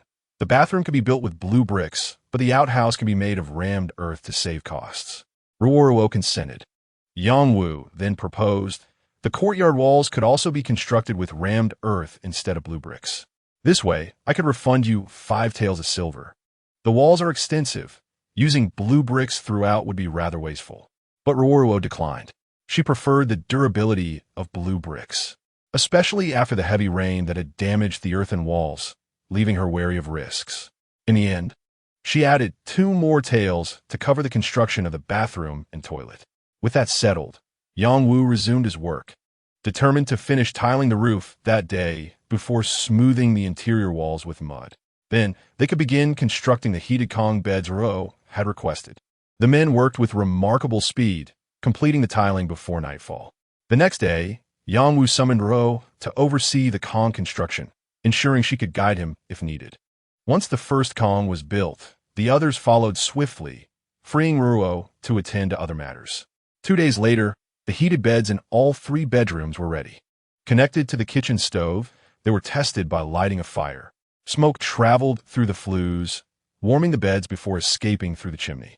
Ruoruo inspected each room to ensure no leaks before instructing Yang Yi to continue heating the beds until they dried completely. With the interior nearly finished, the courtyard walls remained, a massive undertaking requiring countless bricks to enclose the entire acre of land. Yet Ruoruo didn't begrudge the expense, knowing the walls would spare her future troubles. A few days later, the walls stood complete. Once the main gate was installed, the house was officially finished. The 3 siblings circled their new home again and again, thoroughly pleased. Though it couldn't compare to Ruo's former villa in this village, only the headman's residence surpassed theirs in grandeur. Every detail had been meticulously crafted. Chapter 51, Moving the Furniture after paying the remaining balance to Yang Wu. Ruoruo prepared to purchase her belongings and move into her new home. Having her own room would make life much more convenient. She then visited Old Man Zhu's house to check if the furniture was ready. Over a month had passed since the construction of the new house began, and now that it was complete, all that remained was the furniture. Upon entering Old Man Zhu's courtyard, Ruoruo's eyes widened in amazement. The craftsmanship was exquisite. Even someone accustomed to modern techniques couldn't help but admire the old man's skill. Suddenly, she wondered if the 1 tael of silver she had paid was too little. Noticing Ruoruo's arrival, Old Man Zhu approached with a smile. "Young lady, are you satisfied? If everything meets your expectations, I'll have my sons borrow a cart from the village chief to deliver them to your home." Ruoruo nodded eagerly. "More than satisfied. Thank you so much, uncle. Your craftsmanship is truly unparalleled." She promptly took out the silver from her sleeve and handed it to him. Without hesitation, Old Man Zhu accepted the payment and instructed his sons to arrange the delivery. Ruoruo returned home to wait, and soon the furniture arrived. Old Man Zhu's 2 sons handled the moving, sparing Ruoruo and her siblings from lifting a finger. They only needed to direct where each piece should go. Once placed, the house instantly felt like a home. The only thing missing now was their belongings, which meant a trip to the county town the next day. After the delivery, Ruoruo offered 20 copper coins to the brothers as a token of gratitude. Though they initially refused, insisting it was their duty, Ruoruo insisted, and they eventually accepted. In these times, 20 coins could buy 10 pounds of flour, enough to sustain a family for days. The brothers left in high spirits, and Ruoruo saw them off with thanks. Back inside, the siblings excitedly examined the furniture. No longer would they have to squeeze onto one bed. Each would have their own room. Look, sister, such a beautiful wardrobe. Can I keep my clothes in here? And this bed, it's so big. Is it really just for me? Yangwan bounced around Ruoruo in delight. Young Yi, though equally thrilled, remained more composed. Ruoruo patted Yangwan's head. Yes, this room is yours now. You can do whatever you like in it. Just remember to keep it clean, or people will laugh at you. Yangwan nodded enthusiastically. Turning to Yang Yi, Ruoruo asked, have you seen your room yet? Is there anything you like changed? Just tell me, and I'll take care of it. Yang Yi shook his head. No, it's perfect. Thank you, sister. Though usually reserved, his excitement was unmistakable. Ruoruo smiled. Good. Tomorrow, I'll take you both to the county town. Think carefully tonight about what you'd like. We'll buy whatever you want. Once we return, we can finally settle into our new home. Let's discard the old quilts and such. Tomorrow we'll buy everything brand new. Moving into a new home calls for fresh furnishings, and from now on, our lives will only get better and better. Sister, can I really buy whatever I want? Yangwan asked tentatively, while Yang Yi watched Ruo with hopeful eyes. Of course, Ruoruo replied. Our house is built now. Once the gates are closed, no one can enter. Everything inside is safe. And we don't have to worry about those people from before causing trouble anymore. Both siblings knew exactly who Ruo meant by those people, Grandmother Yang. But now, they had the confidence to live freely, unburdened by fear. For dinner, Ruo and the siblings cooked together. She retrieved wild boar meat and scallions from her spatial storage, then picked some baby bok choy from the garden to stir-fry into a savory sauce, deliberately adding chili peppers for spice.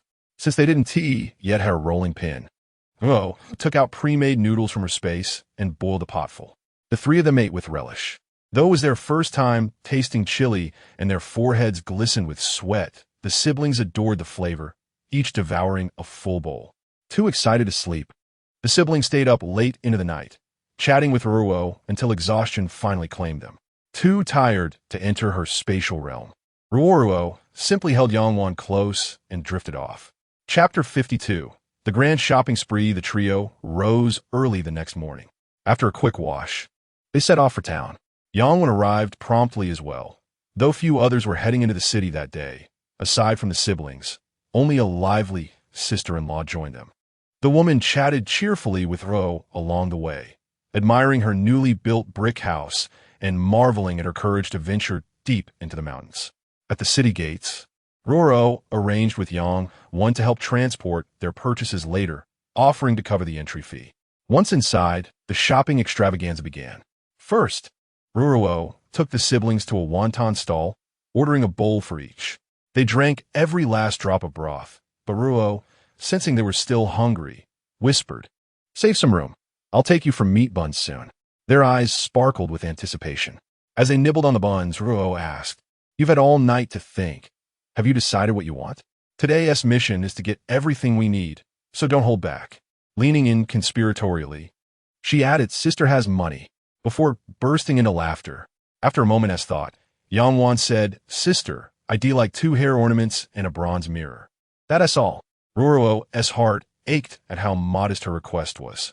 Turning to Yang Yi, she prompted, "And you, either?" Yang Yi hesitated before shaking his head, insisting he needed nothing. Ruoruo knew what he desired. She simply wanted him to voice it, to learn to advocate for himself. But since he remained silent, she didn't press further, leading them instead to a fabric shop. There, she purchased 3 cotton quilts, 2 outfits, and pairs of shoes for each of them, having skipped footwear last time due to uncertainty about sizes. Yangwan selected 2 pink velvet hairpins, which looked delightfully playful once she wore them. "Let's leave the purchased items here for now. We'll collect them all together later." After leaving the fabric store, We visited the general goods shop to restock on bowls, plates, cups, basins, spatulas, spoons, rolling pins, oil, salt, and other daily necessities. Similarly, we left these items there before heading to the blacksmith's to buy an additional cooking pot. Relying on just one pot was terribly inconvenient. Having to finish cooking rice before preparing dishes meant the food would grow cold by the time it was ready. While tolerable in summer, this would be quite troublesome in winter. Noticing Yang Yi's distracted demeanor, Ruoruo shook her head and led the siblings to a stationery shop. At the entrance, she could feel Yang Yi's grip on her hand tighten. Kneeling to meet his gaze, Ruo spoke earnestly. I know you wish to continue your studies. Last night, when I asked what you wanted, I already sensed your desire for writing materials. Yet you hesitated to voice it, which disappoints me slightly. I hope you'll learn to speak up boldly for what you want in the future. If I hadn't guessed your wish today and we'd returned empty-handed, wouldn't you have regretted it? Lowering his head, Yang Yi murmured an apology. Ruoruo shook her head gently and guided them inside. The shop assistant promptly attended to them. But faced with the array of inkstones, ink sticks, and brushes, Ruoruo felt overwhelmed. Though her late father-in-law in her past life had been a renowned calligrapher, she had never taken interest in such tools. Delegating the task to Yang Yi, she watched as he selected with practiced ease, clearly no stranger to these items. This puzzled Ruoruo. How could Yang Tianbao, an illiterate villager, have raised such a child? According to the village chief, Yang Tianbao's salary was always sent to old Lady Yang, leaving no funds for schooling. Combined with the siblings' reaction when the old woman called them bastards upon Ruo's arrival, it seemed plausible they weren't Yang Tianbao's biological children, though their true origins remained unclear. Soon, Yang Yi made his choices. As they left, he explained cautiously, "Sister, I picked mid-grade inkstones and ink sticks. Cheap ones were out too quickly, costing more in the long run. The paper is of lower quality since it's disposable and used frequently. Do you agree?" He studied her anxiously, aware that the 5 taels spent could have bought years' worth of flour. Next, Ruoruo purchased 20 chicks, 10 ducklings, and 5 goslings, entrusting their care to Yang Wan, who delighted at the prospect of future eggs. Chapter 53. A new home finally. After buying meat and lard, they headed to the city gate to fetch Yang Wan. Yang Wan helped Ruoruo load her belongings onto the ox cart until it was completely full. Ruoruo apologized sheepishly to Yang Wan, as the loaded cart meant he couldn't transport other passengers. Yang Wan waved off her concerns with a reassuring gesture, then lifted Yang Wan and Yang Yi onto the cart before driving back to the village. Having already paid upon entry, their departure was smooth and unhindered. Ruoruo lingered behind, hoping to find additional seeds, knowing the cart couldn't accommodate her anyway. She revisited the general store, only to be disappointed by the same limited selection. However, at the fruit sapling vendor, she secured lychee seedlings, an unexpected delight. With no further purchases in mind, she hurried home, arriving shortly after Yang Wan's cart. After unloading, Ruoruo insisted on tipping Yang Wan an extra 10 copper coins in gratitude. Though he initially refused, she pressed Yang Yi to hand them over, and Yang Wan eventually relented before departing with his cart. The 3 siblings then carried their belongings to their respective rooms, arranging their new living spaces. Tonight, they would sleep in their freshly furnished home. The newly bought chicks and ducklings were temporarily housed in the thatched shed, awaiting the completion of their proper coop. In town, Ruoruo hadn't purchased a bronze mirror for Yang Wan, nor had Yang Wan asked again. Ruoruo hadn't forgotten. She intended to gift her a mirror from her hidden stash. Among her possessions were 2 small mirrors, gifts from a friend during her move, preserved meticulously over the years. Now they would serve perfectly. Bronze mirrors of this era were costly and offered poor reflections, scarcely better than water. Once her own room was settled, Ruo brought a mirror to Yang Wan's chamber. Yang Wan had just finished arranging her sparse furnishings, a bed, a wardrobe, a table, and a stool, leaving the spacious room feeling bare. "Elder sister, I've tidied up. Do you think it looks nice?" Yang Wan asked eagerly, pulling Ruoruo inside. Ruoruo nodded, then revealed the mirror hidden behind her back. Yang Wan froze, mesmerized by her own clear, vivid reflection, something bronze could never achieve. "Is this a bronze mirror? It's so sharp. Wan loves it." She clutched the mirror, unable to tear her gaze away. Ruoruo chuckled. No, it's not bronze, but it's far better. It shows our Wanwan's lovely face perfectly. Yangwan placed the mirror delicately on her table, stealing one last glance before hugging Ruo in delight. Ruo ruffled her hair and suggested they check on Yang Yi. Peeking into his room, they found him red-eyed, tenderly stroking the inkstone he bought earlier. Not wishing to intrude, Ruoruo quietly led Yangwan away. The sisters then plucked fresh greens from the garden, chopping them finely to feed the poultry. Afterward, they organized kitchenware into the cupboard. Most garden vegetables were ready for harvest, though a few struggled, likely due to improper planting. Vo, inexperienced in gardening, had sown them hastily without regard for season. The poorly growing vegetables were simply uprooted by Ro to feed the chickens and ducks, after which she sowed new seasonal seeds. Initially, she had considered transplanting the uprooted seedlings into her secret space, but upon reflection, she realized vegetable seeds weren't expensive, and the sudden disappearance of the seedlings would be difficult to explain. Thus, she decided to feed them directly to the poultry. Though Yangwan felt a pang of heartache, she refrained from objecting, as she never stood in the way of her elder sister's decisions. Chapter 54. Housewarming feast. Having completed these tasks, Ruoruo set about preparing dinner. Today marked their first day in the new home, and she intended to celebrate with a proper housewarming meal. She retrieved the meat purchased earlier, planning to braise it in soy sauce, then gathered fresh leeks from the garden for a stir-fry with eggs. A simple cabbage soup and sot pea shoots rounded out the meal, though most of the other vegetables weren't yet ready for harvest. From her hidden space, she procured cilantro, scallions, and dried tofu skin to assemble a refreshing cold dish. 5 dishes and a soup, quite the lavish spread. Ruoruo began by washing and cubing the pork belly, its marbled layers of fat and lean meat perfect for braising. She heated oil in the wok, caramelized sugar to achieve a rich hue, then tossed in the meat, stirring until the fat rendered. After adding water, scallions, ginger, and an assortment of spices, she covered the pot to simmer for half an hour. The aroma of braised pork soon filled the air, drawing Yangwan's drooling anticipation. Unable to resist, Ruo plucked a tender piece, blew on it gently, and popped it into her sister's mouth. The melt-in-the-mouth richness exploded across Yangwan's taste buds, leaving her nearly speechless. Sister, this is incredible. I've never tasted anything so delicious. What is this called? And what did you put in it? Ruoruo didn't keep her in suspense. It's red braised pork. I use scallions, ginger, sugar, bay leaves, star anise, and soy sauce.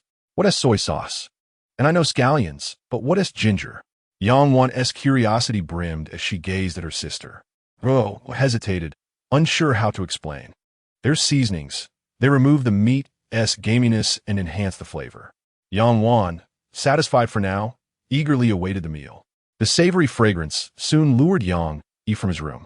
Entering the kitchen, he found Yangwan fixated on Ruo's every move, determined not to miss a single step. Once all dishes were ready, Yangwan swiftly served rice and laid out chopsticks, impatient to begin. She beckoned Yang Yi to join them. Only when Ruo took her seat did the trio start their meal. By the end, both siblings were stuffed, as was Ruo herself. It had been ages since they indulged so heartily. Though the beam-raising feast had been ample, the crowd meant they held back, leaving them still hungry.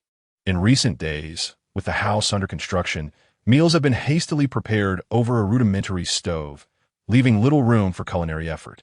Now, with a proper kitchen, cooking would be far more convenient. Ruo silently resolved to replenish the siblings' lacking nutrition, determined to nourish them back to rosy-cheeked health. After dinner, the siblings took charge of cleaning up while Ruo retreated to her room, not to enter her secret space, but to tally her silver. She had plans to send Yang Yi to school. Yang Tian had managed to save a sum of money, which, combined with the proceeds from selling the fleeceflower root and ginseng, amounted to 288 taels of silver, along with some scattered copper coins. The major expenses had been constructing the house, furnishing it, and purchasing grain, totaling approximately 80 taels. Currently, they still possessed over 200 taels, sufficient to sustain the 3 of them for many years if spent prudently. However, education was an extravagant endeavor, It was said that the annual tuition alone cost 10 taels. And when factoring in writing materials, stationery, and daily sustenance, the total expenditure for a year of schooling could easily surpass 20 taels. Moreover, medical expenses for occasional ailments could be quite burdensome. Calculating thus, even 200 taels would not last indefinitely. The most pressing matter now was to secure a reliable source of income to avoid exhausting their savings. Venturing into the mountains was no longer an option. They had to explore alternative avenues. Ruoruo summoned Yang Yi to her chamber and informed him of her decision to send him to school. Overjoyed, Yang Yi vowed to study diligently, aspiring to attain scholarly honors in the future and repay Ruoruo's kindness with filial devotion. Yet, a significant dilemma remained. Where should he study? Ruoruo harbored no fondness for the village's scholar, though she couldn't quite articulate why. Perhaps it stemmed from his role in drafting the divorce letter for old Lady Yang. Enrolling Yang Yi in the county academy was another consideration, but his tender age made her apprehensive about potential bullying. The more Ruoruo pondered, the more her head throbbed with indecision. Resolving to seek clarity, she decided to consult the village chief the following day. Chapter 55. Harvesting potatoes after sending the siblings off to bed. Ruoruo closed her door and retreated into her spatial realm. She first inspected the vegetables she had planted. After a month, most had ripened, yet she refrained from harvesting them. The garden outside already provided ample produce for the three of them, nourished by the same spring water, rendering their flavor nearly identical to those within the space. Most astonishingly, the crops within the realm remained perpetually ripe, neither rotting nor withering unless she chose to gather them. This spatial dimension was nothing short of miraculous. The potatoes, sown just over a month prior, should have required 2 to 3 months to mature under ordinary circumstances. Yet here, growth was exponentially accelerated. Defying seasonal constraints, one could plant and harvest at will. Ruoruo resolved to unearth the current batch, and sow another. By late July, a second planting would yield a harvest around mid-September, allowing her to transplant them outdoors by October. Successfully cultivating potatoes would forever alleviate their food scarcity. It seemed that emulating accomplished transmigrators indeed bore fruit. Now, all she needed was an opportune moment to introduce the potatoes to the outside world, preferably with the village chief's involvement. Once he witnessed their benefits, she could mobilize the entire village to cultivate them, ensuring no one would ever fret over sustenance again. Harvesting the potatoes proved effortless, the soil within the space loose and yielding. What had begun as 5 caddies of seed potatoes now yielded an estimated 300 caddies, a staggering bounty. Ruoruo recalled that in her previous life, television programs cited potato yields ranging from 3 to 5,000 caddies per moo, with some even reaching 8,000. Given the spatial realm's enhancements, her harvest likely surpassed even the highest recorded yields. Rather than storing the unearthed potatoes, Ruoruo promptly sliced them into segments for replanting. 300 caddies now would burgeon into 10 or even 20,000 caddies next cycle. The efficiency of cultivation within this space was nothing short of extraordinary. If potatoes are indeed high-yield crops, even a most modest cultivation outdoors could yield at least 2,000 caddies per moo, surpassing the output of corn and wheat by several times. Ruoruo isn't certain about the current per moo yield of cornfields, but it's undoubtedly meager. Without modern fertilizers like urea or controlled-release fertilizers, relying solely on limited organic manure results in poor productivity. Moreover, most villagers only raise a few chickens and ducks, with very few households keeping pigs or cattle, further diminishing the supply of manure. Ruoruo ponders whether she could produce compost herself. If successful, wouldn't agricultural yields increase significantly? The benefits wouldn't just be hers alone. If widely adopted, fewer people would suffer from hunger. However, as a doctor with no expertise in agriculture, her knowledge is limited to occasional news segments on television. She understands that this requires gradual experimentation and cannot be rushed. After working for a while, Ruoruo senses that it's getting late and sets aside her tasks to prepare for bed. Tomorrow, she must visit the village chief to discuss Yang Yi's schooling. Ideally, the matter would be settled promptly. If not, she might directly enroll him in the county school. Though young, Yang Yi is self-sufficient in daily life and would likely adapt well. In this era, education is a luxury. Most families exhaust their resources without guaranteeing they can support a scholar. Hence, the majority of villagers are illiterate, some even unable to write their own names. From Yang Yi's careful selection of writing materials today, Ruoruo deduced that he had received an education, likely from an early age. If they truly aren't Yang Tianbao's children, their origins must be either wealthy or noble. Yet the siblings remain tight-lipped, and Ruo refrains from pressing further, since they followed Yang Tianbao to this remote village to hide. It's clear they wish, or need, to remain undiscovered. Ruoruo decides not to dwell on the matter. For now, they are her younger siblings, and her duty is simply to protect and nurture them. Chapter 56. Education. Early the next morning, after breakfast, Ruo takes Yang Yi to the village chief's house. Passing by Old Lady Yang's home, Old Man Yang spots them and rushes out, hoping to speak. But before he can utter a word, Ruoruo and Yang Yi stride past without so much as a glance, ignoring him entirely. Dejected, Old Man Yang shakes his head and returns home. Old Lady Yang, noticing his sullen expression, questions where he's been, but he ignores her and retreats to his room. Though tempted to make a scene, she restrains herself. Starting the day with conflict is hardly auspicious.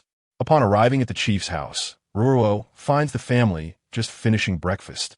Yang Wen's wife warmly ushers them into the courtyard, offering stools and engaging Ruo in conversation.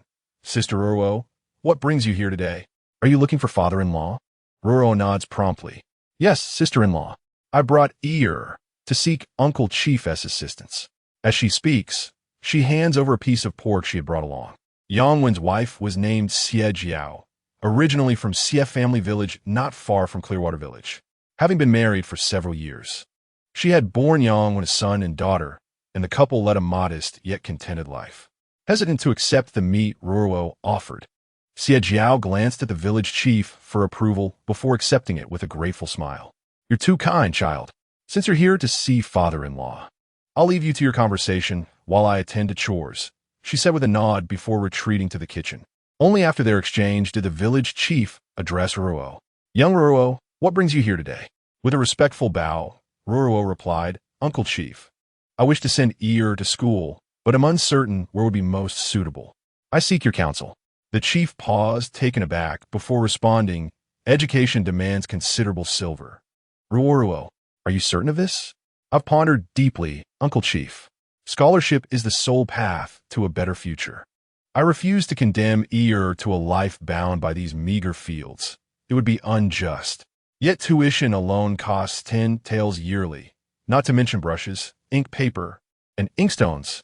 The expense is substantial. Having just built your home, your coffers must be depleted. Are you truly prepared for this now? The chief's gaze flickered toward Yang Yi, who kept his eyes downcast in silence. Ruoruo acknowledged the chief's well-meaning pragmatism. I understand your concerns, uncle, and have weighed them. But no hardship should befall a child's future. I must strive for their sake. Ear's thirst for learning is evident, and I believe scholarly pursuit is his only means to rise above.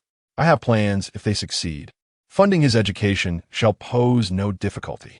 Seeing her resolve, the chief relented. After a thoughtful pause, he suggested, perhaps he might first study under our village's scholar Zhang for 2 years.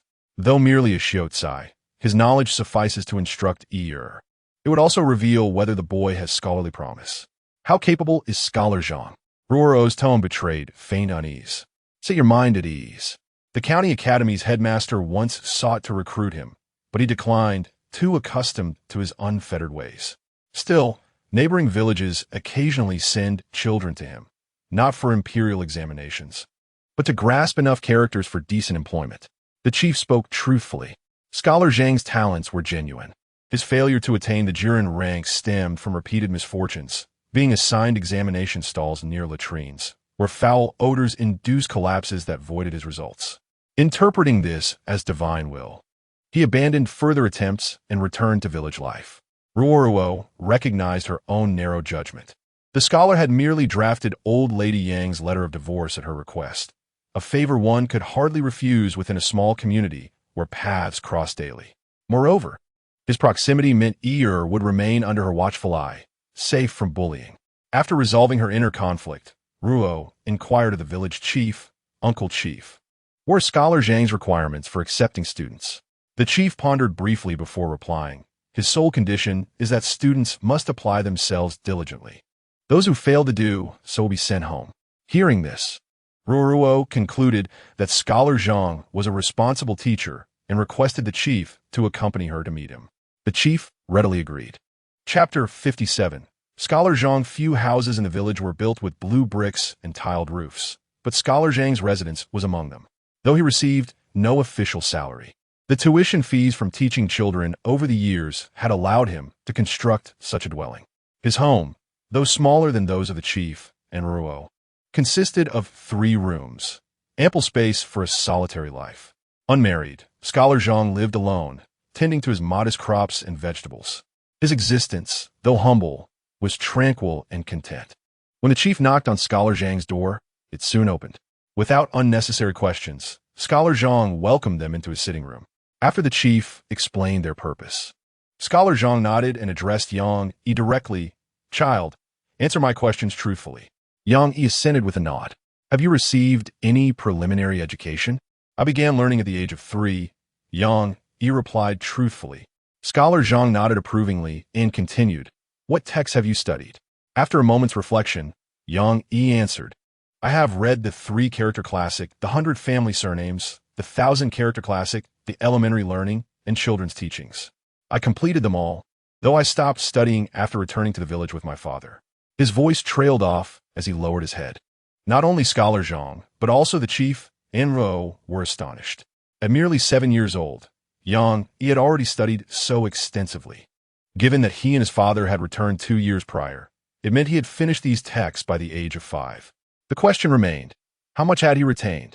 Scholar Zhang proceeded. Then recite the 1,000-character classic for me. Recite as much as you remember. No need to force it. Yang Yi flawlessly recited the entire text.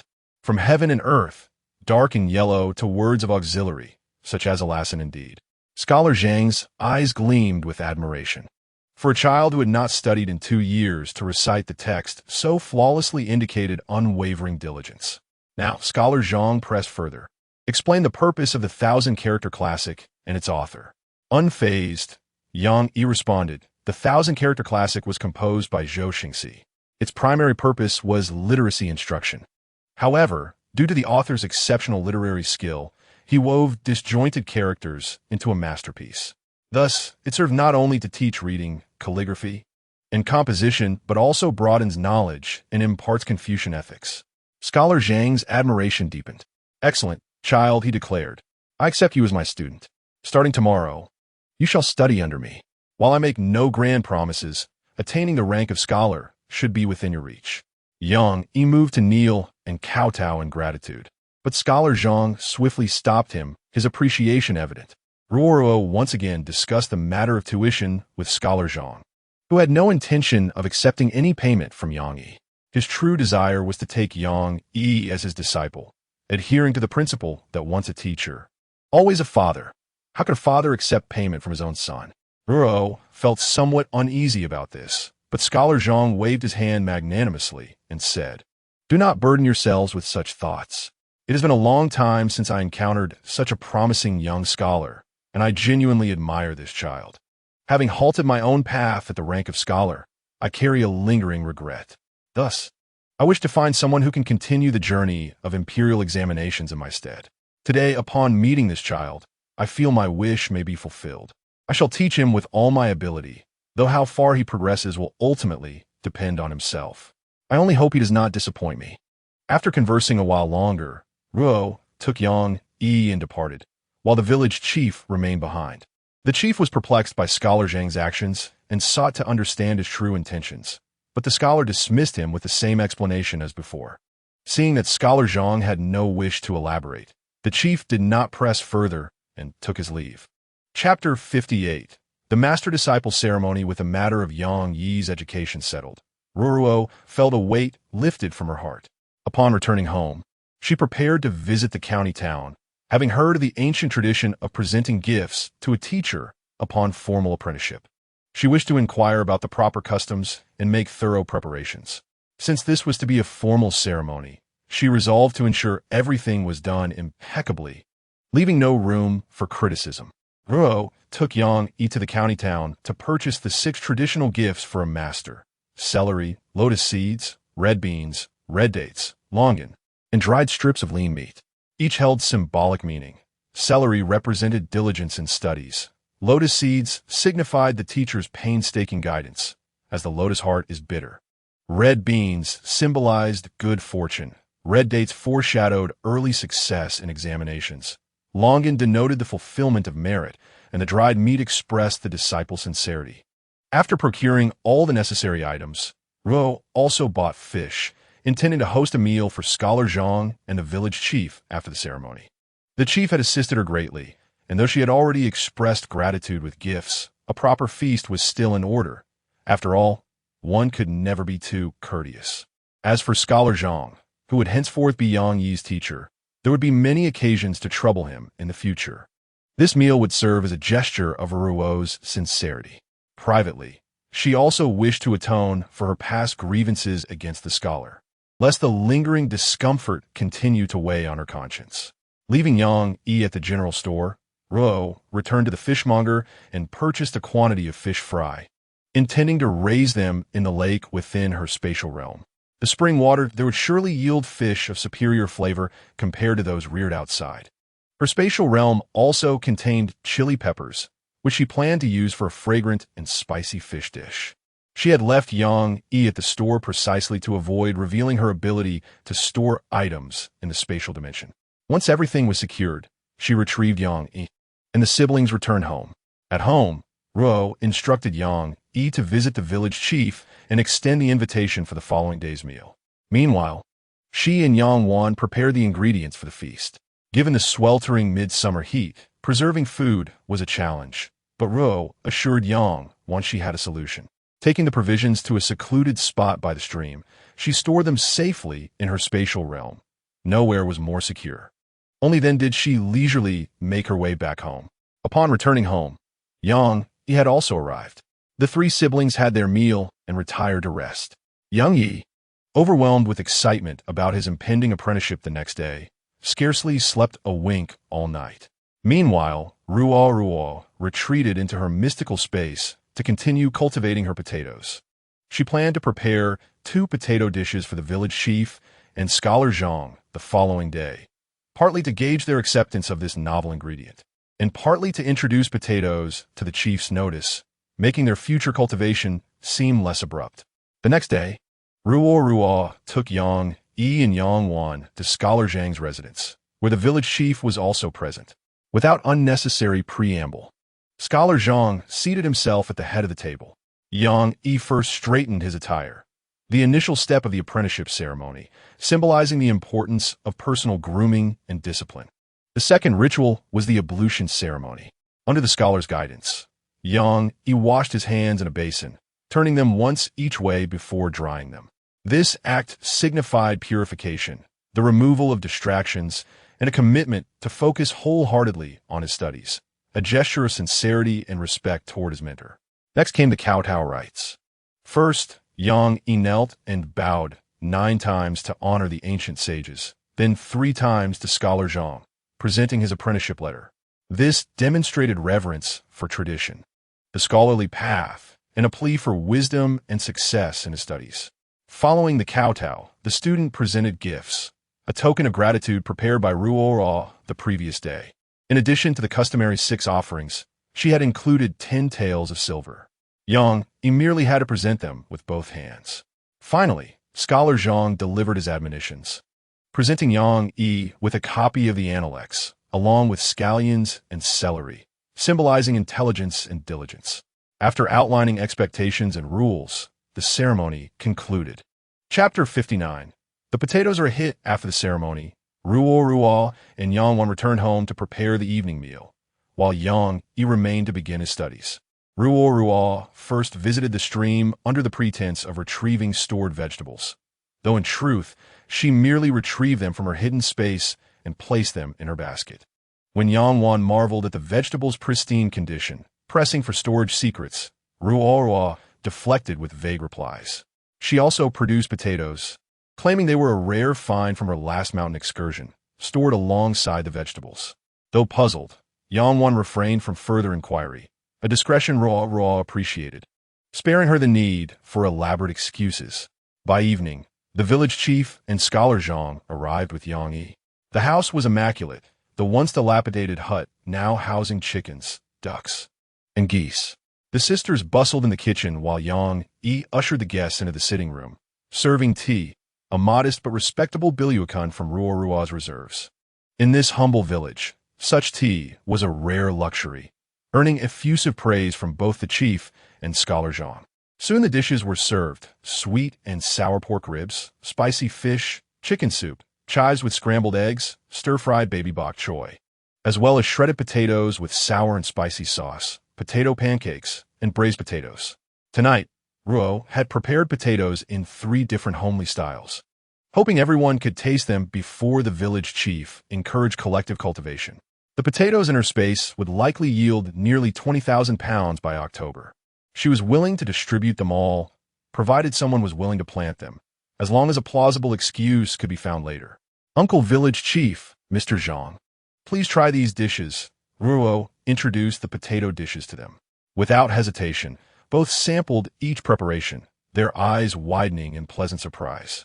Ruoruo continued, I found these during my last trip into the mountains. I named them potatoes. Back then, I roasted a few over a fire. They tasted wonderful and were quite filling. The village chief spoke first. You dug these from the deep mountains? What's stir-fried in this one? It's tangy with a spicy kick, somewhat like xanthoxylum, but hotter and more fragrant. Vo had anticipated the question and answered frankly, this is another thing I found in the mountains. Since it's very spicy, I call it chili pepper. The village chief nodded and asked, you said you dug these potatoes in the mountains. Are there many? Ro shook her head. Not many, but I noticed their yield is high. A single plant bore over 10 potatoes, weighing about 3 or 4 pounds. Hearing that one plant could yield 3 to 4 pounds, the village chief's eyes gleamed. Large-scale cultivation could solve the village's food scarcity. Ruo, recognizing his thoughts, which aligned with her purpose for presenting the potatoes tonight, added, Uncle Village Chief, I currently have around 20 pounds of potatoes. If planted well, they should produce plenty of seeds by next year. You could try growing some then. I think they might even allow for 2 harvests a year. Next spring, I'll give you some seeds and we can plant them together. If the yield per acre is high, we can encourage everyone to join in. Our village would never have to worry about food shortages again. The village chief was delighted. Ruo hadn't hoarded this treasure, but chose to share it, a generosity not everyone possessed. The meal was thoroughly enjoyed, especially the 3 potato dishes, which were devoured down to the last drop of sauce. After dinner, as the village chief and Mr. Zhang departed, Ruo's siblings insisted on cleaning up, urging her to rest. Without protest, she retreated to her room and entered her space to continue planting potatoes. Chapter 60. Planting chili peppers discussions working late into the night. Ruo finally finished planting the potatoes, a task that had taken 3 evenings. Fortunately, the soil in her space was loose, making the labor less strenuous. Otherwise, she might not have managed alone. After bathing, Ruoruo lay on a large bed but found herself unable to sleep. She pondered how, in this era, there existed the spicy dogwood, used both in cooking and medicine, yet surely chili peppers would taste far superior. The kitchen in her space contained dried chilies with seeds inside. Perhaps she could attempt to cultivate them. If successful, it could become a profitable venture. Ruoruo lamented her limited skills, wishing she had more to offer. For now, she could only focus on endeavors with minimal trial and error costs. Life, after all, must be lived step by step. No one becomes prosperous overnight. Though she knew chilies would bring wealth eventually, their growth cycle was lengthy. She needed a quicker means of income. Should she venture into the mountains again? Ruoruo hesitated. Since witnessing Yang Tianbao's corpse and that massive black bear, she had grown reluctant. Her past life as a Western doctor meant she had only a passing familiarity with traditional medicine, hardly enough to gamble with lives. Besides, without her emergency equipment, practicing medicine was impossible. Lost in thought, Ruo drifted to sleep and awoke only when the sun was high. Yang Wan hadn't tea disturbed her. knowing how exhausted she had been. Upon rising, Yangwan greeted her with a warm meal, mentioning that he had left for school. After breakfast, Ruoruo retrieved the chilies from her space, shaking out the seeds before preparing a small plot in the garden for planting. Yangwan joined her, scattering the seeds while Ruoruo discreetly watered them with space-blessed spring water. With such an advantage, she had no fear of failure. Once finished, Ruoruo called Yangwan aside, wishing to discuss potential ventures. She worried the girl felt overlooked now that he was occupied with studies. Though outwardly cheerful, Yangwan often sighed alone, a sign of hidden sensitivity. When asked for money-making ideas, Yangwan brightened, thrilled to be consulted. After thoughtful silence, she tentatively suggested, "Sister, the pastries you once shared, so soft, sweet, and delicious, especially those round ones called egg tarts. Could we sell those?" Ruoruo was pleasantly surprised by the girl's insight. Baking cakes and tarts was simple, though an oven was necessary. Her space held a household one, insufficient for mass production, yet replaceable if removed. The challenge lay in explaining its origin. Could she even bring others into her space? Yangwan, seeing Ruoruo remain silent for so long, feared that her suggestion had displeased her. She quickly grasped Ruoruo's hand and said, "Sister, is my idea no good? If it's not, we won't sell them. Please don't be angry, all right?" Ruoruo immediately clasped Yangwan's hand in return and replied, "No, your suggestion is excellent, and I'm not angry. I was just thinking about the preparations we'd need if we start selling pastries. It's my fault. I should have agreed with you first." Hearing this, Yangwan's anxious heart finally settled. As long as her sister wasn't upset, all was well. Chapter 61. Lily's Ruoruo decided to adopt Yangwan's idea, selling cakes. However, before proceeding, she needed to survey the market in the county town to see if any bakeries already offered similar goods. If they did, there would be little point in competing with established shops that had decades of experience. Delighted that Ruoruo agreed, Yangwan clung to her sister's hand, unwilling to let go. After chatting for a while, Ruoruo led Yangwan into the mountains. While venturing too deep was unwise, exploring the outskirts might yield undiscovered treasures. At the foot of the mountain, Ruoruo noticed no one had passed through recently. The grass grew lush and the wild vegetables had aged. Memories of surviving on those very greens when she first arrived flooded her mind. Now, with over 100 taels of silver, she was considered a minor wealthy woman in the village. The wild-boar meat in her space remained uneaten, and though she had uprooted the planted vegetables to make room for potatoes, the land was now fully occupied. This was why she had transplanted the chili peppers outside. Could the space expand? She wondered. Last time, it activated when the bracelet absorbed my blood. Would feeding it more blood enlarge it? As Ruoruo pondered whether to test this theory that night, Yangwan's voice interrupted her thoughts. "Sister, come quickly. There's a patch of flowers here. So beautiful. Come see." Ruoruo approached and, upon seeing the blooms, was equally stunned. Wild lilies? How could they grow here? Do the villagers not recognize them? "Sister, do you know what these are?" Yangwan asked again. Yes. These are lilies. They can be used in medicine or cooked. They taste wonderful," Ruoruo answered eagerly. Upon hearing they were edible, Yangwan immediately inquired, "Sister, do we eat the flowers or the leaves?" Ruoruo chuckled. "Neither. It's the bulbs underground. Let's dig them up carefully, don't damage them." Together, they unearthed over 20 lilies. Though still in their growth phase, the bulbs were small but promising. Ruoruo planned to transplant them into their vegetable garden. After scouring the area to confirm no more lilies remained, the sisters continued their search elsewhere. The two sisters searched the woods once more, but found nothing else of value. Ruoruo then gathered a bundle of firewood with Yangwan and carried it home. The household's firewood was usually collected by the siblings during their mountain trips. Now that Yi was attending school, Ruoruo couldn't let Yangwan gather wood alone, and with their supply nearly exhausted, today's outing was meant solely for collecting firewood, though they had stumbled upon an unexpected treasure. Upon returning home, Ruoruo planted the lilies in the vegetable garden. Apart from a land used for building and the thatched hut, a significant portion of her acre remained unused. The dilapidated hut was now an eyesore. So Ruoruo planned to first construct a chicken coop before tearing it down. After all, they no longer lived there. Glancing at the sky, she realized the day had grown late. The mountain trip had taken longer than expected, leaving no time for further work. After preparing dinner with Yang Wan, Yang Yi returned, and the three siblings shared a cheerful meal. At the table, Ruoruo instructed Yang Yi to dedicate an hour each day to teaching Yang Wan how to read and write. Though Yang Wan was a girl, Ruoruo refused to let her remain illiterate. As a modern soul, Ruoruo rejected the outdated notion that virtue lay in a woman's ignorance. If Yang Wan couldn't attend school outside, she would learn at home, and Yang Yi could treat it as revision. What Ruoruo didn't know was that Yang Wan wasn't entirely uneducated. She had attended school before, but had never mentioned it. Yang Yi readily agreed. Even without Ruoruo's request, he would have taken it upon himself to educate his younger sister properly. Chapter 62. Space Upgrade. After dinner, the siblings retired to their rooms. Their plans for Yang Wan's study settled. Yet Ruoruo remained conflicted. Should she feed the bracelet her blood? If the space didn't expand, her sacrifice would be in vain. The memory of the bracelet's voracious thirst and the dizziness from blood loss still haunted her.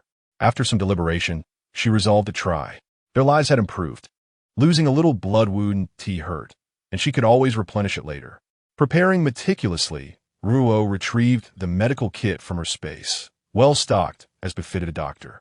She removed the wooden bracelet, sterilized the dagger, and made a careful incision on her wrist. Blood welled up instantly. Placing the bracelet against the wound, she watched as it drank greedily, just as before. Soon, dizziness overwhelmed her. Murmuring weakly, she pleaded, "If you don't stop soon, I might not survive this." As if understanding, the bracelet slowed its consumption before finally releasing her. Ruoruo swiftly bandaged the wound, then examined the bracelet. Like last time, it emitted a brief glow before reverting to its ordinary appearance. Entering her space, she drank sweetened ginger tea and ate 2 eggs, fighting vertigo as she staggered to bed. "Don't let my blood go to waste," she mumbled before drifting into sleep. "Grant my wish, better yet, bring my entire operating room here." In her dreams, Ruoruo returned to the modern era. Her husband stood before her portrait, silent tears falling as he whispered, "Ruoruo, you never took care of yourself. How could you leave me like this?"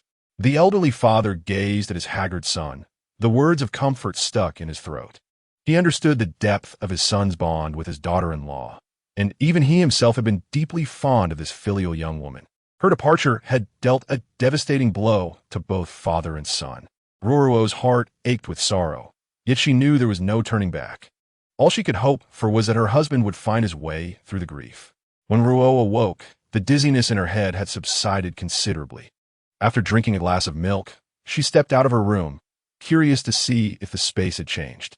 Stepping outside, she was met with an expanse of land that had expanded at least tenfold. A knowing smile touched her lips, just as she had expected. The cleared land now spanned no less than 5 acres. Ruoruo felt her blood had not been shed in vain. This space was truly extraordinary. The thought led her to wonder about the original owner's mother, who had left her such a treasure. Who had she been? Had this space existed all along? Or was it a divine gift bestowed upon her as a transmigrator? And it wasn't just the wooden bracelet. There was also the wooden hairpin in Ruoruo's hair. What secrets did it hold? Her head throbbed from the unanswered questions, so she abandoned her musings and decided to explore the expanded space instead. First, she approached the spring. To her surprise, it had also grown. Once no wider than a teacup's mouth, it was now as broad as a bowl. Wisps of white mist curled from its surface. Taking a sip, Ruoruo felt the last traces of dizziness vanish. Her entire body suffused with a warmth so soothing she nearly sighed aloud. This was no ordinary spring. It was a spiritual one. Would regular consumption strengthen her body? Already, the wound from the previous night showed signs of healing. Perhaps she could mix a little of this water into the household supply, gradually improving the health of her siblings. Next, she inspected the fruit trees she had planted. Already thriving faster than their outdoor counterparts, the recent expansion had accelerated their growth further. Buds were forming, promising fresh fruit in the near future. The potatoes were even more astonishing. In just a few days, they had begun to flower. Such rapid growth was almost unbelievable. The changes in the space left Ruoruo reeling. This wasn't mere expansion, but a full-fledged upgrade. A giddy sensation washed over her. With such a miraculous space, she could live comfortably without lifting a finger. Was this some cosmic jest? Was she still dreaming? Pinching herself, she winced at the pain. Proof that this was all real, no matter how surreal it felt. Chapter 63. The hospital emerging from the space. Ruoruo found Yangwan already shaping mud bricks. Glancing at the sun, she flushed with embarrassment. It was already noon. Lost in her astonishment, she had lost track of time. Seeing Ruo awake, Yangwan washed her hands and brought out their meal. Ruoruo's breakfast and lunch merged into one, while Yangwan had already eaten midday. All morning, Yangwan had been hauling water and mixing mud, only just beginning to form the bricks. Ruoruo took over the fetching and mixing, allowing Yangwan to focus on shaping. By evening, they had prepared enough bricks for the chicken coop. After a few days of drying, the chicken coop will be ready. Ruoruo plans to build it a bit larger so that in the future, she can raise more chickens and ducks without space constraints. She initially considered building a pig pen as well, but upon realizing how much feed pigs require, she decided to postpone that idea for the time being. Tonight, Ruo prepared dinner, intending to incorporate the spiritual spring water into the meal to nourish the siblings' health.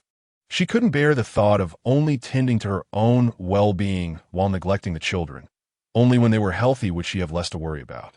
While Yang Yi was teaching Yangwan, Ruo observed attentively, eager to learn ancient characters. Despite her decent education, she was unfamiliar with the script of this unfamiliar dynasty. Ever since arriving here, she had been puzzled. What era was this? Why had she never heard of it in her studies? She even asked Yang Yi if he knew of renowned poets like Li Bai or Du Fu, but his response was negative. Could this be an entirely different dimension?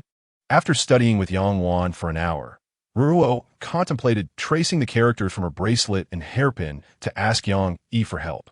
Perhaps he could decipher them? But then she reconsidered. There was no rush. Maybe with time, she could understand them herself. Returning to her room, Ruoruo closed the door and entered her space. That morning, the clearing had been empty, but now, beside her villa, stood another structure, slightly smaller but no less impressive. Pushing the door open, she gasped.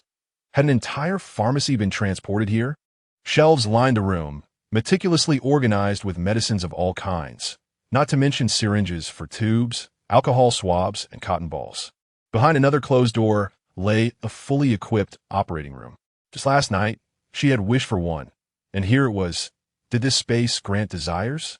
Tears welled in her eyes as she gazed at the surgical tools, scalpels, hemostats, scissors, all arranged neatly beside the operating table. These instruments had been her companions for decades, more familiar to her than her own husband. How could she not weep at the sight? After a moment of reflection, Ruoruo continued exploring. Beyond the operating room were smaller chambers filled with medical equipment. It wasn't just an operating room. It was an entire hospital inexplicably transplanted here. Emerging from the hospital, Ruoruo was dazed. Though the hospital had materialized, she couldn't openly establish a practice, even if the equipment functioned outside this space. How could she explain its existence without being branded a witch and condemned? She resolved not to overcomplicate things. Since it was here, she would let nature take its course. With such a life-saving sanctuary at her disposal, what was there to fear? Chapter 64. Digging the well. After bathing, Ruoruo retired for the night. She couldn't afford to oversleep again. These past 2 days of rising at noon had left Yangwan to shoulder the chores alone, and guilt weighed heavily on her. In the early morning, Yangwan was still asleep while Ruoruo went to the kitchen to prepare egg noodles, ensuring they would be ready by the time Yang Yi and Yangwan woke up. It was rare for Yang Yi to have breakfast with Ruoruo, and he took the opportunity to share some thoughts. Sister, ever since Mr. Zhang tasted the potatoes at our home, he hasn't been able to forget their flavor. He mentioned that when the time comes to plant potatoes, we should save some seeds for him, so he can grow them too. Ruoruo knew that potatoes could leave a lasting impression, and while it seemed feasible to prosper by selling them, she had no such intentions. If people couldn't even secure basic sustenance, how could they entertain other aspirations? After breakfast, Yang Yi left for Mr. Zhang's house to study, while Ruoruo and Yangwan prepared to gather firewood in the mountains. With winter approaching, they needed ample fuel for the heated Kong bed. They also planned to cut grass to feed the chickens and ducks. Ruoruo, intended to purchase wheat bran during her next trip to town, mixing it with the grass and adding some coarse flour to help the poultry grow faster. While cooking that morning, Ruoruo noticed the water that was nearly empty. She considered digging a well at home. This way, she could blend spiritual spring water with well water daily, ensuring consistent quality regardless of who prepared meals. First, Ruoruo took Yangwan to cut grass. As Yangwan chopped the grass, she saw Ruoruo retrieving the coarse flour and assumed her sister was still hungry. She immediately set aside her task to cook for her, but Ruoruo stopped her. Wan, I'm taking this flour to feed the chickens and ducks. Giving them some grain will help them grow faster, and we'll get to enjoy their eggs sooner. Yangwan, akjustometu hardship, couldn't bear the thought of wasting food on poultry. She protested, waving her hands. Sister, we can't do this. I'll gather more grass for them. Save the flour for ourselves. We mustn't squander it. Ruoruo sighed in amusement. Wan, we won't be eating coarse flour anymore. It's too dry and unpleasant. Let us feed it to the chickens instead. From now on, we'll have refined flour and rice. But isn't that wasteful? Yangwan insisted. In the past, we barely had enough coarse flour to survive. Now that life has improved, shouldn't we be cautious?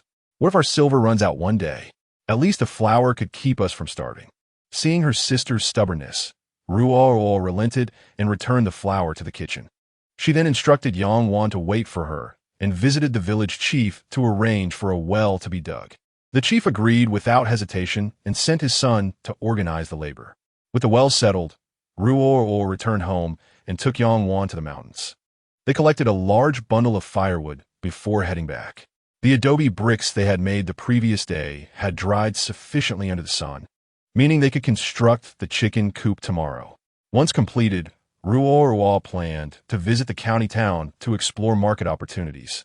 If her cake-making venture proved viable, she could purchase ingredients. With the new well ensuring a steady water supply, her plans would proceed smoothly. This was precisely why she insisted on digging the well. The next morning after breakfast, Yang Wu arrived with his crew. After selecting the ideal spot, they immediately set to work. Since this well was for personal use, it didn't need to be overly wide. Yang Wu planned to complete it within a single day, so he had brought 3 helpers along. Ruoruo prepared lunch with Yangwan's assistance. Today's menu featured braised pork and tomato scrambled eggs. The tomatoes, of course, sourced from her spatial inventory.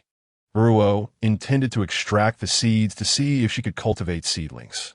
With the expanded space now at her disposal, she could grow anything she desired, and she had full confidence in its nurturing capabilities. She also made a simple vegetable soup and stir-fried garlic sprouts with pork. The meal was served with a mix of corn and rice. 3 dishes and a hearty soup ensured the well-diggers ate their fill, and they praised Ruo's culinary skills.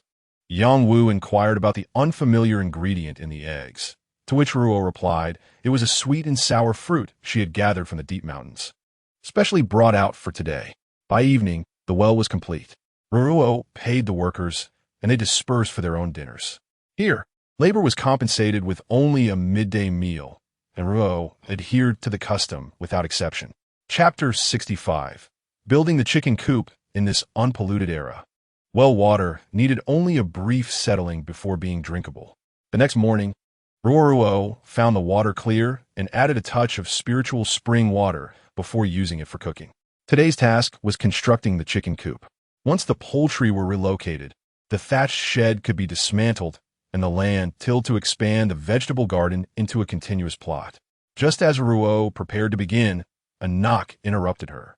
Opening the door, she found Yang Wu and his wife. They had come to assist with the coop. Having overheard Ruo mention the need for clay bricks the previous day, they had hurried over after breakfast, bringing his wife along to avoid impropriety. Ruoruo welcomed sister Meixiang inside, who marveled at the rooms with admiration. You truly have courage. Little sister, she said, venturing into the mountains, finding that fleece flower root, earning the silver to build this fine house. Ever since old lady Yang cast you out, my husband and I worried endlessly for you 3. We feared you'd go hungry or cold, yet we lacked the means to help. But you're remarkable. In barely over a month, you've secured such a home. I'm in awe, touched by sister Meixiang's genuine praise. Ruo recalled how Yang Wu had rallied help to build their thatched shelter on their first day exiled, even bringing meager provisions that sustained them through the hardest days. During the house construction, though paid, Yang Wu had labored with exceptional diligence. And now, merely hearing of the chicken coop, he had returned with his wife to assist. While this kindness stemmed partly from respect for the late Yang Tianbao, such devotion was rare. "You flatter me, sister," Ruoruo replied. "Desperation forced my hand. I was fortunate to stumble upon that treasure in the mountains. Otherwise, how could I have afforded this house? Perhaps heaven took pity on our suffering. Indeed, fate had granted her an extraordinary advantage. Without it, survival itself would have been impossible." After listening, Sister Meixiang nodded and said, "Indeed, heaven is just. You grew up without a mother, enduring hardships, and now these two children have also lost their mother early, suffering under old Lady Yang's torment. It's only fair that your bitterness should finally turn to sweetness." Sister Meixiang genuinely pitied the three siblings. "Yes, things are better now. With this house, we can start a small business and tend to those 10 acres of land properly. The three of us won't go hungry anymore. And I deliberately built the walls high and the gates sturdy, just to keep trouble from their side at bay. Now if she comes, I'll simply shut the gate. Let her jump and rage all she wants. She won't be able to cause any chaos. I'll just ignore her." Ruoruo burst into laughter.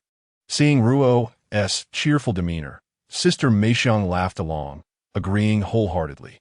Ruoruo's house was no longer a place just anyone could barge into.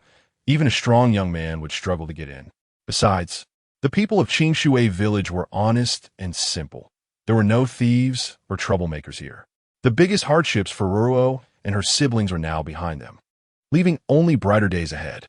Sister Meixiang and her husband, Yang Wu, were truly happy for them. As Ruoruo and Sister Meixiang chatted, Yang Wu had already begun mixing mud to build the chicken coop. Ruoruo's requirements were modest, just two side walls along the fence with a bamboo gate in front. Yang Wu worked swiftly, finishing one side in less than half an hour before moving on to the other. Ruoruo had wanted to help, but Sister Meixiang pulled her back, insisting that Yang Wu could manage alone and that a young girl like her shouldn't meddle. Ruoruo flushed slightly in embarrassment. Another half hour passed, and Yang Wu had completed both walls. All that remained was weaving two bamboo fences and a small gate. Instead of rushing to weave the fences, Yang Wu first dismantled the thatched hut, repurposing its bamboo and straw for the chicken coop, saving both time and effort, killing two birds with one stone. Noticing it was nearly noon, Ruo took Yang Wan to the kitchen and quietly retrieved a piece of wild boar rib from her space. She picked fresh greens from the garden and prepared 3 dishes and a soup, different from yesterday's meal. Today's menu featured sweet and sour ribs, scrambled eggs with leeks, green vegetable soup, and stir-fried pea shoots. The rice was pure white, without any cornmeal mixed in. When Sister Meixiang saw the lavish spread, her face darkened. She scolded Ruo for being wasteful. After all, they weren't outsiders, so why prepare so many dishes, with ribs and eggs no less? Ruoruo teased her with a grin. "Sister, you rarely get to taste my cooking. Now that you have the chance, shouldn't you enjoy it to the fullest? And yet you call me wasteful?" Sister Meixiang couldn't help but laugh at Ruo's playful tone and said no more, quietly savoring the meal. After eating, Yang Wu resumed his work while Sister Meixiang kept Ruoruo company, chatting idly without any intention of helping. Ruoruo had no choice but to stay with her. Fortunately, Yang Wu finished quickly. Though the thatched hut had taken several people a full day to build, dismantling it alone took him less than 2 hours. Yang Wu reinforced the dismantled fence from the thatched cottage and used it to cover the chicken coop, then layered thick thatch on top to ensure no leaks even during heavy rain. After installing the front fence with a gate, the structure was complete. Ruo invited the couple to stay for dinner, but they politely declined, gathering their tools and departing swiftly, leaving Ruo amused. Chapter 66. Market Research upon returning. Yang Yi's heart ached at the sight of the newly built chicken coop and dismantled cottage. The guilt weighed on him as he realized his sisters toiled through such labor while he enjoyed the comfort of studying. Noticing his distress, Ruo reassured him, "Today's work was done by Uncle Yang Wu and Aunt Meixiang. Don't burden yourself with guilt. Your foremost duty is to excel in your studies." Your success will be our greatest reward, understand? Yang Wan chimed in playfully, exactly, brother. I'm counting on you to become a top scholar, so I can bask in your glory as an official sister. Ruoruo found herself increasingly fond of the girl, whose once reserved demeanor had blossomed into spirited chatter. Warmed by their words, Yang Yi silently resolved to strive harder, determined to secure honors for his sister and a prosperous future for his younger sibling. Actions, he knew, would speak louder than promises. After dinner, Ruo instructed Yang Yi to deliver meat and vegetables to Yang Wu's family, knowing they'd refuse monetary thanks but accept such gifts. The siblings had grown puzzled by Ruo's seemingly endless supply of meat and unyielding pantry stocks, despite no visible purchases. Yet, respecting her privacy, they refrained from probing. Some mysteries were best left untouched. At dawn the next day, Ruo and Yang Wan set off for the city, timing their trip with a market day for optimal research. Their usual dumpling breakfast was followed not by buns, but by reserved appetites for pastries at Luxiang's Eye, the town's oldest and most renowned confectionery. Inside, the sisters marveled at the array of sweets: mung bean cakes, osmanthus delights, pea flour treats, tuckahoe pastries, jujube fillings, pine nut lily crisps, snowflake puffs, egg yolk rolls, and radish cakes, their mouths watering at the fragrant display. The attentive clerk, amused yet courteous, listed each delicacy without condescension. Ruo inquired if there were any other varieties available, to which the shop assistant replied that Luxiang's Eye offered the most comprehensive selection of pastries in town. If one couldn't find it there, it wouldn't be available anywhere else in the entire county. She requested one portion of each kind to be packed, with each portion containing 5 pieces. The prices varied. Fulling cake, juju paste cake, pine nut lily crisp, and snowflake crisp were slightly more expensive at 45 copper coins per portion, while the others were 30 coins each. After paying 330 copper coins, Ruoruo left with Yang Wan, but later returned to purchase an additional portion of fulling cake and pine nut lily crisp for another 90 coins. Upon exiting, rather than sampling the treats immediately, she took Yang Wan to buy 20 steamed buns, handing one to the child to nibble on, followed by 20 plain mantou. Next, they visited the butcher's stall, purchasing 5 jin of pork belly and 5 jin of lean meat, along with a generous amount of ribs and bones. Noticing a full set of pig offal tucked beneath the stall, Ruo asked the vendor for the price. The butcher, explaining that these parts rarely sold, offered them for a mere 30 coins, which she promptly paid before departing. The weight of the bamboo basket on her back grew increasingly burdensome. Though tempted to store the items in her spatial inventory, Ruo refrained due to Yang Wan's presence, resigning herself to carrying the load. Only upon reaching the city gates and transferring the basket onto Yang Wen's cart did she finally exhale in relief, accustomed to the convenience of her spatial abilities. The sudden physical strain proved unexpectedly taxing. The other passengers eyed the brimming basket with envy, though its contents remained obscured by strategically placed coverings. During the return journey, 2 women attempted to pry information from Yang Wan, but the clever child deftly sidestepped their inquiries. Chapter 67. Braised Delicacies Back Home. Ruoruo prepared to clean the offal by the stream, unwilling to subject the household to the pungent odor of pig intestines. The secluded brook, seldom frequented for water collection, provided an ideal spot. The flowing current would swiftly carry away any residue. Yang Wan offered to assist, but Ruoruo declined. Washing the intestines required flour, and knowing Yang Wan's frugality, she even hesitated to waste bran on the chickens. Ruoruo anticipated her dismay at such extravagance. Alone by the stream, she meticulously scrubbed the intestines and stomach with flour, flipping and rinsing each segment with practiced precision. Her expertise, ironically, stemmed from her father-in-law's obsession with awful dishes, which had compelled her and her husband to master every preparation method. By the time she returned, Yang Wan had already washed the remaining cuts of meat. Instructing the girl to tend the fire, Ruoruo began cooking. The intestines would be braised, the stomach and liver stir-fried, while the heart and lungs were reserved for a future soup. She blanched the stomach first, scraping off the whitish film that formed, then set aside the parboiled intestines. From her spatial inventory, she retrieved a spice packet, then gathered scallions, ginger, chili bean paste, oyster sauce, soy sauce, rock sugar, and dried chilies for the braising broth. After blanching the pork intestines, place them in a pot with seasonings and water, cover with a lid, and once the water boils, reduce to a low simmer. Let it braise gently for about 40 minutes until the intestines become tender and infused with flavor. The rich aroma wafting from the pot nearly made Yang Wan drool uncontrollably.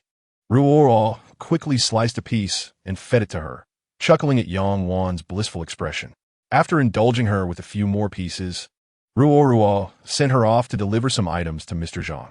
Ruoruo had Yang Wan take a portion of pork, some fresh vegetables from their garden, a plate of braised pork intestines, along with the day's purchases of poria cakes and pine nut lily pastries from Mr. Zhang, while also fetching Yang back for dinner. After Yang Wan left, Ruoruo stored the remaining meat in her space. Keeping only the pork tripe aside, she planned to stir-fry it for a crispy dish, a long-missed delicacy she craved. By the time the siblings returned, Ruoruo had just finished setting the table. Seeing them, she beckoned them over to eat. Yang Yi, having heard from Yang Wan about the delicious food and witnessing Mr. Zhang's uncharacteristically voracious appetite, had been salivating the entire way home, restraining himself from competing with his teacher for the treats. At the sight of the braised intestines and crispy tripe on the table, the siblings couldn't resist any longer.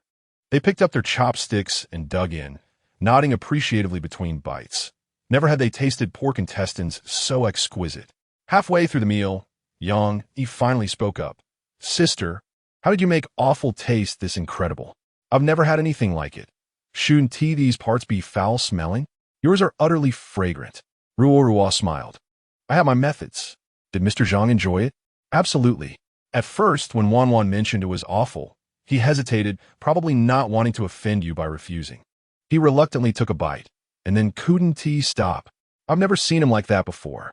Yang Yi animatedly recounted, while Yang Wan giggled behind her hand. Clearly, Mr. Zhang had relished it.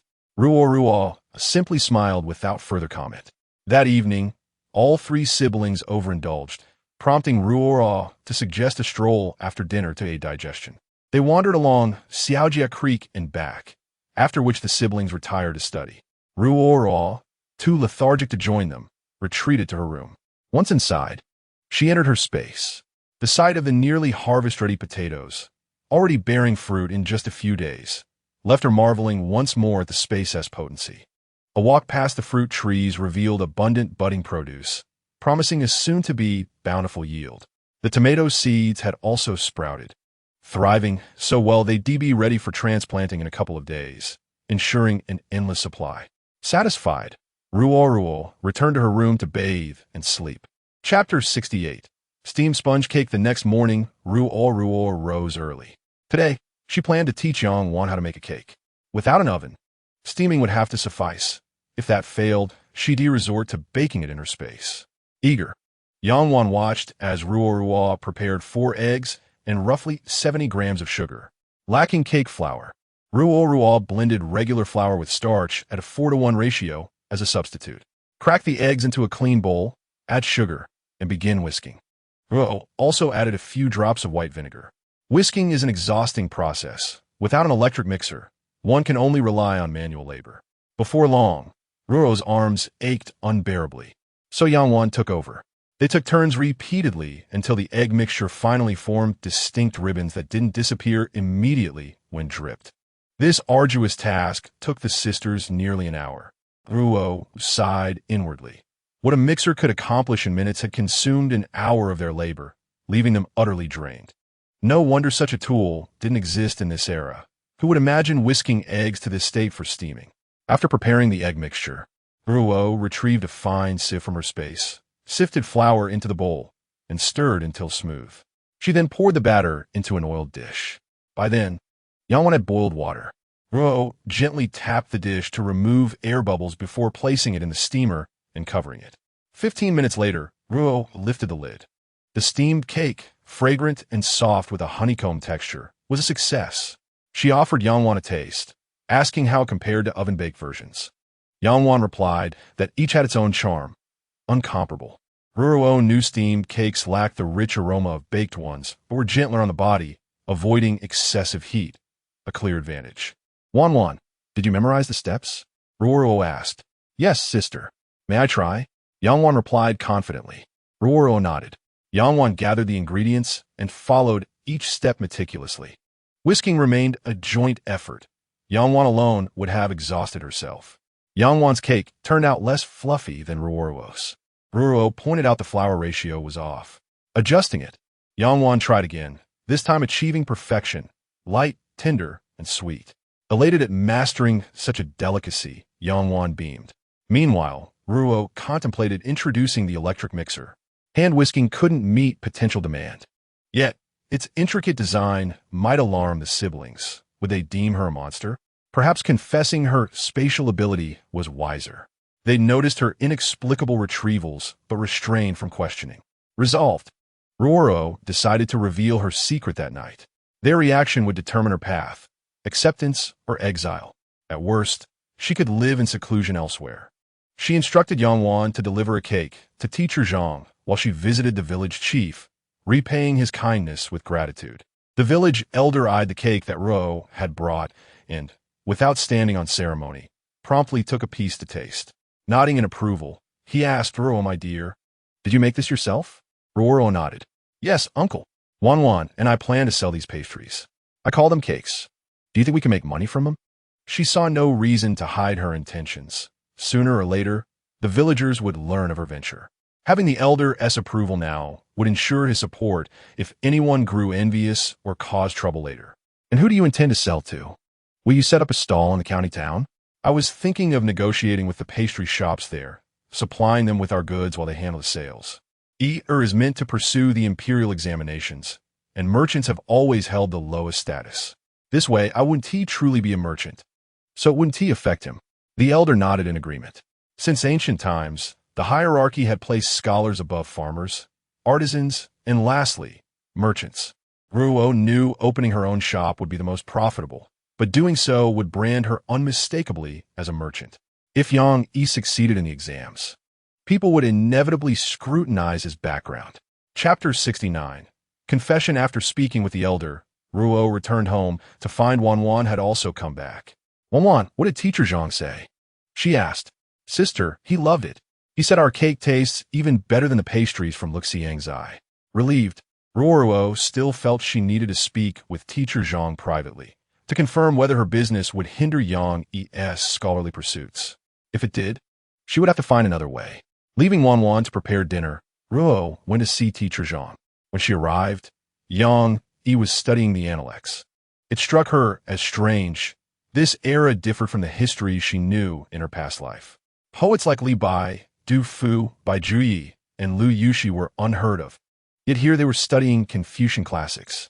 Some knowledge aligned with her own, while other aspects seemed entirely foreign. Was this a temporal anomaly? Had other travelers from her world brought fragments of knowledge here? Teacher Zhang invited her into the main hall, leaving Yang Yi to his studies. After Ruo explained her concerns, the teacher fell silent for a moment before speaking. My dear, you may not know this, but our current emperor is quite progressive. There is no rule barring merchants' sons from the examinations, nor is a merchant's status as low as you imagine. Talent alone determines one's eligibility. The emperor is wise, though the hierarchy places merchants last. Not all are scheming opportunists. Most turn to trade out of necessity. His Majesty values the sons of merchants as well. Besides, you're merely selling what you made yourself. Hardly a true merchant. Proceed with confidence. As for Yang Yi, leave him my care. Ruoruo's heart settled at last. Now, she could focus wholeheartedly on earning money, enough to secure an early retirement. After exchanging a few more pleasantries with Mr. Zhang, Ruoruo took her leave. Noting the late hour, Mr. Zhang instructed Yang Yi to accompany her home. Before they departed, Mr. Zhang inquired why she hadn't sold the awful dishes from the previous day, suggesting they could be more profitable. His words struck Ruo like a revelation. Indeed, why not prepare pork offal? The ingredients were inexpensive, and selling the finished dishes to restaurants promised greater profit margins, though cleaning them was somewhat laborious. The process required little culinary expertise. Upon returning home, Yangwan had nearly finished preparing dinner. Ruo stir-fried some pork liver, and the three siblings sat down to eat. After the meal, She took the siblings for a walk along the creek before returning home. Once back, Ruoruo summoned them to her room, intending to reveal the secret of her spatial ability. Siblings, today I must tell you something. Well, something quite extraordinary. Do you trust me? The siblings, observing her solemn expression, nodded earnestly. Satisfied, Ruoruo continued, Good. Since you trust me, I won't hide anything from you. Every word I say next is true. Listen carefully, and afterward, you may ask me anything. I'll answer to the best of my knowledge. Understood? Understood, they replied in unison. Then listen closely. Truthfully, I don't fully comprehend this myself. That day, when Aunt Yang and her daughters-in-law attacked me, I hit my head and lost consciousness. When I awoke, my mind held knowledge that wasn't mine, like how to bake cakes or prepare offal. Later, when Aunt Yang tried to evict us and you entrusted me with the silver, I discovered I could access a mysterious place, vast, beautiful, and capable of storing objects. I mean truly storing them, so securely that no one could ever find them, no matter how hard they searched. Do you follow? Chapter 70. The excited siblings. The siblings stared at her, bewildered. Realizing her explanation was lacking, Ruoruo picked up a nearby pillow and stored it in her space. Witnessing the pillow vanish into thin air, their eyes widened in shock. Yangwan sprang to her feet, exclaiming, Wow, sister, is this magic? Are you an immortal? Relieved she hadn't been accused of sorcery, Ruo retrieved the pillow. Even Yang, usually composed, leaped up, staring at the pillow in her hands with disbelief. Now what do you understand? Ruoruo hadn't devised a perfect explanation, but demonstration spoke louder than words. So that where you hid the silver when Grandma Yang searched for it? Yang finally voiced his long-held suspicion. And the extra food and meat you've been producing, were they stored there too? Exactly. I call it my space, and I can enter it myself. At this revelation, their astonishment deepened. How do you enter it? And how large is this space? Yangwan was visibly exhilarated, her voice tinged with a trace of skepticism. Without further ado, Ruoruo vanished into the spatial realm, leaving the siblings dumbfounded as they cried out in astonishment at her sudden disappearance. Upon hearing their exclamations, she materialized before them once more, dispelling any lingering doubts. Yet the siblings remained speechless, their minds struggling to process this revelation. Ruoruo granted them time to absorb this truth, patiently awaiting their response. Yang was the first to regain composure, his voice trembling with excitement as he addressed her. Sister, are you an immortal? A melodious laugh escaped Ruoruo's lips. I half expected you to mistake me for a demon and demand my execution. I've concealed this ability all this time, uncertain whether you could accept it, fearing you might disown me as your sister and cast me out. Yang Yi's expression turned solemn. How could you think such a thing? If Wan and I ever entertained such treacherous thoughts, we would be ungrateful wretches undeserving of mercy.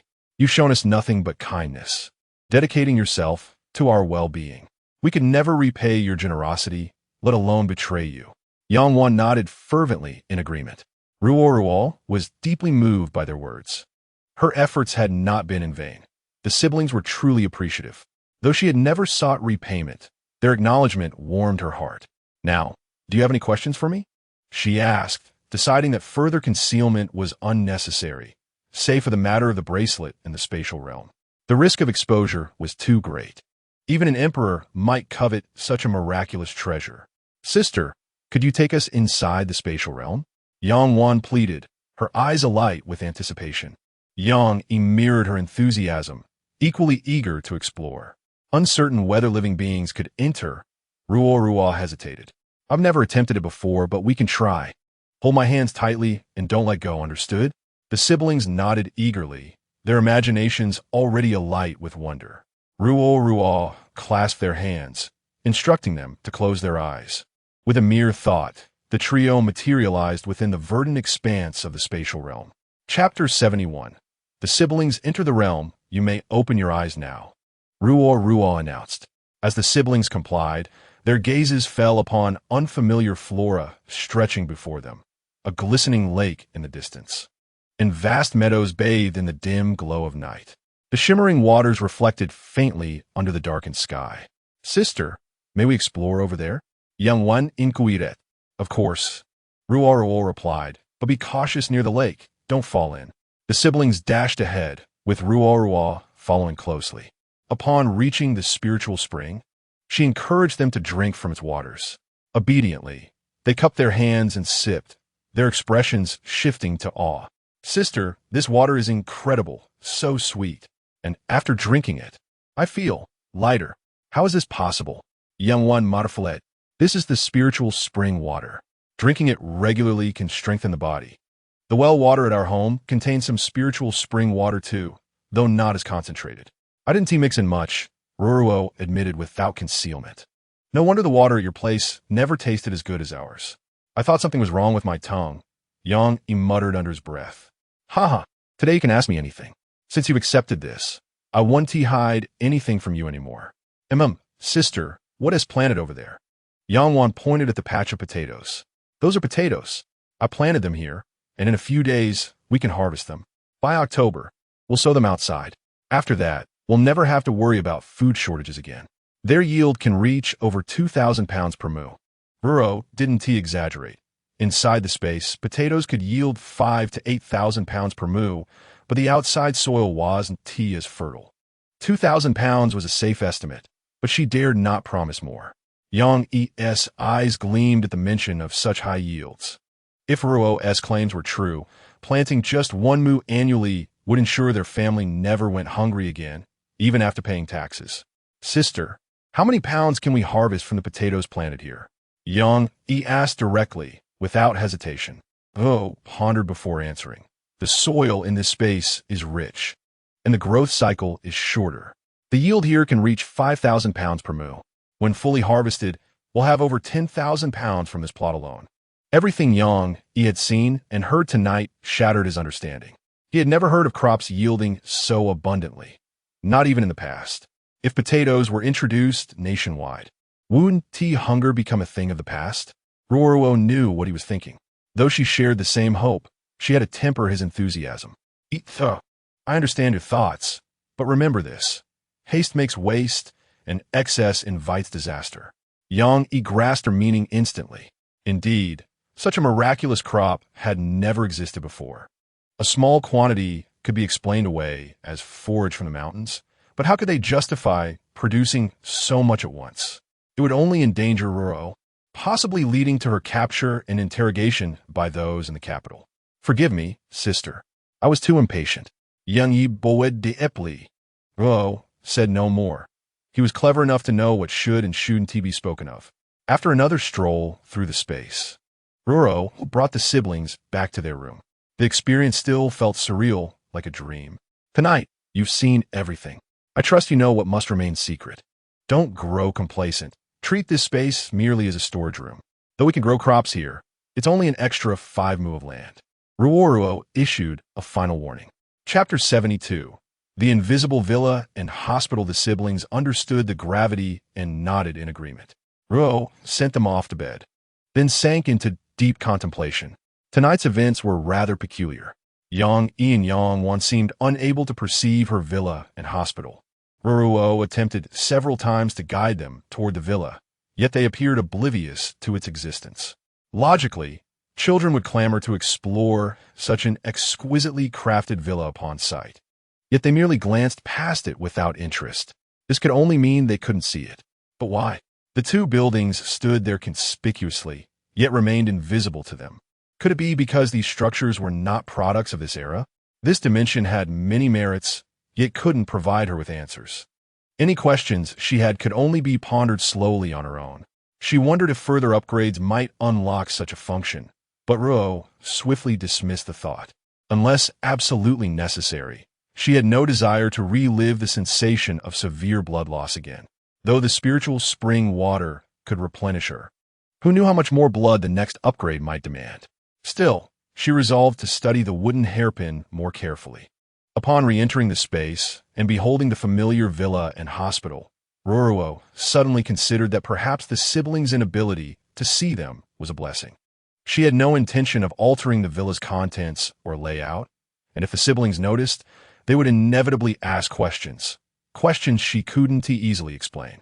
After bathing, Ruoruo retired for the night. Hers was a temperament that preferred not to dwell on the inexplicable. Overthinking served no purpose. A restful sleep was far more practical. Yet, even lying upon such a luxurious bed, she tossed and turned, unable to drift off. The relationship between the bracelet and the hairpin still gnawed at her. If the bracelet housed such an extraordinary space, what the hairpin? What marvels did it conceal? In her past life, Ruoruo had watched many fantasy dramas, where matched sets of artifacts were always interconnected, each with its own purpose, none mere ornaments. What, then, was the connection between her hairpin and bracelet? She picked up the wooden hairpin from the nightstand, scrutinizing it repeatedly, yet no revelation came. The wooden bracelet had revealed its space only after absorbing her blood. Did the hairpin function the same way? Should she attempt it? And if so, what might emerge? Ruoruo hesitated. For one, she already possessed an otherworldly space. Secondly, as the saying went, a common man's only crime is possessing a treasure. Merely having the space was fortune enough. Moreover, she sensed dimly that some significant task awaited her, as though her arrival in this world bore a purpose, though its nature remained unclear. She didn't know what lay ahead, nor what mysteries surrounded Yang Yi and his sister, nor what consequences those mysteries might bring. And it wasn't just the siblings, or the original hostess mother. Ruoruo refused to believe that someone who possessed such extraordinary artifacts as the bracelet and hairpin could be an ordinary person. At this thought, she suddenly wondered if she was being overly anxious. Perhaps this was simply heaven as compensation for her past life as sacrifice, saving others only to perish abruptly. Setting the hairpin aside, Ruoruo sank back into the plush bed. After much deliberation, she decided to let it go. Life was to be lived day by day, and some things were best left to fate. Overthinking brought nothing but headaches. Wrapped in the quilt, Ruoruo drifted into slumber, yet her sleep was far from peaceful that night. She dreamt once more of her husband from her past life. This time, he wandered despondently along the sidewalk, clutching the briefcase she had gifted him. Though worn with age, it remained his cherished companion, accompanying him daily to and from work. That day, he had foregone driving, opting instead to walk. As he made his way home, the sidewalk lay nearly deserted. Suddenly, a car hurtled toward him, showing no sign of slowing as it neared the crossing. While others screamed and scattered, her husband, lost in thought, remained oblivious, until the cries of bystanders jolted him. By then, it was too late. The impact sent him flying, his body crumpling onto the pavement, blood pooling beneath him. The perpetrator fled without a trace. Ruoruo shrieked in desperation, rushing to his side, but her attempts at resuscitation were futile. His breath had already stilled. Chapter 73. Reunion with the fleeceflower root. Ruoruo wept until her voice shattered, but no amount of grief could bring him back. Onlookers called for an ambulance, and as she watched his lifeless form being lifted inside, a searing pain lanced through her chest, so intense that it jolted her awake. Dawn had broken, and Ruoruo lay drenched in sweat, gasping for air, the nightmare-esque grip still tight around her. Only after standing beneath the cold stream of the shower for long while did she finally steady herself. It was just a dream. Emerging with damp hair and a pallid face, she drew Yang Wan's concerned gaze. "Sister, what's wrong? Are you unwell? You look terribly pale. Just a nightmare," Ruoruo murmured, listlessly stepping into the sunlight to dry her hair. Once it had, she carelessly tied it into a ponytail. Unlike the intricate updos of noble women, Ruoruo had never mastered elaborate hairstyling. Most days, she secured her tresses with a simple wooden pin. Today, she hadn't the energy for even that. In this era, cutting one's hair was deemed unfilial, a betrayal of the body bestowed by one's parents. Thus, everyone endured the burden of long locks, a tedious chore to wash and maintain. From her spatial pouch, Ruoruo retrieved a whisk and handed it to Yang Wan, demonstrating its use before instructing her to bake extra cakes for tomorrow's negotiations with Luk Xiangzai as proprietor. With tasks delegated, Ruoruo set out for the mountains, partly in hopes of another lucky find, partly to clear her mind. The nightmare had left her shaken. She needed distraction. Though Yang Wan fretted over her lingering pallor, Ruoruo assured her she wouldn't venture deep into the woods. Remembering the spatial realm from the night before, Yang Wan relented, turning to her duties, only realizing too late that Ruoruo had skipped breakfast. By the stream, Ruoruo cupped the icy water in her hands, splashing it onto her face. The chill sharpened her senses, scattering the remnants of a dream. It was merely a dream, yet the emotions it evoked felt unbearably real. The image of him drenched in blood haunted her, and that familiar ache in her heart resurfaced. Clutching her chest, Ruoruo wandered into the woods, seeking solace beneath the shade of a tree where silent tears streamed down her face. After a while, the weight in her heart eased, and she rose to continue her journey up the mountain. Today, Ruoruo chose an unfamiliar path, one untouched by footprints, where the grass remained undisturbed. Clearly, few ventured here. Scattered along the way were patches of Isida's root, which she casually gathered and tossed into her spatial storage. As she ascended, she collected every piece of dry firewood she encountered, regardless of size, effortlessly storing them away. Further up, she stumbled upon 2 hesher plants, their age seemingly comparable to the one she had found before. Without hesitation, she unearthed them and secured them in her space. A thought crossed her mind. Why did people neglect this treasure-laden mountain? Though wild beasts roamed, surely numbers could deter them. Yet here she was, not even deep into the wilderness, reaping nature's bounty. Moments later, she discovered a 3rd heshu, as if she had stumbled upon a hidden trove. Today's luck was nothing short of miraculous. Who would believe she had just secured over 100 taels of silver? The idea of living comfortably off these occasional forays tempted her. Among her spoils, a ginseng plant thrived in her spatial realm, its berries gleaming crimson, growing far quicker than in the wild. Perhaps she should cultivate the heshu as well, saving them for future emergencies. Chapter 74. Who is he? After ensuring no more heshu remained, Ruo rested briefly, indulging in bread and milk from her storage. Glancing at her watch, she noted it was already 2 in the afternoon. Time to head back. On her return, she deliberately avoided her earlier route, hoping to uncover more treasures. As she gathered firewood, she even stored a few withered trees. Then, faint sounds of clashing steel reached her ears. Crouching behind tall grass, she spotted 5 black-clad assailants engaged in combat with a young man in dark robes. Despite their numbers, the attackers were no match for him, swiftly falling one by one. Ruoruo held her breath, terrified of drawing attention. Unskilled in martial arts, discretion was her only defense. Just as she debated retreating into her spatial refuge, a volley of arrows whistled through the air. The dark-robed youth deflected most, but a single arrow struck his chest from the side. Emerging from the trees, his adversaries coldly demanded, "Will you surrender now?" "Never," he spat defiantly. With those words, the youth in black robes charged toward the masked assailants. Seeing that he was still capable of fighting, the leader of the black-clad figures immediately signaled for the others to join in, determined to eliminate him. Ruo watched with bated breath, her heart pounding in fear, utterly bewildered as to who this young man might be to warrant such a relentless pursuit. She hesitated, debating whether to flee. What if they spotted her and decided to silence her as well? Before she could make up her mind, the skirmish concluded. The black-robed youth, though barely standing, managed to slay all his attackers before collapsing from severe blood loss. Ruo gazed at the fallen figure, torn between compassion and caution. Should she save him? What if rescuing him invited danger upon herself? Yet, abandoning him would weigh heavily on her conscience. Ultimately, she resolved to approach him. If she could help, well and good. If not, at least she wouldn't blame herself for inaction. Kneeling beside him, she checked his pulse, still alive. A thorough examination revealed numerous wounds demanding immediate attention. Without hesitation, she transported him into her spatial operating chamber and began the delicate process of treatment. Removing arrows, sterilizing wounds, stitching lacerations, each step flowed seamlessly. Though she hadn't performed surgery in ages, such ingrained skills were not easily forgotten. By the time she finished tending to the arrow wounds and suturing the remaining injuries, over 2 hours had passed.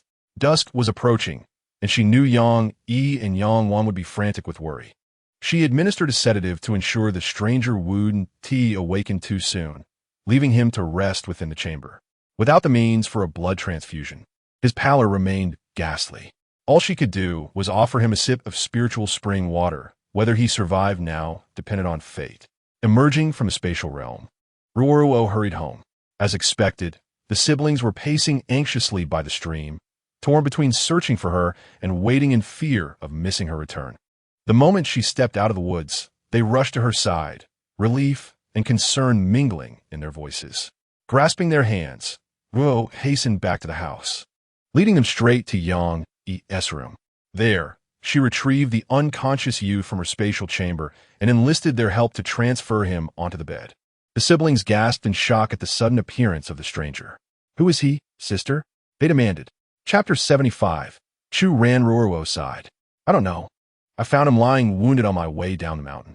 He was barely alive, so I brought him into the spatial chamber to treat his injuries. That is why I was delayed." Yang Yi Frowonet. "Sister, we know nothing of his identity. Isn't it reckless to bring him here? I couldn't just leave him. Saving a life is a noble act. Surely he wouldn't repay us with harm." Yet, even as she spoke, unease gnawed at her. After finally securing a peaceful life, she dreaded the thought of endangering it for a stranger. "Let us hope so," Yang Yi murmured, though his brow remained furrowed. After a hasty meal, the three gathered in Yang Yi's room to keep vigil. Ruo anticipated the youth's awakening, determined to question him thoroughly. If he posed any threat, she resolved to deliver him to a clinic in town, not the magistrate's office, for fear of vengeful allies. At least in a clinic, he might remember their mercy and spare them retribution. Upon entering the room, it was evident that the young man had awakened, his eyes scanning the surroundings with wary vigilance.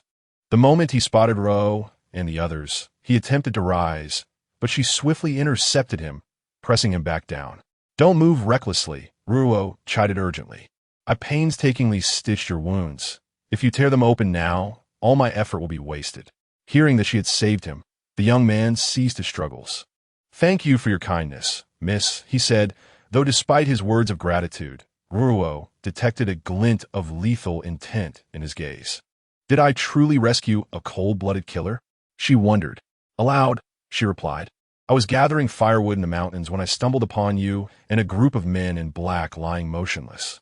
At first, I assumed you were all dead and thought to search your belongings for silver. But when I realized you were still breathing, I brought you back. Since I saved you, you'd better repay me properly with money." Yang Yi and Yang Wan wisely remained silent, their expressions brimming with expectation as they watched the young man. His tension eased slightly at Ruoruo's demand for payment. "As long as they want something, it's manageable. The worst would be if they rescued me only to betray me to my enemies later. You needn't worry," he assured her, adopting a placating tone. "I am no ingrate. Once I recover, I will reward you handsomely for your kindness." Ruo and the siblings nodded eagerly, their apparent greed further dissolving his wariness. "My name is Chu Ran," he offered. "You may address me as such." "Good. I'll check if the kanji is ready. Rest for now, Wan, come with me." With that, Ruoruo led Yang Wan outside. Once out of earshot, she exhaled. "He is definitely dangerous. Thankfully, we prepared our story. Otherwise, deceiving him would have been difficult." "Sister, do you think he still intends to kill us?" Yang Wan whispered, rubbing her chest as if to calm her racing heart. His gaze was terrifying, like he wanted to devour us alive. "I barely kept my composure. It's natural for him to be guarded after being hunted," Ruoruo reasoned. "He'll relax in a few days. After all, he is just a man in his 20s. Manipulating him shouldn't be too hard." The sisters returned with a bowl of minced pork kanji and instructed Yang Yi to feed Chu Ran. After a brief hesitation, he accepted the offered spoonfuls. Only when he finished did Ruoruo speak again. He may develop a fever tonight. Keep watch. If his temperature rises, summon me immediately so I can administer medicine." Yang Yi nodded. "Understood." Without lingering, Ruo ushered Yang Wan to bed and retired to her own chamber. Once the door closed, she slipped into her spatial realm, tidying the surgical suite and bathing in warm water before re-emerging. Tonight will be critical. Without a sterile environment, and given the severity of his injuries, whether he survives hinges on this night. True to her prediction, Yang Yi soon roused her. Chu Ran's fever had spiked. Ruoruo followed him back, steeling herself for the vigil ahead. After administering fever-reducing medicine to Churin and having Yang Yi wipe him down with warm water, his fever finally subsided after a short while. Ruoruo instructed Yang Yi to keep a close eye on him before returning to her room to sleep. Chapter 76. Business negotiations. Early the next morning, Ruoruo got up to prepare congee. Churin could still only eat porridge, but since Ruoruo had brewed it with spiritual spring water, it would both nourish and sustain him. After the three siblings finished their meal, Ruoruo had Yang Yi go in to feed Churin while she took Yang Wan to the county town to discuss business. Yang Yi had already requested leave from teacher Zhang, who only agreed after repeatedly confirming that nothing serious had happened at home. The cake Yang Wan had made the previous day had been stored in Ruoruo's spatial storage to keep it fresh. The two sisters carried their baskets and boarded Yang Wan's ox cart to the county town. Upon arriving at Liuxiangzhai, the shop assistant recognized Ruoruo and her sister and greeted them warmly. He remembered Ruoruo well. After all, she had bought every variety of pastry last time, and such generous customers were rare. Most people only purchased one or two types unless they were wealthy families hosting banquets. Without wasting time, Ruoruo asked directly, "Young man, is a shopkeeper available?"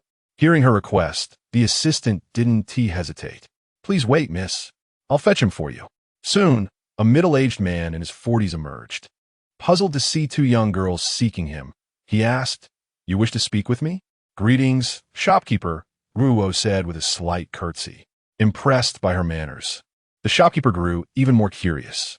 "What business brings you here, miss? May we discuss this privately? My sister and I would like to propose a business arrangement, if you're willing." Though perplexed, the shopkeeper ushered them into a meeting room. Once seated, he inquired, "What kind of deal do you have in mind?" Ruoruo retrieved a food box from her basket, one specially made by Elder Zhu, and opened it, releasing the rich aroma of cake. The shopkeeper paused in surprise before sampling a piece. After just one bite, he remarked, "It melts in the mouth, sweet but not cloying. Are you looking to sell the recipe or supply the goods?" Ruoruo immediately smiled in approval. "You're very astute, shopkeeper. Then tell me, what are your terms for purchasing the recipe versus supplying the product?" The shopkeeper inwardly admired her shrewdness in shifting the negotiation back to him. "If you wish to sell the recipe, I'd offer 300 taels. If supplying, I'd pay 30 coppers per portion. What do you think?" Ruoruo chuckled. "Shopkeeper, surely you don't take me for a fool just because I'm a young woman. 300 taels for this recipe? Let's calculate. Each portion would sell for at least 45, even 50 coppers here. 100 portions would earn you 5 taels. You could easily sell 200 a month. That has 10 taels. And I know the cost of ingredients. If some wealthy family orders cakes for a banquet, the demand would far exceed a mere 100 or two. Moreover, your Liuxiangzhai must have numerous branches. If this humble establishment in a small county town can sell so much, imagine the potential in prefectural capitals or the imperial city itself. Since the proprietor lacks sincerity in negotiations, this young lady shall have to seek other merchants." Ruoruo made as if to depart, prompting the shopkeeper to hastily intercept her. "Pray, do not be hasty, miss. The price is negotiable. What sum would you deem appropriate? Coincidentally, our young master is present today. I shall seek his counsel." Truth be told, Ruoruo herself was uncertain of the recipe's true worth. Her earlier calculations with the shopkeeper were merely a ploy to gauge whether 300 taels was too modest a sum. She had no genuine knowledge of Liuxiangzhai's branches or whether affluent households placed orders. Yet by sheer luck, her bluff proved accurate. The shopkeeper's reaction confirmed her suspicions. 1,000 taels. Not a single coin less, Ruoruo declared boldly. The shopkeeper frowned in disapproval. "Miss, this is excessive. I concede this cake is delectable, but 1,000 taels? It would take years to recoup such an investment. You cannot demand such an exorbitant sum. Do not dismiss it so hastily," Ruoruo countered. "Since your young master is present, why not let him sample it? Perhaps he will consent." She fell silent then, awaiting the shopkeeper's response. Without further hesitation, the shopkeeper took the cake and departed. Shortly after, he returned with a 1,000-tael banknote. Ruoruo had guessed correctly. The young master recognized its value. Chapter 77. 1,000 taels rather than simply writing down the recipe. Ruoruo personally instructed the kitchen staff. Aware that their employer had paid handsomely for the formula, the chefs studied attentively, though they expressed puzzlement when she demonstrated the whisking of egg batter. Patiently, Ruoruo explained, "This is the most crucial step. The cake's fluffiness hinges entirely on how thoroughly you whisk." After a single demonstration, the chefs, seasoned confectioners, mastered the technique. Within 2 trials, they perfected the art of baking light, fragrant cakes. Ruoruo further proposed variations, incorporating diverse ingredients to create assorted flavors, and even gifted them a method for crafting cream, along with instructions for cream cakes. The chefs nodded in appreciation at this interconnected system of recipes. Observing from the sidelines, the shopkeeper was delighted. This young woman possessed far more knowledge than anticipated. What he had assumed was merely a cake recipe turned out to be an entire culinary repertoire. The 1,000 taels were well spent. Upon exiting the kitchen, Ruoruo was ushered into the reception chamber, where the shopkeeper presented a contract stipulating that the recipe, once sold to Luxiangzai, could not be vended elsewhere. Breach would incur penalties. Ruoruo signed and thumb-printed without demur, collected her 1,000 taels in silver. She distrusted banknotes, preferring the tangible weight of coin, and departed. As she stowed the silver in her basket, the shopkeeper, in a moment of concern, offered a warning, only to be dismissed with the same excuse she had once given the apothecary's apprentice. As they were leaving, Ruoruo suggested a promotional idea for the cakes to the shopkeeper, whose eyes lit up with excitement as he repeatedly thanked her.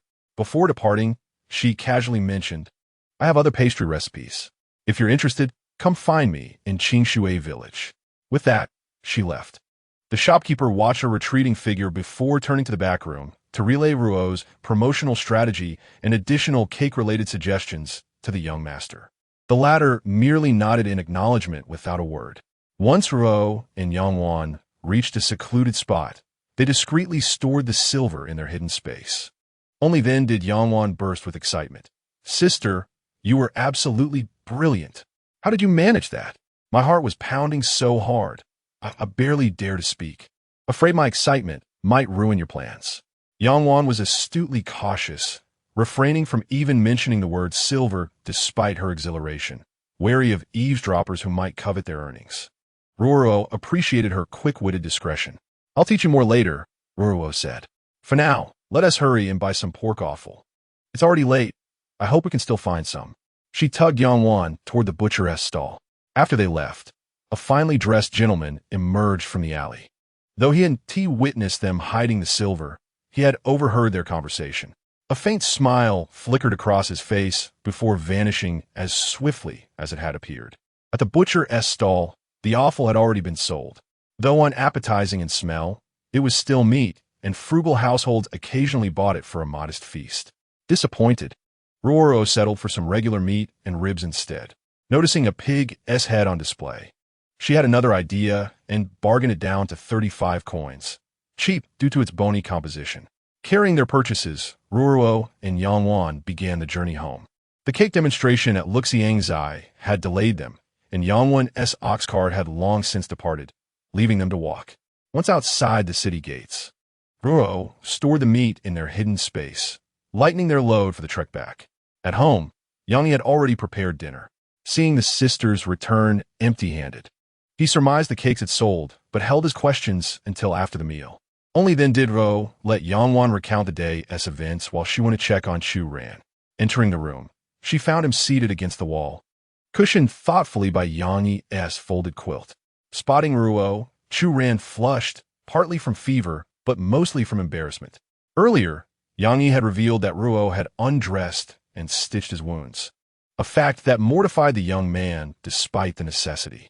Unaware of his thoughts, Ruo assumed his flushed face signaled lingering fever and pressed a hand to his forehead. Finding no heat, she nodded approvingly. "How do you feel today? Any bleeding from the wound? Tomorrow, I'll have change the dressing. In 5 or 6 days, we'll remove the stitches. After that, avoid strenuous activity, and with rest, you'll recover fully." After speaking, she took out anti-inflammatory medicine from her sleeve and handed it to him. He had given him some in the morning, so he accepted it without hesitation and swallowed it with water that Ruo had brought. "Thank you. I feel much better now. I've been injured before, but never recovered this quickly." Back then, I only had bitter herbal decoctions. Never seen medicine like yours. Chu Ran spoke truthfully. His wounds had healed swiftly due to the spiritual spring water, and the medicine Ruo had provided was Western medicine from her space, something he had never encountered before. Chapter 78. Chu Ran's departure. Ruo didn't wish to discuss the medicine further. After a few more instructions, she left the room.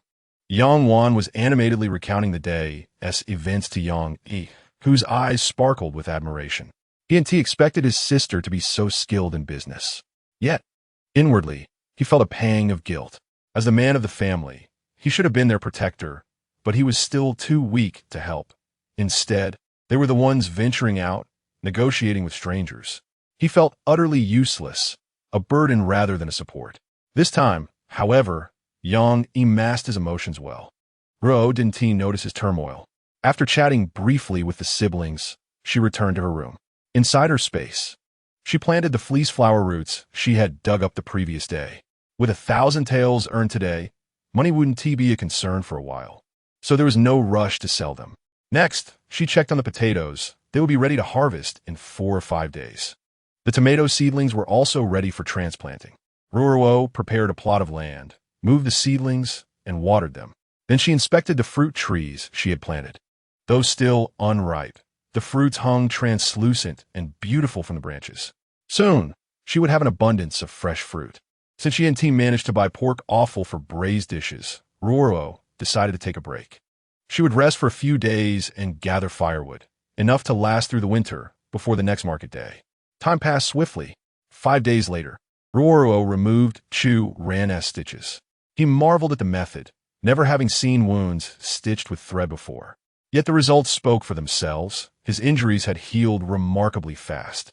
2 days after that, Ruo and Yang Wan returned from the mountains to find Chu Ran gone. On the table lay a stack of banknotes and a letter. Counting them, Ruo discovered another 1,000 taels, quite generous of him. The letter was brief. Farewell. Do not worry. Ruoruo mused that unless he sought her out, their paths likely wouldn't cross again. Chu Ran was clearly no ordinary man.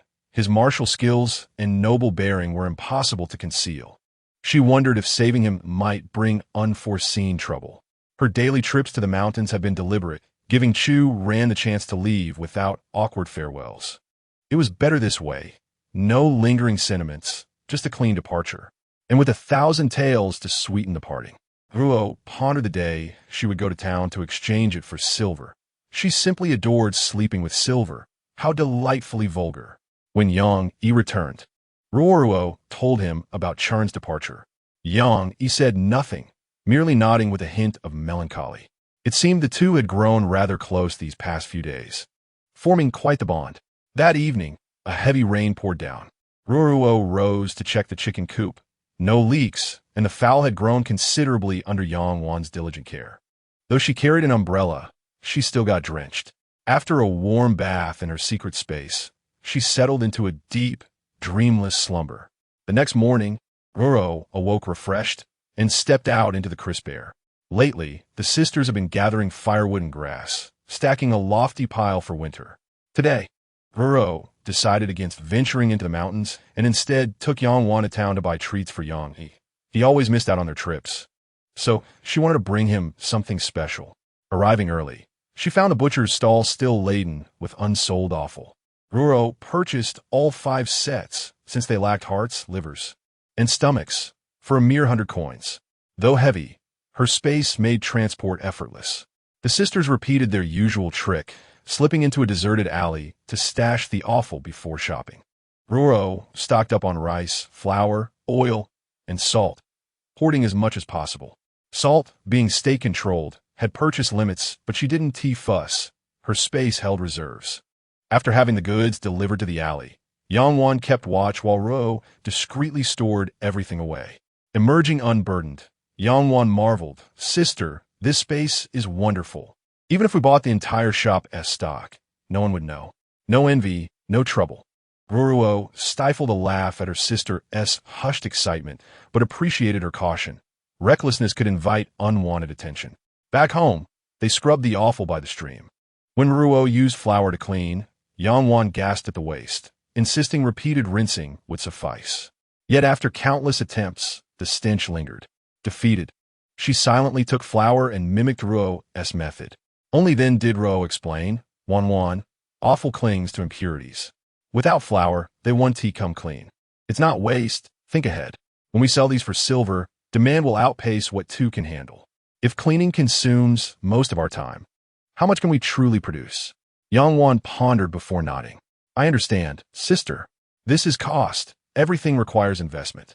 Saving time is saving silver. Penny wise, pound foolish. That's right, and besides, we currently have over 2,000 taels of silver on us. A little flour like this is certainly within our means." Ruoruo couldn't resist teasing Yang Wan, just like how you were reluctant to use bran flour to feed the chickens. Using it actually shortens the time it takes for the poultry to grow. That way, we can enjoy eggs from our own chickens and ducks sooner, saving us the expense of buying eggs. Doesn't that make sense? Hearing this, Yang Wan felt a bit embarrassed and decided to start mixing bran flour with grass to feed the chickens at home. Seeing that Yang Wan had come around, Ruo stopped talking and focused on cleaning the pig offal. Bran flour is essentially wheat flour mixed with crushed bran, making it cheaper and more filling. Poor families who couldn't afford refined flour relied on bran flour to survive. After finishing the cleaning, Ruo had Yang Wan light the fire to blanch the pig offal. This time, they had only bought large and small intestines, without any heart or liver, so the preparation was simpler and didn't require multiple rounds of blanching. By the time Ruo finished stewing the offal, it was already dark, and he had returned home. The three siblings waited for the pots to cook their meal. This time, they had bought so much that both pots were occupied. In the meantime, Ruo rolled out some handmade noodles and sliced meat to prepare a noodle topping. Once the noodles were boiled, they could be served with the sauce. After the pig offal was done, Ruo stored it directly in her space. Then, using both pots simultaneously, she stir-fried the noodle topping while tended the fire and Yang Wan boiled the noodles. Soon, the three siblings were enjoying steaming bowls of handmade noodles with shredded meat. After dinner, Yang Wan and went to study, while Ruo retired to her room to rest. Chapter 80. The pig offal sells out early the next morning. Ruoruo gave some of the pig offal to take to teacher Zhang as a gift. Meanwhile, she took Yang Wan to negotiate business with a restaurant. Upon reaching the county town, Ruoruo headed straight for the largest and busiest restaurant, Xiangmenlu, which she had researched days prior. Carrying the pig offal, she entered the establishment, where a waiter immediately greeted her. Ruo requested to speak to the manager, and though puzzled, the waiter obliged. The manager was surprised to see two young girls seeking him out, but since it wasn't yet mealtime, he invited them to sit at a table in the main hall. "Miss, may I ask what brings you here?" Ruoruo retrieved the prepared pig offal from her basket and offered it to the manager to taste. At first, he couldn't identify what it was and hesitantly picked up his chopsticks to try a piece. After sampling 5 or 6 slices, he finally paused, embarrassed. "My apologies, miss. This is delicious, but I must admit, I can't quite place what it is." "It's pig offal," Ruoruo replied without hesitation. The manager's expression shifted instantly. In his experience, pig offal was foul-smelling and impossible to clean properly. Yet this dish not only lacked any unpleasant odor, but was exceptionally tasty. His astonishment was undeniable. "Pig offal? Miss, would you be willing to sell the recipe? I'd offer 500 taels for it." Manager Wu attempted to test Ruo, gambling that she might not realize the true value of her recipe.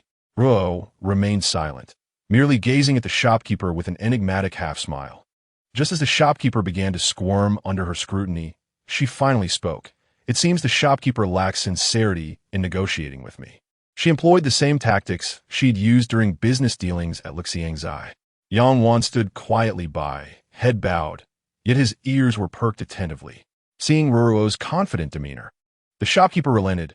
800 taels, not a coin more. Ruoruo decided not to prolong his suspense. "Shopkeeper, I want to sell the recipe, but I can supply the ingredients, either pre-mixed or raw, for you to prepare yourself. That would spare me the trouble of frequent deliveries." She had considered selling the recipe, but many of the spices required didn't exist in this era. Even with the recipe, they couldn't replicate it. Thus, selling the spice blend was the next best option, especially since her spatial inventory held an endless supply. After some deliberation, the shopkeeper inquired, "How do you propose to sell these spices?" He had concluded that purchasing the blend was the wiser choice. Ruoruo raised 2 fingers. 2 taels per packet. Non negociable. She harbored no fear of them reverse engineering the blend. The spices were finely ground, a precaution taken by merchants to prevent imitation. The shopkeeper frowned, but didn't he refuse outright? And how much offal can 1 packet prepare? Ruoruo inwardly admired his shrewdness. He had pinpointed the crux of the matter. 1 packet, combined with scallions, ginger, and rock sugar, can braise roughly 3 caddies of offal. The broth isn't single use. It can be reused indefinitely, improving with each cycle, so long as it doesn't spoil. As she spoke, she discreetly retrieved a spice packet from her sleeve and handed it to him. The shopkeeper sniffed it, but detected nothing distinctive. The blend, sourced from a meticulously selected online vendor, was of impeccable quality. "Young lady, I have an impertinent request," the shopkeeper ventured. "In exchange for purchasing your spices, would you teach me how to cleanse the offal? Despite our efforts, the stench persists, hence why it's never graced our tables." Ruoruo agreed readily. She could have demanded a higher price. Her blend was unique in all of Dayu, but she preferred sustainable profit over exorbitant gains, especially since her spatial stock replenished itself. The shopkeeper ordered 20 packets. Ruoruo demonstrated the offal cleaning method and listed supplementary ingredients. Though astonished, he refrained from probing further, merely sending an apprentice to test the method, which proved flawless. Before departing, Ruoruo produced a packet of 13 spice blend, explaining its use. With a knowing smile, she added, "Shopkeeper, have you heard of scarcity marketing? Excess diminishes value." Manager Wu was momentarily stunned, then suddenly seemed to comprehend something and bowed deeply to Ruoruo. Chapter 81. Autumn Harvest and Sowing. Ruoruo, carrying an empty basket, led Yangwan out of Shangman Tower. They hadn't purchased anything today. Ruoruo had been visiting the county town frequently lately and had already stocked up on necessities. Yangwan, too, found nothing she wished to buy. Eventually, the sister stopped by a bookstore to buy paper and brushes for Yang, the same kind he had purchased last time. Unsure of what books he might need, they simply followed the shopkeeper's recommendation and selected 2 for him. Yangwan asked Ruoruo to buy her some embroidery thread and fabric, saying she wished to stitch a few handkerchiefs. Without hesitation, Ruoruo bought her a generous amount. The braised offal from the previous day had all been sold to Manager Wu, so the sisters returned home empty-handed. With little to do these days, Ruoruo often wandered into the mountains, occasionally stumbling upon useful finds, which she never refused. Meanwhile, Yangwan spent her days embroidering at home and studying with Yang in the evenings, leading a rather fulfilling life. Soon, October arrived, and the corn in the fields ripened. Teacher Zhang granted Yang a few days off to help with the harvest. The 3 siblings toiled from dawn till dusk, and after half a month, they finally stored all the corn in their granary. Now, they had to hurry to plant the potatoes before it was too late. Fortunately, Ruoruo had the spirit spring. She watered each potato seedling with a little of its water to compensate for the delayed planting. The village chief watched as Ruoruo cut the potatoes into pieces, coated them in stove ash, and planted them. In this era without pesticides, the ash helped prevent pests and diseases. Ruoruo had initially told the chief they would plant about 20 caddies of seed potatoes, so she only took out roughly 25 caddies, cultivating a modest plot while sowing the rest with wheat. By the time they finished, it was already November. The weather had turned cold. Ruoruo, who had always detested the chill, holed up at home, reluctant to step outside. Apart from Yang, who steadfastly attended school, neither Ruoruo nor Yangwan ventured out. When boredom struck, Ruoruo would retreat into her space to tend her vegetables and fruits. Yangwan, meanwhile, shut herself in her room all day, embroidering handkerchiefs. Ruoruo had seen Yangwan's embroidery, vivid and exquisitely colored. "Yangwan, why are you embroidering so many handkerchiefs? Will you ever use them all?" Ruoruo wondered. A single handkerchief could last years. Embroidering so many seemed excessive. "I can sell them at the fabric shop for silver," Yangwan replied without hesitation. "Our family has enough silver. You don't need to embroider to support us. We have enough to last years. Besides, we still earn over 10 taels a month from selling the braised meat seasoning. We'll never run out." Ruoruo worried Yangwan might strain her eyes. Without glass windows, their home relied on oiled paper for light, which was dim at best. It was too cold to embroider outside.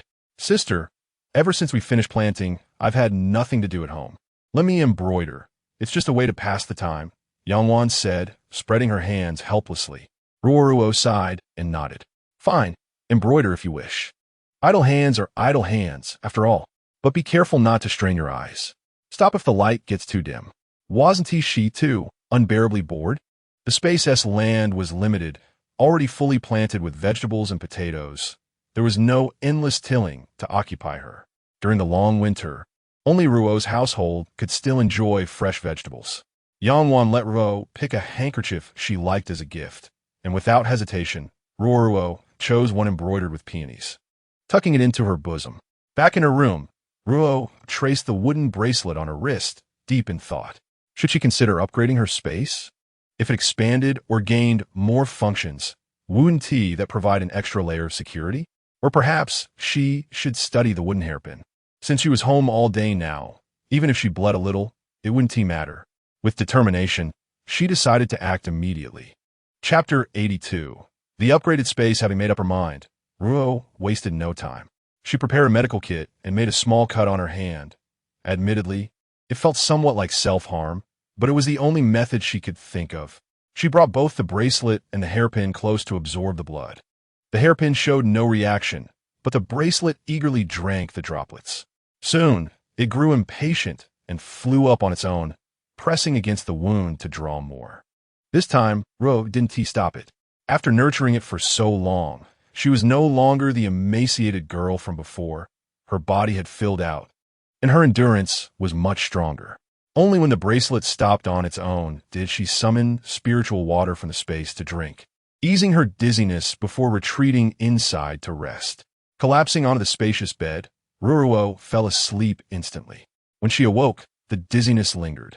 Staggering to her feet, she cooked herself a bowl of brown sugar and eggs, then rested on the sofa for a long while before feeling better. She had lost too much blood this time.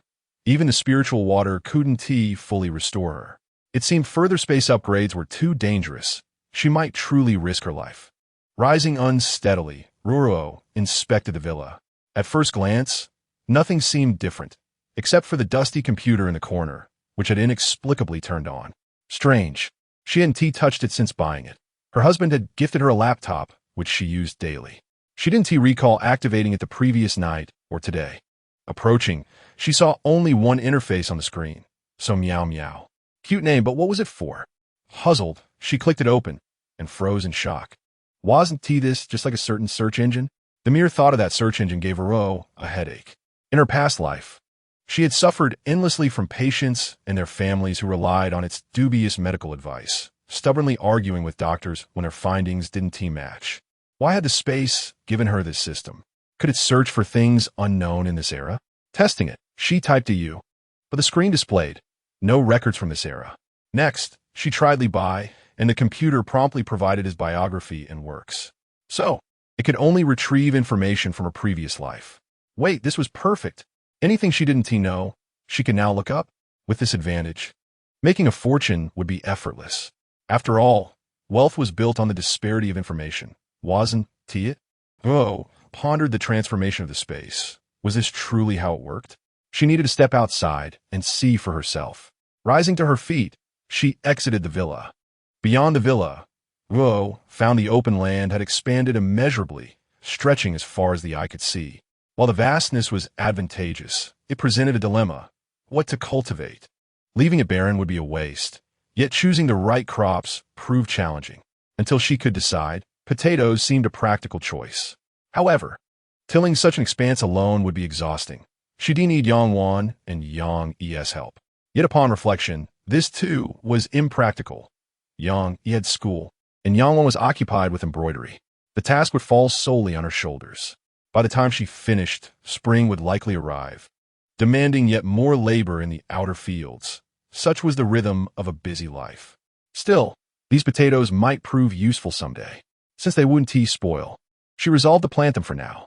A woman of action, Ruoruo immediately fetched a hoe and began tilling the soil. methodically breaking the earth before cutting and planting the seed potatoes. Over 20 days passed before the entire plot was prepared, a feat only possible due to the soft, yielding soil of the space. Ordinary land would have taken 2 months. To her delight, she discovered 2 new spiritual springs, simplifying irrigation immensely. Chapter 83. The potato harvest. By mid-February of the following year, Ruoruo had completed planting. The snow had long melted, and the outer potatoes were ready for harvest. She sent Yang Wan to summon the village chief, hoping to demonstrate the yield and ease the process of convincing the villagers to cultivate them. Only after the chief arrived did Ruoruo begin digging. With each strike of the hoe, multiple large potatoes tumbled out, each plant yielding no less than 3 caddies. To assess the true productivity, she had used only a minimal amount of spiritual water early on to compensate for the late planting, abstaining thereafter. Yet even that small amount had amplified the results. The final harvest weighed over 400 caddies, leaving the chief astounded.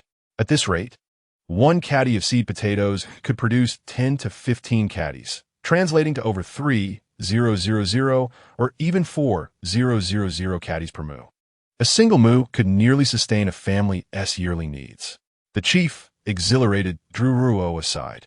"Child, how many seasons can these potatoes be planted yearly?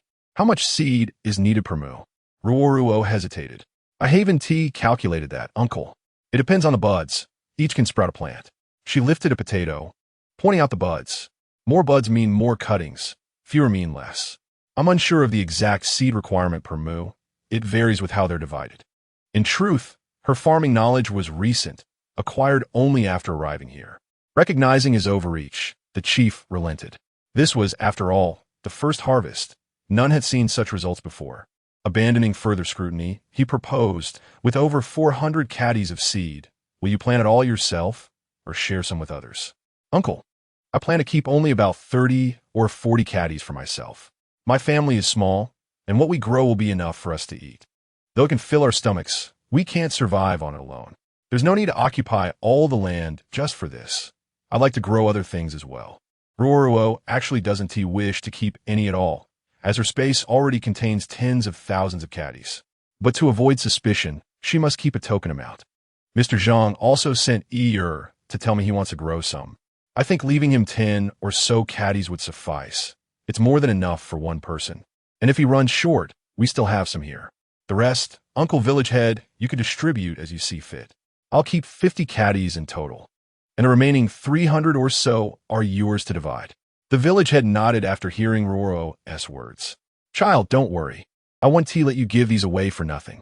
Those who wish to grow them can buy them from you with silver, though the price may not be high." Ruoruo did not refuse.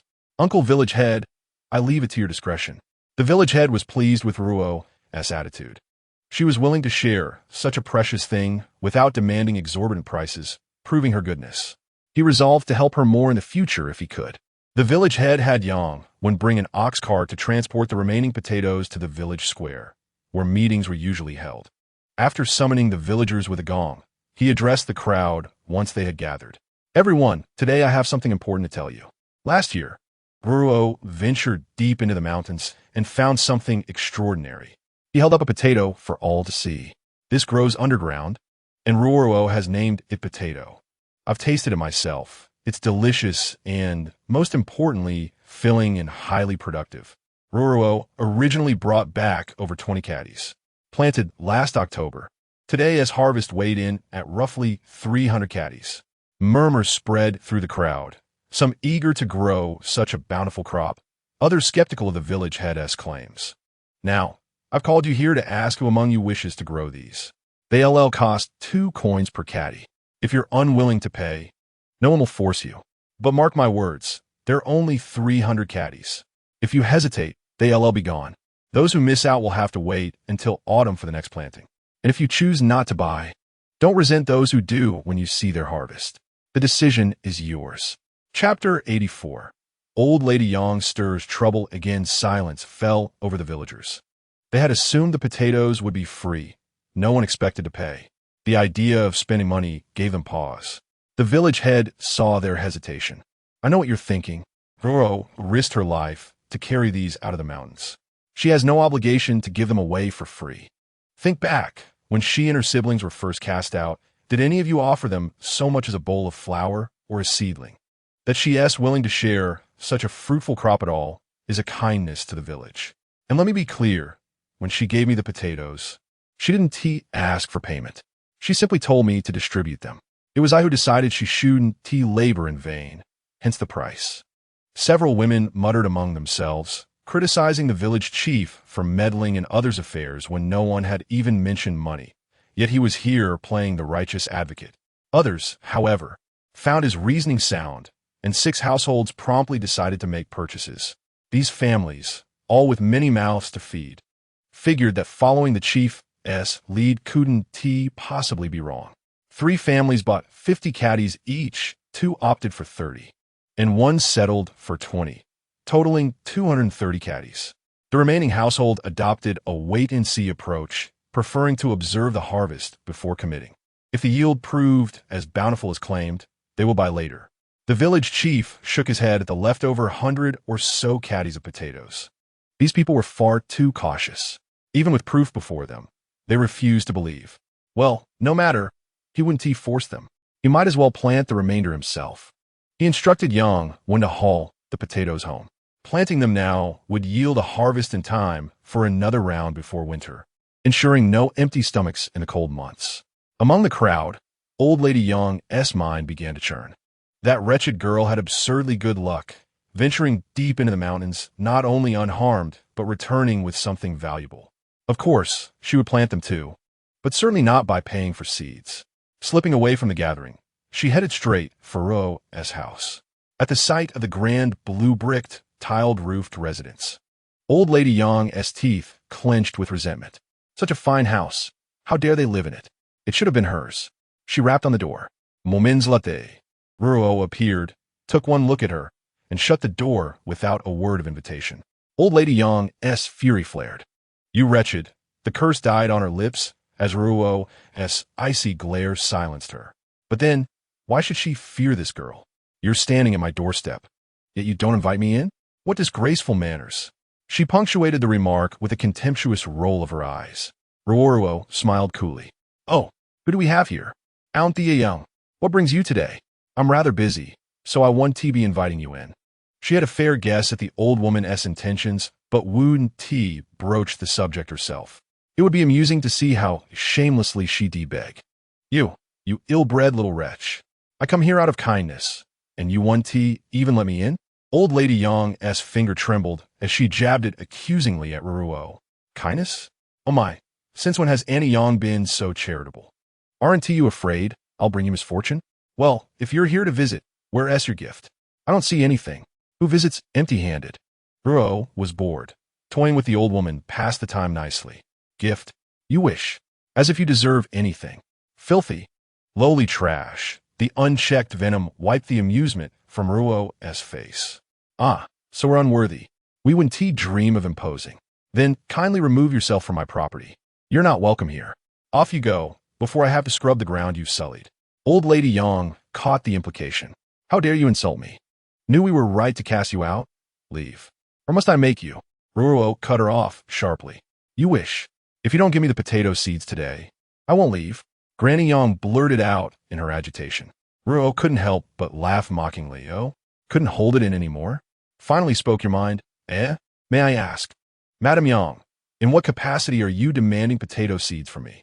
Granny Yang opened and closed her mouth repeatedly, but couldn't come up with a proper response.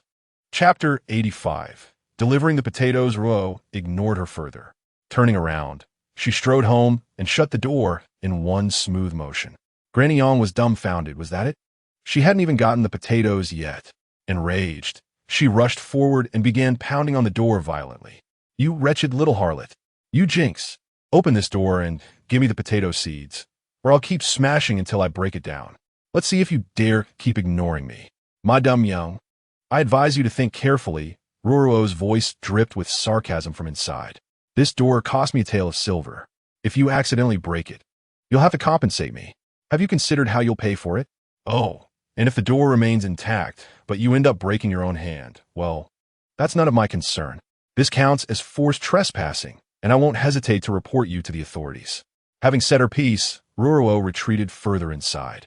Granny Yang, still unwilling to give up, continued pounding, though she dared not use any tools, fearing she might actually damage the door. The last time she had to compensate 20 copper coins. It had pained her deeply. What if this wretched girl really demanded a whole tale? After a while, her hands aching and Ruoruo still refusing to open, Granny Yang finally stopped. She plopped down in front of Ruoruo's house and began hurling curses until her throat ran dry. When no one paid her any attention, she could only rise and slink away in defeat. Once Granny Yang was gone, Yang Wan emerged, watching her retreating figure with admiration for her sister's foresight. The high gate and sturdy walls had indeed kept the old woman at bay. Returning to Ruoruo's room, Yang Wan said, "Sister, she's gone. You truly are brilliant. You predicted she'd come demanding potatoes. What was she even thinking? After all the beatings and curses, even after cutting ties, she still has the audacity to ask for things. And even if she did, she could have at least tried sweet-talking instead of spewing insults. Disgusting. And if she had sweet-talked, would you have given her anything?" Ruoruo asked, eyeing her sister. "Absolutely not. Why should we?" Yang Wan replied without hesitation. Ruoruo patted her head and chuckled. Exactly. She knew sweet words wouldn't work, so she resorted to her usual tantrums instead, hoping we'd cave just to get rid of her. Yang Wan's eyes widened in realization. So that was her plan. Good thing you saw through it. No matter how much she rants outside, as long as we ignore her, she can't do a thing. She can't even get in.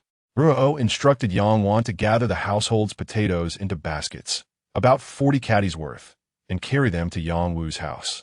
When Yang Wu saw Ruoruo and Yang Wan arriving with so many potatoes, he was stunned. Sister Meixiang grasped Ruoruo's hand and asked, "Little sister, what is all this? Were these things?" The couple had been absent when the village head gathered everyone earlier, so they had no idea what these were. "These are potatoes," Ruoruo explained. "I brought them from the deep mountains last year and planted them. We just harvested them today, and now it's time to sow them again. I'm giving you some plant. By the 6th or 7th month, you'll have a harvest. Then you can plant another batch, and soon you'll have an endless supply." Sister-in-law Meixiang picked up a potato and examined it curiously. "I've never seen this before. Is it tasty?" Ruoruo replied, "It's delicious. Uncle Village Chief came to our house to try some, and this year he's planting them too. He just hauled over 300 pounds to the square. Didn't you see?" Meixiang shook her head. "No, we just got back. We barely stepped inside when you arrived." Ruoruo chuckled. "Then my timing was perfect. Otherwise, I might not have gotten through the door." She pointed to the potato. "See this little dent? That's the sprouting point. When planting, cut each piece with a sprout. Coat it in a bit of stove ash and bury it directly in the soil. 20 pounds of seed potatoes it can yield 2 to 300 pounds a harvest." Meixiang's eyes widened in astonishment, and even Yang Wu, who had been silently listening, was stunned. Ruoruo continued, "Also, there are about 40 pounds here. Keep 20 for yourselves. And Brother Yang Wu, could you deliver the other 20 to the families who helped build my thatch cottage last time? 5 pounds each. It's my way of thanking them." Meixiang scolded lightly, though pleased. "Silly girl, why so formal? Neighbors should help each other. It's only natural." Deep down, she was touched by Ruoruo's gratitude, knowing it would ease her life in the village. After chatting a while longer, Ruoruo left with Yang Wan. Meixiang emptied the basket of potatoes and returned it to her. When old lady Yang heard that Ruoruo had given potatoes to Yang Wu and 4 other families, her brows nearly shot up in fury. She had demanded some herself and been refused, yet Ruoruo had freely given them to outsiders. The thought of confronting Ruoruo again crossed her mind, but remembering how Ruoruo had simply shut the door on her last time, she dismissed the idea. Chapter 86. Gathering Wild Greens Returning Home. Ruoruo and Yang Wan retreated to their rooms. After months cooped indoors, they were restless, though Ruoruo had spent 2 months cultivating potatoes in her space. The work hadn't exhausted her. Now, she longed for activity, but where to go? She sought out Yang Wan and shared her thoughts. Yang Wan suggested foraging for wild greens, now at their tender, flavorful peak. She, too, had been stifled all winter, embroidering piles of handkerchiefs indoors. Soon, she'd ask Ruoruo to help sell them, proving she could contribute to the household income. Ruoruo agreed. Even the vegetables from her space had grown monotonous. Wild greens would make a refreshing change. The sisters grabbed their baskets and set out. At the mountain's foot, young shoots of various greens dotted the landscape. They gathered eagerly, soon filling their baskets alongside other village girls. As the others departed, Ruoruo and Yangwan lingered. Once alone, Ruoruo stored their harvest in her space, and the two ventured deeper into the hills. Splitting up to search for rarer finds, Ruoruo soon heard Yangwan's excited cry. Rushing over, she laughed at the sight. A cluster of Paris polyphylla, also called 7 leaves, 1 flower. A sizable patch, yet unnoticed last year, now stood about 10 centimeters tall. Wanwan, do you recognize this? Oh, the point of the plant. Yangwan shook her head. No. What is it, sister? This is called chonlu, also known as Paris polyphylla, a medicinal herb that's quite valuable. After Ruo explained it to Yangwan, the latter's eyes lit up with excitement. Originally, Ruo wouldn't have known about such things, but now with a computer in her space, she had deliberately studied herbal medicine extensively. Guarding such a treasure trove of resources while remaining ignorant would be a tremendous waste. Who knows, she might have trampled over precious herbs without even realizing it. Yangwan exclaimed eagerly, sister, let's dig them up quickly. When we go to sell the handkerchiefs another day, we can sell these too. Let's dig them up, Ruoruo agreed. But we're not short on money right now. We can plant them in the space first and let them grow. There's no hurry to sell them. We can do so when we really need the money. Yangwan nodded in agreement, and the two sisters carefully unearthed all the chonlu plants. About 30 in total.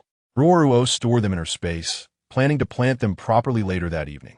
After digging up the chonlu, Ruoruo and Yangwan searched the surrounding area to ensure there were no more before moving on to explore elsewhere. After wandering for a while, their stomachs began to growl, so they sat beneath a large tree to eat. Seeing that it was still early, they decided to search a little longer before heading home. Once they finished eating, the sisters ventured in the opposite direction.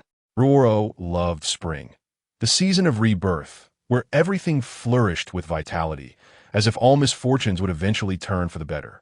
Not long after, they stumbled upon a patch of tender bracken ferns. Ruoruo called Yangwan over to gather them.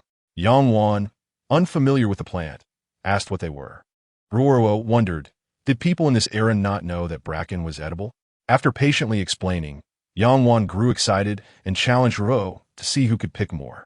Ruoruo, caught up in the fun, playfully competed with her, their laughter echoing through the valley.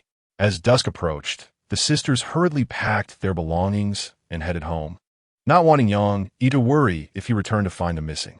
They arrived just as Yang-yi reached the doorstep. Seeing the wild vegetables in their baskets, he couldn't help but feel a pang of envy. He, too, longed to go out and play. Studying day after day was exhausting, but he dared not slack, afraid of disappointing his sister. Noticing the longing in Yang-yi's eyes, Ruoruo decided to ask teacher Zhang for a day off the next day, so she could take both siblings into town for a day of carefree fun. At the news, Yang-yi's eyes sparkled. It had been so long since he'd last eaten wontons in the county town, and he missed them dearly. The 3 siblings cooked together, a rare moment of joy throughout the entire winter. Usually, each was preoccupied with their own tasks, leaving little time to gather, especially Yang-yi, who spent his evenings tutoring Yangwan before bedtime. Eventually, they agreed to cook and eat together from then on, ensuring more time spent in each other's company. After dinner, Vo entered her space to plant the chonlu they had dug up earlier, watering them with spiritual spring water. In that space, nothing withered. Whatever was planted thrived with vigor. Once finished, she returned to the villa to research a few things before bathing and retiring for the night. Chapter 87. Selling the handkerchiefs early the next morning. Ruoruo went to request leave for Yang-yi before taking both siblings to the county town. Instead of riding, the 3 ran cheerfully all the way there. Upon reaching the county town, the siblings eagerly dragged Ruoruo to a wonton stall, each ordering a large bowl. After savoring the steaming dumplings, Ruoruo led them to a tailor shop where they each selected 2 new outfits and pairs of shoes. The siblings' hearts swelled with joy. They hadn't worn patched clothing, and now they even had the luxury of regular new garments, filling them with profound happiness. After their shopping, Yangwan produced the handkerchiefs she had embroidered and asked the shopkeeper if he would purchase them. The man examined the delicate needlework with admiration. immediately taken by the exquisite craftsmanship. In the end, he bought all 45 handkerchiefs at 8 coins apiece, handing Yang a total of 360 coins. Beaming, Yang cupped the coins in her hands and presented them to Ruoruo. "Sister, I've earned money now. It's not much, but it's my own hard work. Look," Ruoruo shared in her delight. The young girl had spent an entire winter embroidering those handkerchiefs, and after accounting for materials, her profit amounted to roughly 200 coins, enough to purchase 100 pounds of flour. Patting Yang head affectionately, Ruoruo praised, "Our Wan is truly remarkable. You've earned enough for over 100 pounds of flour in one go." She knew that speaking in terms of coins might not resonate, but flour, a staple Yang handled daily, made the achievement tangible. Yang eyes shimmered with unshed tears, though she stubbornly blinked them back, unwilling to appear overly emotional. Extending the coins toward Ruoruo, she insisted, "Sister, this is to help with household expenses. Please take it."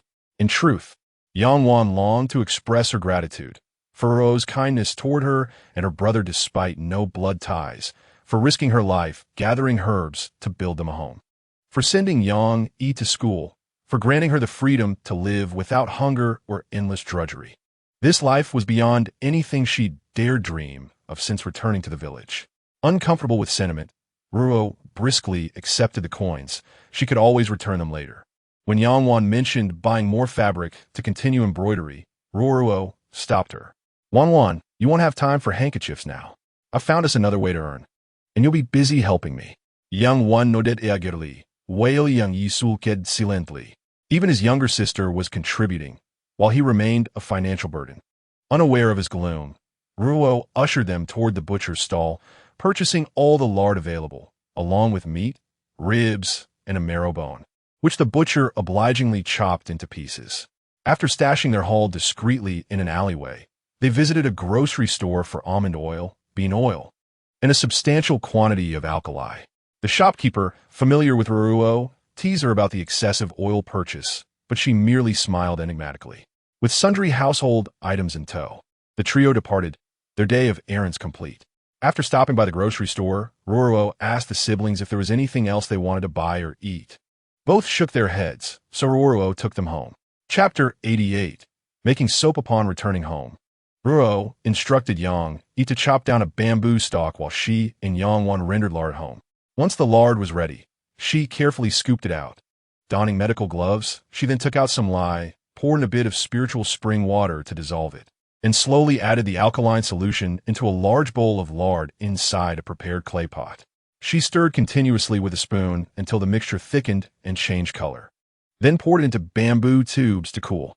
Yang and Yang watched Ruoruo's meticulous process with confusion, unable to fathom what she was doing. A perfectly good pot of lard mixed with lye. Was it still edible? Ruoruo didn't explain much, knowing the siblings would understand once the soap cooled and was cut the next day. After dinner, she retreated into her space to research various soap-making techniques: floral soaps, honey soaps, milk soaps. If tomorrow's batch succeeded, she could experiment with different scents and benefits. In this era, soap berries for laundry were expensive and ineffective. If she could produce soap, it would become a lucrative venture. The March weather remained chilly, so the soap cooled quickly. By the next morning, Ruoruo found it had already solidified. She split the bamboo tube, removed the soap, and cut it into bars, though it felt too soft, likely due to incorrect proportions or another issue. Returning to her space, she reviewed the materials and realized she hadn't stirred long enough for full saponification. She decided to try again today. By the time Yang and Yang woke, Ruoruo had already prepared breakfast. Feeling guilty for oversleeping, the siblings hurried through their morning routine at double their usual speed. After the meal, Yang left for school while Ruoruo and Yang resumed their soap experiments. This time, Ruoruo planned to incorporate milk, almond oil, and olive oil. Having learned from yesterday's trial, she stirred longer to ensure thorough saponification before pouring the mixture into molds. She placed the soap mixture directly into the refrigerator to accelerate cooling, eager to see the results sooner. By the afternoon, she removed the hardened soap unmolded and cut it. This time the texture was firm. All that remained was a month of curing to allow further saponification, moisture evaporation, solidification, and alkali reduction. Young one, who had refrained from asking yesterday, finally couldn't hold back. Sister, what exactly is this you're making? It's soap, Ruoruo explained. You can use it to wash your hands, face, or even bathe. It works better than soap berries and cleans more thoroughly. That sounds amazing. Can I try it? Yangwan asked eagerly upon hearing it could be used for bathing. Ruoruo shook her head. Not yet. The soap's pH is still too high. It needs to cure for a month first. You'll be the first to try it then. Okay, Yangwan agreed obediently. Although it couldn't be used immediately, Ruo still took a piece of each to the water side, rubbing them to see if they would lather. She then washed a dirty cloth with one. Observing the rich foam with satisfaction, success was evident as the cloth came out clean. Yangwan watched Ruo and asked, Sister, does this mean the soap is a success? Yes. It's ready. Once it's fully dried, we can take it to the grocer for discussion. This will be our long-term business. Our chance at a better life depends on it. Of course, we can't rely solely on this. Later, I'll develop other, more valuable products. Ruoruo had spent days researching feasible products for this era on her computer.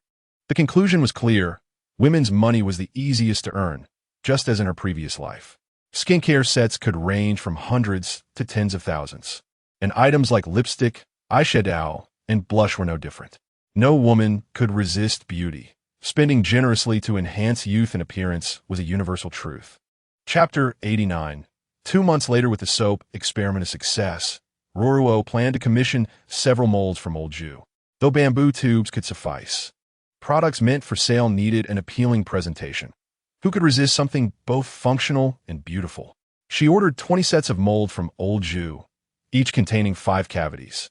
A seasoned craftsman, he exceeded expectations, creating various shapes, square, round, oval, and even a crescent moon design, based solely on a rough description. With 20 molds, a single batch could produce 100 soaps. Rotating between 1 or 2 types daily was manageable. Stirring was the most laborious task, but Ruoruo had a cheat, an electric whisk. Used during the day and recharged in her space at night, it never depleted, as the space automatically replenished it. Now, both Ruo and Yangwan had one each. Time flew swiftly. 2 months passed, during which the pair dedicated themselves to soap making. They made several trips to the county town for oil and ventured into the mountains to gather flowers. By the end, they had produced 500 blocks of standard lard soap, 500 blocks of almond oil soap, 500 blocks of olive oil soap, 500 blocks of milk soap in total. 2,000 blocks, with around 900 ready for sale. Ruoruo estimated the average cost per soap at 5 copper coins. Milk and olive oil, sourced from her space, weren't factored into expenses, leaving almond oil as the priciest ingredient.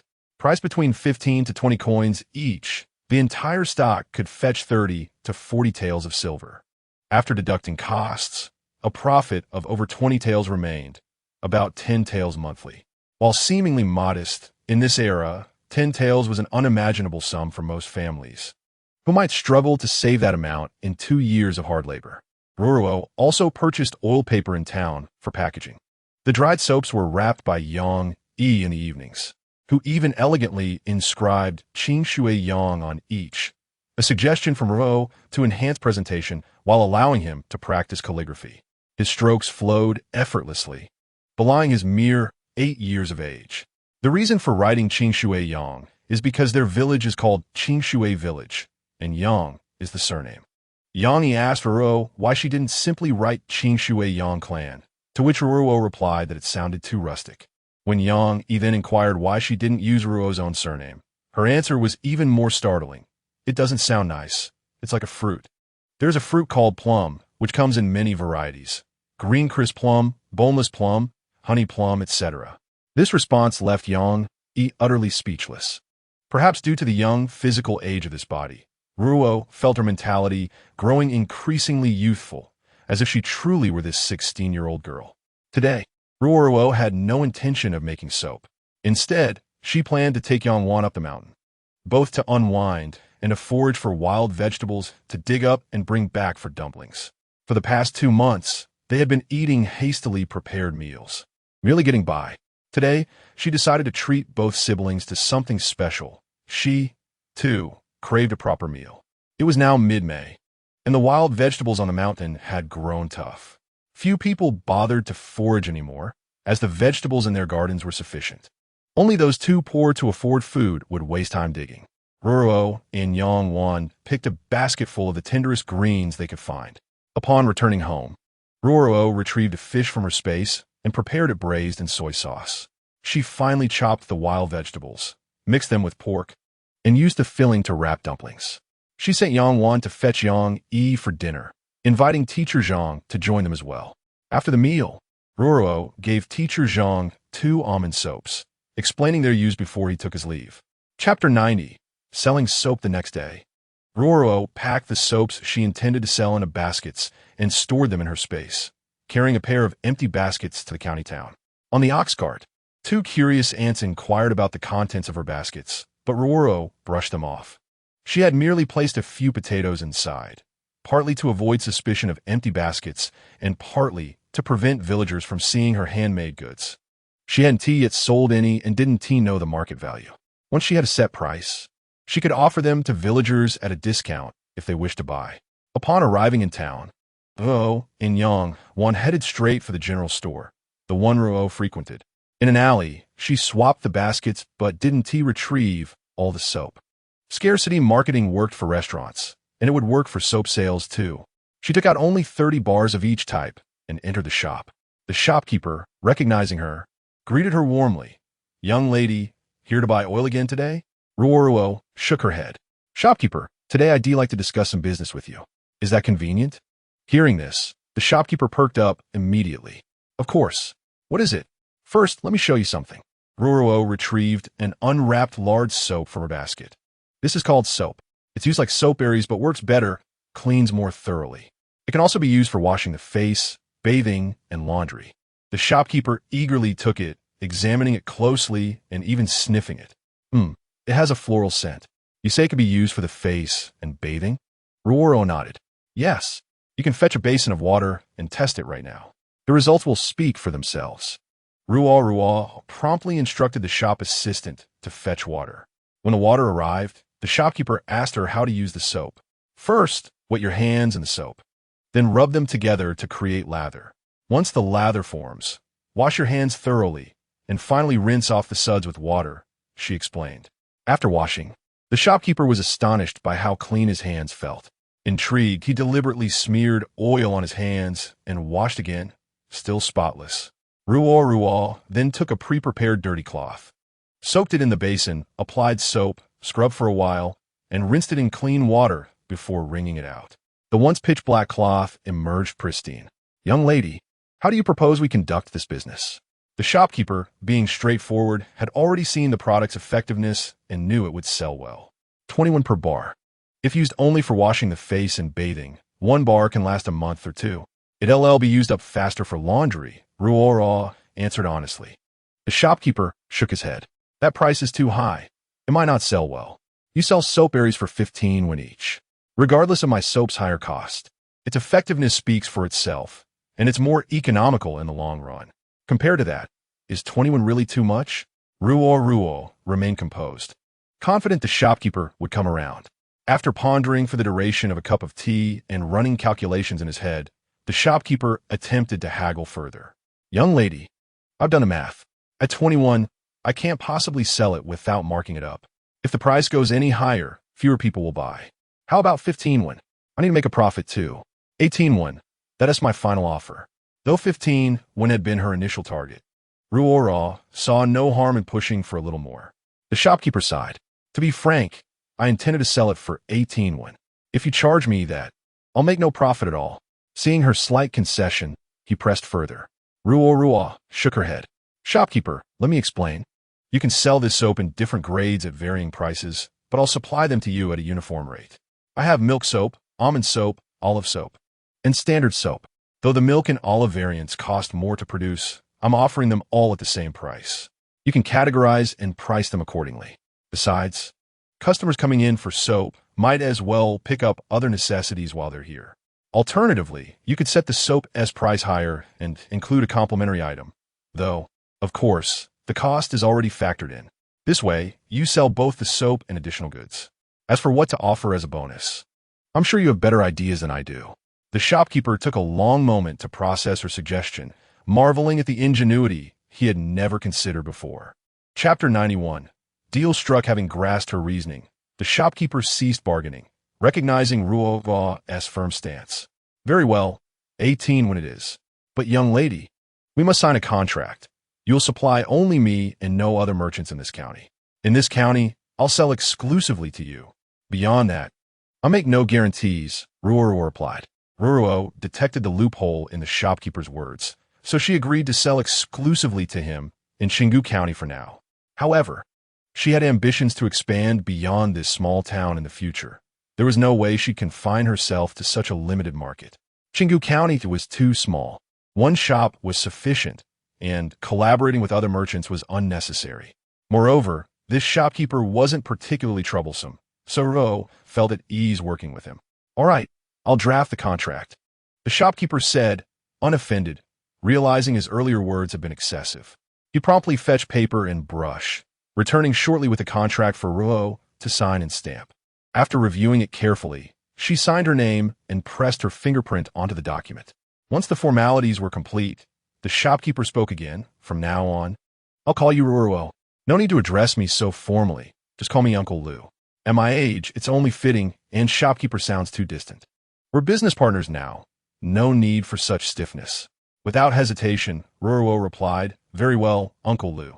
She agreed wholeheartedly. Business thrived on mutual benefit, and cooperation was key to success. How many bars of soap did you bring today? Uncle Lu inquired eagerly. About 100. The process is laborious. Each batch requires a month of drying, so my current stock is limited. Then I'll take this batch first and gauge the market, Uncle Lu said. By the way, how should I contact you if I need more? I live in Qingshui Village. The blue brick house at the far end is mine. Nodding, Uncle Lu replied, Understood. Let's count the soaps now. Ruoruo lifted the cloth covering the basket and presented the neatly wrapped soaps. Here, Uncle Lu. Each is labeled Qingshui Yang, with the variant specified below, almond, olive, and so on. She handed one to him. Examining it, Uncle Lu remarked, The calligraphy is exquisite. Surely not your handiwork. My younger brother, Ruo admitted freely. The boy who accompanied me last time. That little one? Barely 7 or 8. Uncle Lu sounded incredulous. Yes, him, Ruoruo confirmed with a nod. Remarkable. Such talent at his age, he'll go far. You're blessed, my dear. With unapologetic pride, Ruoruo grinned. I think so too. Uncle Lu chuckled at her youthful demeanor. So unlike the shrewd negotiator from moments ago. This was the genuine innocence of a girl her age. Ruo had rounded the count to an even 100. Uncle Lu paid her 1 tael and 8 mace of silver, promising to send for her if she had tea returned by the time the stock sold out.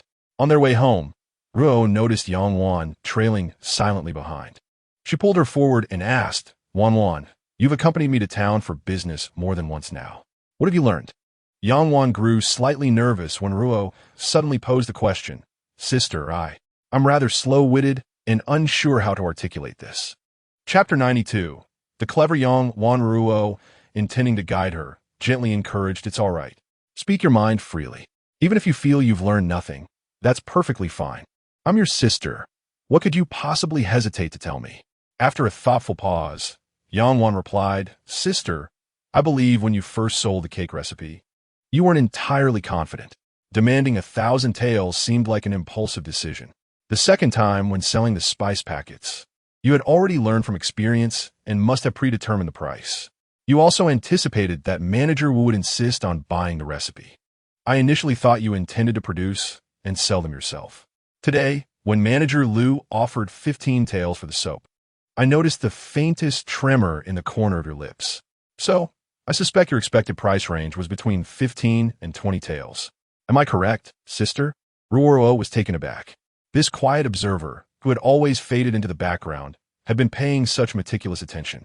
She realized she might have overlooked the girl as perceptiveness. You clever little thing, Ruoruo chuckled affectionately, stroking Yang Wan's head. You saw right through me. Poor manager Lu. He couldn't read expressions half as well as you. Had he been as sharp, we truly would have had to settle for 15 taels today. In truth, the decision to sell the braised meat spice packets had been spontaneous. Ruoruo had initially planned to produce and sell them herself. After all, they couldn't rely solely on their meager farmland forever. But when Manager Wu approached her for the recipe, she realized the logistical challenges. Transporting goods daily would require a cart, which they lacked. Even if they purchased one, there were no men in the household to drive it. Storing goods in her spatial ability was impractical. How would she explain their sudden appearance? As someone who preferred simplicity, Ruoruo opted for the most straightforward solution, selling the packets outright. Ruoruo then posed another question. Why do you think I chose to sell the spice packets rather than the recipe itself? After a moment's consideration, Yangwan answered, I believe, sister, you didn't wish to sell it all at once. You wanted a steady, lasting income for the family. Though Ruo's initial reasoning had been the impracticality of sourcing the ingredients herself, Yangwan's interpretation wasn't incorrect either. Delighted, Ruoruo praised her warmly. Exactly. How is our Wanwan so astute? Flustered by the compliment, Yangwan flushed and protested. Sister, you're teasing me. I shan't speak to you anymore. With that, she dashed off. Watching the bashful girl retreat, Ruoruo felt a deep warmth in her heart. The regrets of her past life were being mended in this one. Both children were sensible and thoughtful, requiring little supervision. They even anticipated her needs. Ruoruo mused. How fortunate their mother would have been to raise such remarkable children. What wisdom had she imparted to them? Yet, her heart ached for them. Children weren't born with such maturity. At their age, they ought to be carefree, basking in their parents' indulgence. But they had grown so responsible spoke of hardships beyond imagination. Two children refrained from speaking about their sorrows, fearing that discussing them would only reopen old wounds. Perhaps one day, they would eventually find the courage to confide in her. For now, patience was their only recourse. 3 days later, the esteemed shopkeeper Lu visited Ruo's home, his carriage stirring quite a commotion in the village. Typically, villagers traveled in humble bullock carts, and such an exquisite carriage was a rarity, usually only seen in the county town. Curiosity piqued. Many followed to discover whom he sought. As the carriage made its way to the back of the village, it stopped before Ruo's door, and a man in his 40s, dressed resplendently, disembarked. The villagers speculated about his identity. Upon witnessing the crowd, Lu did not enter immediately but instead hesitated, conscious of the potential harm to Ruoruo's reputation. Understanding his concern, Ruoruo instructed Yangwan to summon the village head. The village head arrived promptly, bemused by the gathering and the opulent carriage outside. Ruoruo approached him and explained the situation, prompting the village head to address the onlookers. There is no need to linger here. This gentleman is the proprietor of a general store from the county. Come to purchase soap from Ruoruo. Kindly disperse and return home. There's no need to block the way. However, the villagers remained unconvinced, for they had never heard of Ruoruo producing soap. Was it a ruse? Aunt Tian, who had previously inquired about Banlangen, stepped forward, questioning Ruoruo. Child, what purpose does a soap serve? Is he truly here to buy it from you? Meanwhile, old Lady Yang, eyeing the splendid carriage, muttered, I hope it's not for anything scandalous. Ruoruo felt an urge to chastise old Lady Yang, but refrained, aware that the crowd was too large to act. Instead, she shot her a disdainful glare. Old Lady Yang, sensing Ruo's displeasure, averted her gaze, unwilling to meet her eyes. Noticing the older woman's submission, Ruoruo chose not to pursue the matter further. Meanwhile, shopkeeper Lu, incensed by the insinuation, prepared to clarify the situation, but Ruoruo stopped him, leading the village head inside. Ruoruo asked Yangwan to fetch a basin of water, and she presented a bar of soap to the crowd. After showcasing it, she explained, this is soap, intended for washing the face, bathing, and laundering. I've just made it. It is similar to soap wort, but far superior, providing a cleaner wash. You may observe for yourselves. As she spoke, the villagers gathered closer. Ruoruo wet her hands in the soap, rubbing it until rich, frothy bubbles emerged. Yangwan offered her a soiled cloth, which Ruoruo held up for all to see before soaking it, applying soap, and rinsing it clean in front of them.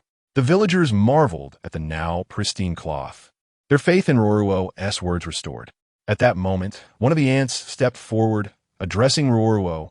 Child, I encountered you in the county a few days ago, and that basket contained this very item, didn't it? Were you planning to sell it without us knowing? Surely, we wouldn't dare to compete with you. As Ruoruo gazed at the woman who spoke with a sarcastic tone, she replied, Aunt, your assertion is rather misplaced. I take pride in the items I create, and I have no qualms about sharing them with you. However, I cannot ascertain their marketability or the potential profit they may yield. If they do not sell, you might find amusement in my misfortune. Should I tell you they remain unsold, you may deem me disingenuous. Thus, no matter my actions or words, they seem to be met with criticism. Wouldn't you agree? Moreover, I believe I have not wronged anyone in this village since my marriage. Have I unwittingly offended you in some way? I would appreciate your guidance. Ruoruo fixed her gaze upon the woman, speaking with an uncharacteristic directness, perplexed by the malice emanating from those around her. Even if they felt envy, there was no need to belittle her in front of so many others. The woman, feeling cornered, uttered no further words, casting a glare at Ruoruo before departing. Turning to those who remained, Ruoruo continued, As you have all witnessed, shopkeeper Liu personally sought me out to purchase soap, a testament to its viability in the county market. We are neighbors. If anyone is interested in buying, you may approach me. I sell the shopkeeper Liu for 18 won per piece, but can offer you a price of 15 won each. If there is any doubt, feel free to inquire further in the county. Now disperse, please. After her speech, shopkeeper Liu added, I believe many of you have shopped at my store. Ruoruo is merely a young girl. It matters not if my reputation is tarnished, but do not let it affect hers, lest I take action. With that, he followed Ruoruo indoors, and the crowd, no longer entertained, began to disperse, though a few lingered to discuss the efficacy of Ruoruo's soap, deeming it impressive. Albeit overpriced at 15 won. They considered visiting the county to verify the existence of such a product. A few recognized shopkeeper Liu from their previous visits to his store, lending credibility to Ruoruo's claims. At the back of the group, the elderly young matriarch cast a venomous glare at Ruoruo's home for an extended period before turning to return home, her intentions shrouded in mystery. Meanwhile, shopkeeper Liu conversed with the village chief about the remarkable sales of the soap, noting that 100 pieces had sold out in less than 2 days, with many more orders placed, prompting his urgent visit to Ruoruo.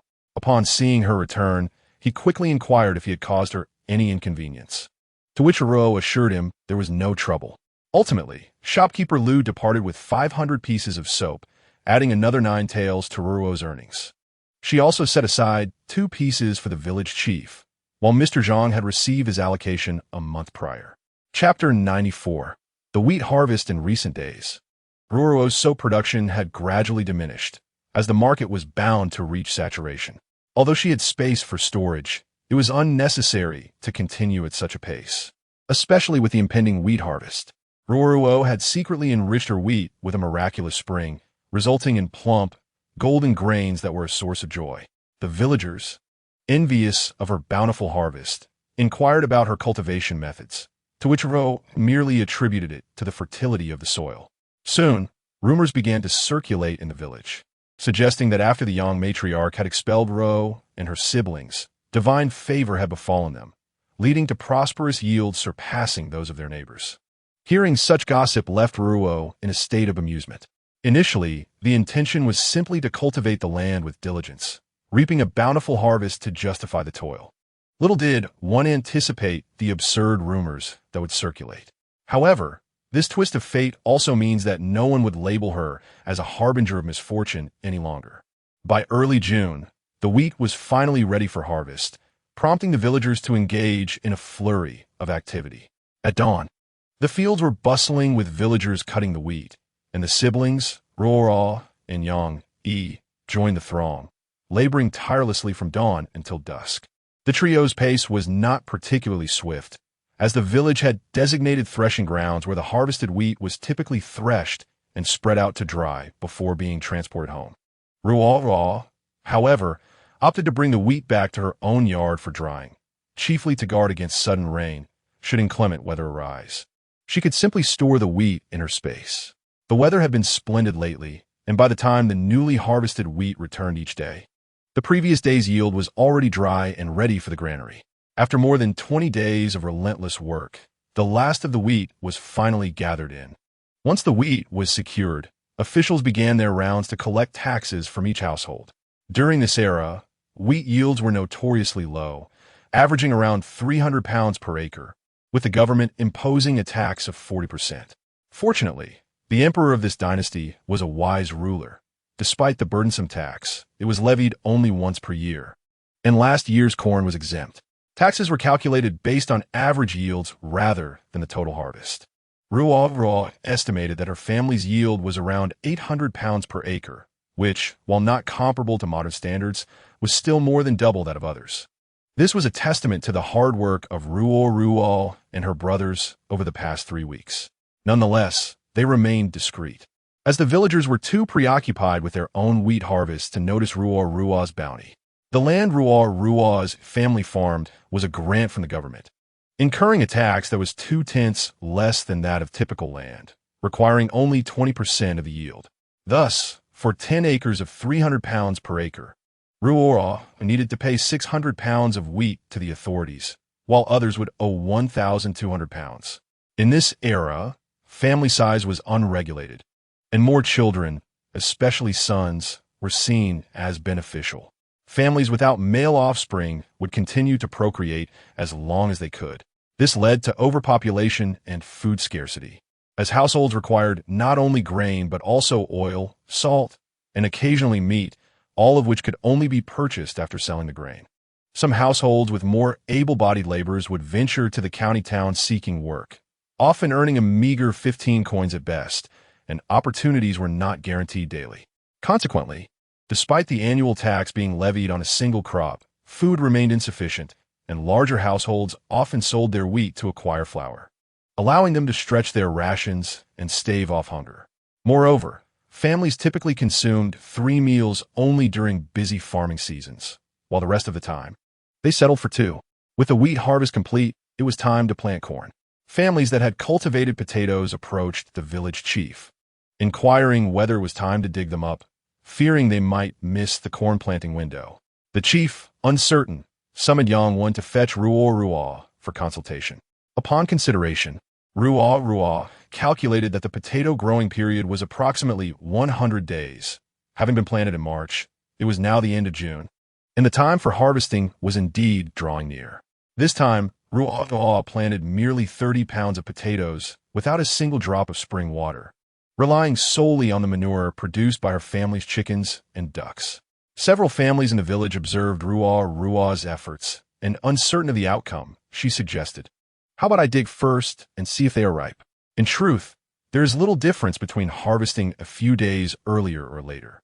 The potatoes might be slightly smaller, yet it is preferable to wait a few extra days if possible. The village chief had announced that they would dig up the potatoes the following day, and everyone returned home. Chapter 95. Digging potatoes the next day. The whole village was aware that they were to dig potatoes, and many gathered to witness the event, eager to see whether what the village chief had fervently encouraged them to plant would yield results.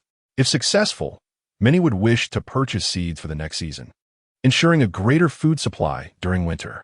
Upon arriving at Ruoruo's field, she took up her hoe and began to dig. To everyone's astonishment, as each potato rolled out of the earth, they were left speechless. Could it be that beneath each seedling lay such an abundance of produce, perhaps 3 pounds? Indeed, the village chief had not deceived them. Once Ruoruo's 30 pounds of seed were entirely harvested, the onlookers were further astonished, regretting their previous reluctance to purchase potato seeds and their failure to trust the village chief. However, it was not too late. Had the village chief not mentioned that another season could still be planted before the year ended? This time, they would surely buy seeds. Ruoruo's yield amounted to approximately 500 pounds, enough to last through the winter, and they could plant again. After Ruoruo's harvest, those who had also planted potatoes eagerly returned home to dig up their own. Although their yields were not as plentiful as Ruoruo's, many families managed to gather 300 to 400 pounds. Even the 4 families who received 5 pounds from Ruoruo ended up with 60 to 70 pounds each, while the village chief's family had even more, having planted over 100 pounds, resulting in a total of around 1,500 pounds of potatoes. In the village, there were 41 households, and aside from Ruoruo's family, 6 other families who had purchased potato seeds, the village chief's family, Yang Wu's family, and the 4 families that received £5 each, there remained 27 households without potato seeds. Naturally, the 4 families with insufficient potatoes were unwilling to sell, relying on the others for purchases. The village chief offered up £1,300, retaining only a little over £200 for himself, while each of the other 6 families contributed £100, and Yang Wu's family also provided £100. Thus, there were £2,000 of potatoes available for sale. The 27 households, with larger populations, desired to buy more, but even with £100 allocated to each household, many would leave empty-handed. Those with quicker connections managed to secure their £100, while those with less favorable relations were left without. The village chief lamented that he should have distributed the potatoes more evenly. However, the villagers did not afford him the opportunity, swiftly claiming what they needed. In the end, 5 households were unable to procure any potatoes, including the Yang family, who had become quite unpopular in the village. No one was willing to sell to them. The village chief wished to allocate some for them, but the villagers firmly kept them at bay, leaving them with nothing. Additionally, the ant who had offended Ruoruo also failed to obtain any. Ultimately, the village chief was left with no choice but to take these 5 families to seek assistance from Ruoruo. After listening to the village chief's explanation, Ruo did not act arrogantly. Instead, she presented him with £450 of potatoes for distribution. The village chief accepted the 900 coins and handed them over to Ruoruo. Observing the handful of copper coins, Ruoruo did not express any gratitude and simply took them inside her home. This lack of courtesy incensed old Lady Yang, who could not fathom why this wretched girl dared to accept her money. Consequently, old Lady Yang muttered a few words under her breath, a harbinger of misfortune. How dare she take my money? She should be afraid of bursting from it. Coincidentally, Ruoruo overheard her remark and understood its implication. Initially, she had no intention of selling to old Lady Yang, but out of respect for the village chief, she had reluctantly agreed. Now, with old Lady Yang's self-destructive words, Ruoruo found the perfect excuse to refuse her. Immediately, Ruo intercepted the departing old Lady Yang. Aunt Yang, I shall no longer sell this batch to you. I cannot accept your money. I fear it may lead to my demise. Here, take your coins back, and please return my potatoes. With that, she attempted to snatch the basket containing the potatoes from old Lady Yang's hands. Alarmed, old Lady Yang protested vehemently, knowing that if she did not bring the potatoes back home, her husband would surely be furious. No, you cannot take them from me. I have already given you the money, and the potatoes are now mine. You cannot rob me, you harbinger of misfortune. Stop this at once. She then pushed Ruoruo in frustration. Village chief, Aunt Yang has claimed that I would die from accepting her money, and I am indeed frightened. I cannot sell to her any longer. Please help me retrieve my potatoes. I will return her money, Ruoruo pleaded. Chapter 96. A possible affair. The village chief was nearly beside himself with anger. He understood that Ruoruo had never intended to sell her potatoes to old Lady Yang and only did so out of respect for him. Old Lady Yang's behavior was utterly unreasonable. Money is spent in exchange for goods, and there was no reason why her money should be exempt. Thus, he resolved not to feel indebted to someone as unreasonable as her.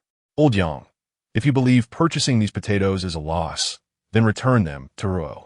I see she has not kept much, and, after another season of planting, it may not suffice for her needs, the village chief declared, directly instructing old Lady Yang to return the potatoes.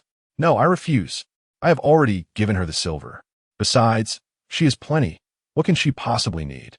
I am her mother-in-law, the grandmother of those 2 wild children. Why should I take my silver? If anyone is to suffer, it should be them. Old Lady Yang blurted out in frustration. The village chief, infuriated by her words, commanded his 2 sons who had accompanied him to seize the basket from old Lady Yang and return the potatoes to Ruo's storage.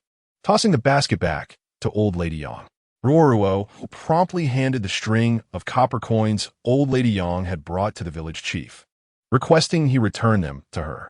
Old Lady Yang refused to accept the coins, but the village chief, growing impatient, tossed the coins into her basket.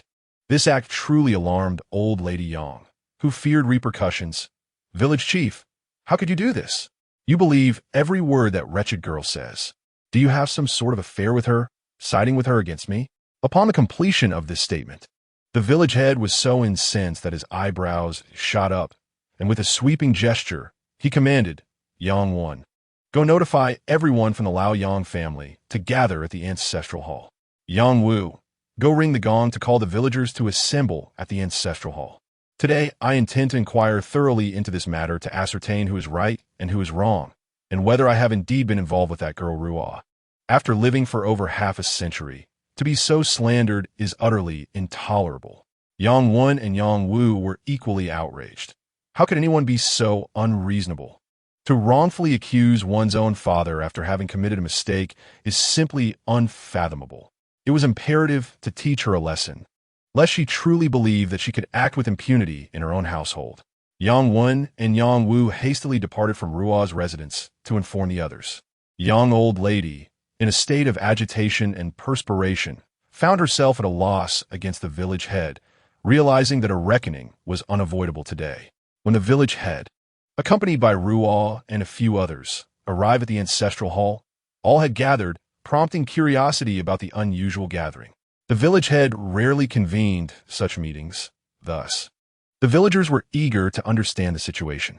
He stepped to the center, gestured for silence, and glanced at Yang's family before slowly speaking. I have summoned you all today to deliberate on a matter of great concern. I, Yang Linshu, have reached the age of 55 and have served as the village head of Qing Shui for over 20 years. I pride myself on my diligence and commitment to fairness. Yet I find myself unjustly slandered, and I cannot swallow this indignation. Yang Qing's family, please speak. I find myself at a loss for words. Yang Qing's family, one of those who had failed to procure potatoes today, accompanied the village head to Ruo's residence, witnessing the events unfold from beginning to end. Known for her penchant for stirring trouble, upon hearing the village head's words, she promptly stepped forward to recount the incidents in vivid detail. The villagers were taken aback when they heard young old lady's accusation of the village head's alleged impropriety. Her audacity was shocking. Such remarks tarnished not only Ruo's reputation, but also threatened to obliterate the village head's lifelong integrity. If such words were spread, not only would the village head's honor be in ruins, but also that of his descendants. Chapter 97. The beating after hearing Yang Qing's account. Young old man realized that the day's events could not conclude amicably.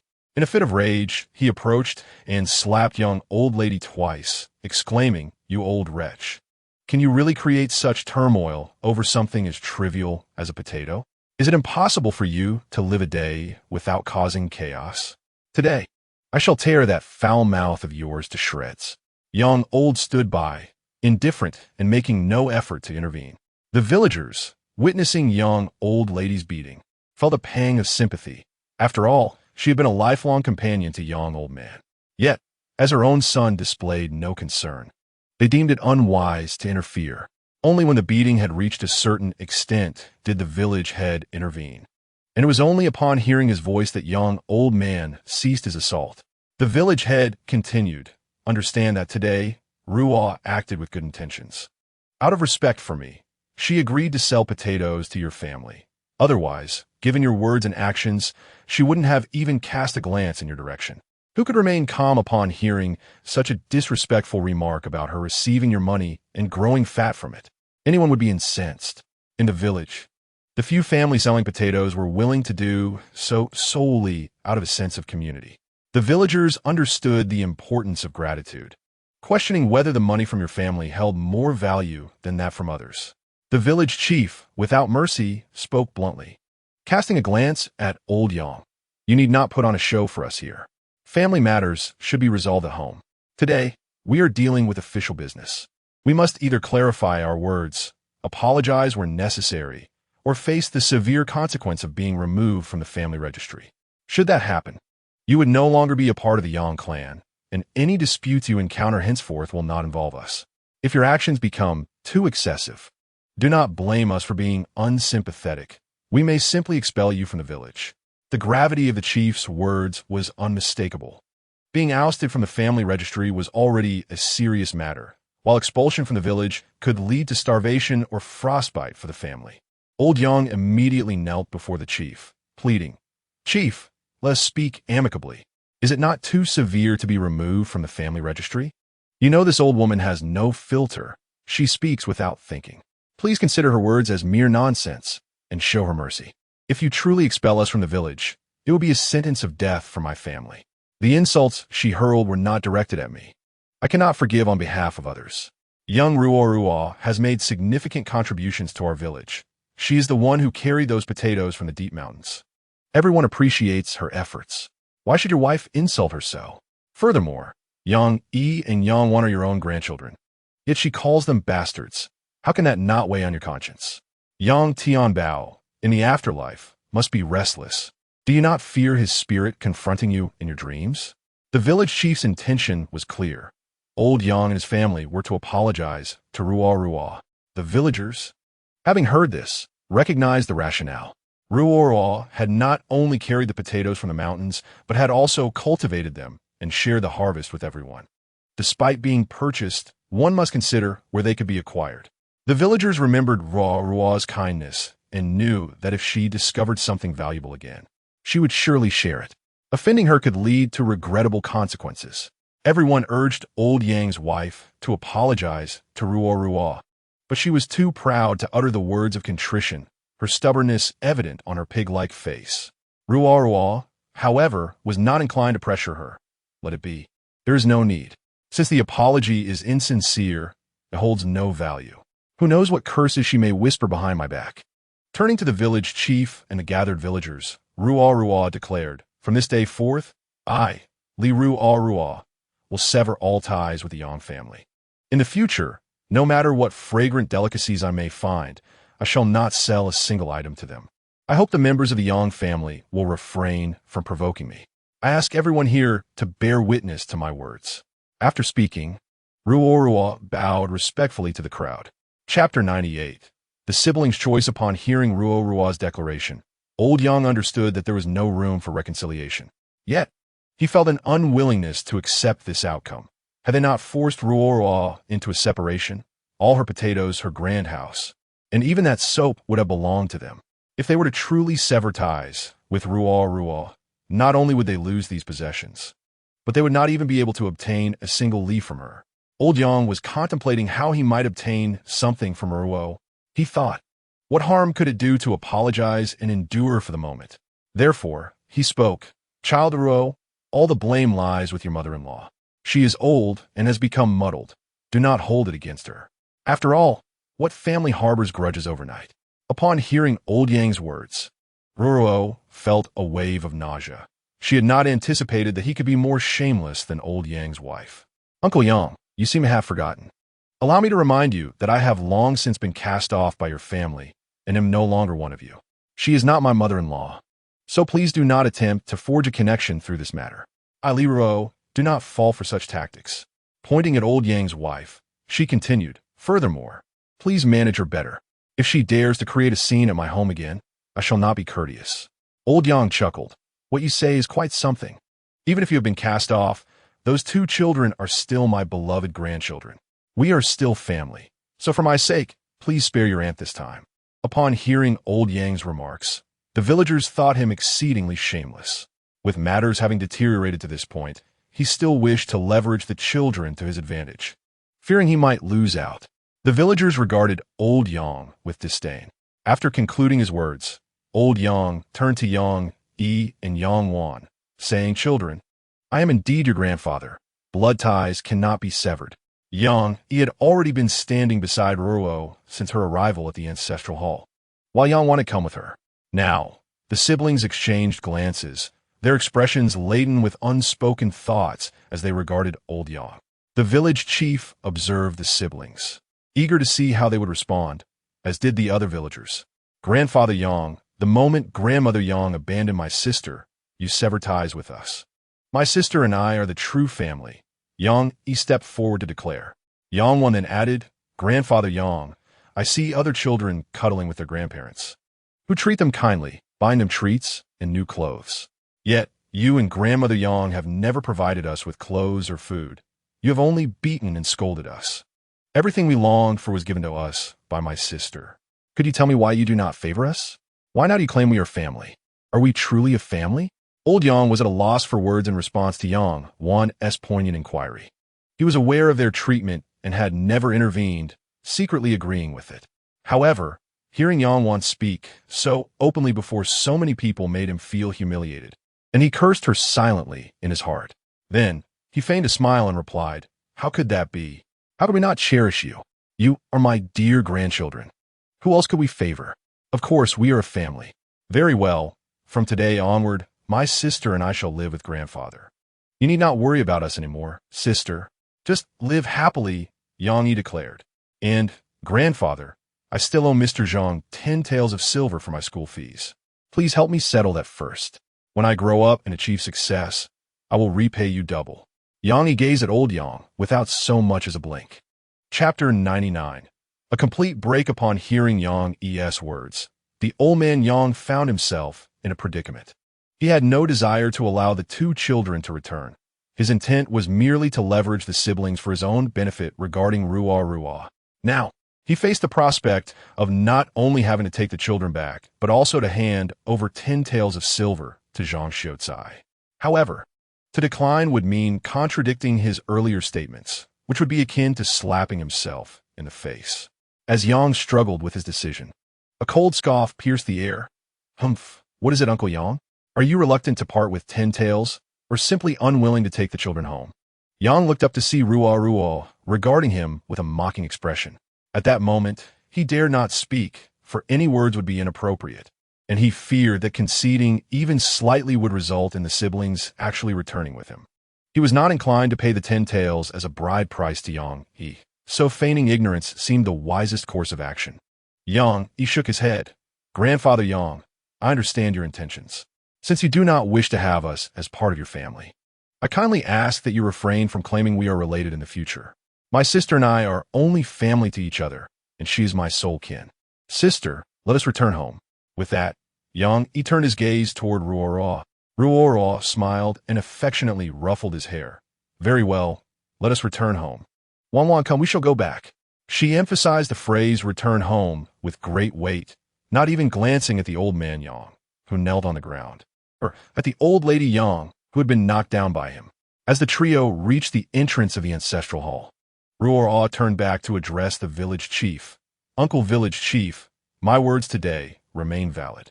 I ask you and the esteemed elders of the village to bear witness. If members of the Yang family come to create a disturbance at my home, I implore you to assist me in bringing them to the authorities." The villagers nodded in agreement, marking the total severance between Yang Yi, Yang Wan, and the Yang family. This was for the best. Although they had once shared ties, they could now ignore each other completely, as it was the Yang family's own actions that had led to this estrangement. The Yang family's recent conduct had thoroughly chilled the hearts of the siblings, leaving the village chief at a loss for words regarding this family. The two elderly individuals lacked the dignity befitting their age, always scheming against others, while their sons were as useless as a gourd with a sawed-off mouth, incapable of producing a sound. The two daughters-in-law merely followed the old lady Yang, obediently doing whatever she commanded. Although Ruoruo and her siblings departed, the village chief did not intend to let the old lady Yang off easily. Her outrageous statements today warranted a lesson. Otherwise, she might continue to speak recklessly, thereby tarnishing his own reputation. The village chief declared, "Very well, let us conclude matters regarding Ruoruo. From now on, you shall be mindful of your words and actions. Do not habitually intrude upon others' homes. Now, let us address the slander you directed at both myself and Ruoruo today. What do you intend to do about it?" Seeing that the village chief would not relent, the old lady Yang attempted to resort to her usual tantrums, but the chief denied her the opportunity. "What? Do you wish to throw a fit? Spare me. I am not your son and will not fall for your tricks. If you do not provide a satisfactory explanation today, we shall hold a collective vote in the village to see how many are willing to have your names inscribed in the family register." Madame Yang was in a state of panic. If her entire family was truly ostracized from the family tree, old Yang would undoubtedly strike her down. She crawled to the village chief's feet, clutching his garment in a plea for mercy. "Chief, today this incident was entirely my fault. I was despicable, my words were thoughtless. Please forgive me. I assure you, I shall never utter such foolishness again." Turning to the crowd, she continued, dear villagers. My earlier words were spoken out of jealousy towards Ruoruo for her financial success. I meant her no harm, and the chief did not intend to protect her. Chapter 100. The more she spoke, the more chaotic it became. The initial part of her speech was somewhat acceptable, but the latter half felt oddly discordant, as if implying that the chief was coerced into a confession. Such an explanation was worse than silence. Did it not only serve to complicate matters further? Indeed, the village chief, upon hearing her words, was even more incensed. If you cannot articulate your thoughts, it would be better to remain silent. The more you speak, the more you tarnish your own reputation. Do you harbor a belief that I favor that young girl? No, chief, it was my fault. When I saw you allowing Yang Wen and Yang Wu to compete with me for the potatoes, I became frantic. Every household in our village has potatoes. Yet I do not. Naturally, I was desperate. Madame Yang hastily explained. The chief's brow furrowed even deeper. Then tell me, why would I permit them to contest you for potatoes? Surely, I do not covet them. And have I not given you the money for the potatoes? Or do you suggest that I pocketed your funds? Madame Yang could only admit the truth. I spoke thoughtlessly. Ruoruo had already sold me the potatoes.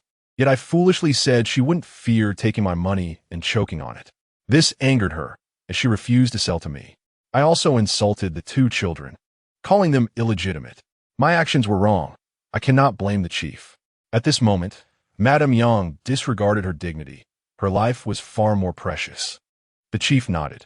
Then what of your insinuation that I have an affair with her? Madame Yang attempted to clarify. I was merely flustered at the time. My husband threatened to beat me if I could not retrieve the potatoes, and out of fear of returning home to his wrath, I spoke carelessly. The chief addressed the crowd. Did you all hear that? Although Yang Qing's family recounted the tale, there is always a risk of embellishment. Now that she has confessed, surely you can trust her words.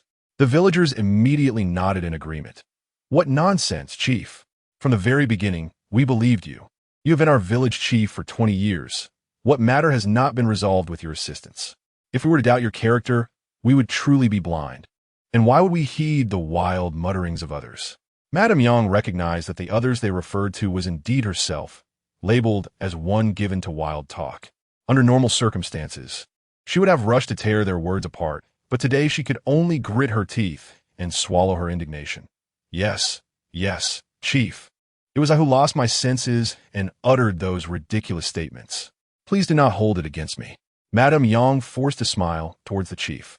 Yet her pig-like visage, adorned with an obsequious expression, nearly startled the chief into retreat. He stepped back a couple of paces, pulling away from her grasp, and finally spoke. Since everything has been clarified, I shall not make things difficult for you.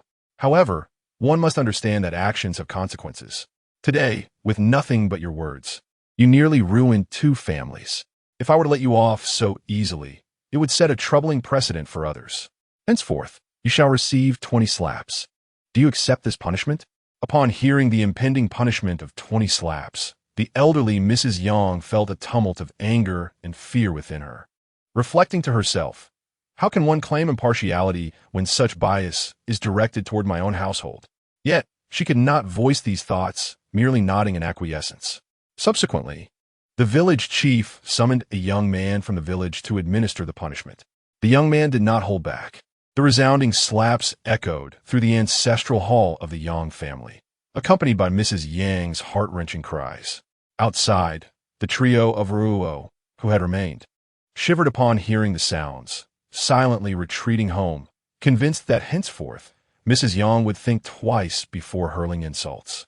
Ruoruo inwardly muttered a deserved rebuke, reflecting on how Mrs. Yang always greeted her with derogatory terms, labeling her a harbinger of misfortune. Although these insults caused no tangible harm, they certainly weighed heavily on her heart. She also took offense at the derogatory remarks about her 2 children, referring to one as a wild child and the other as a little brat.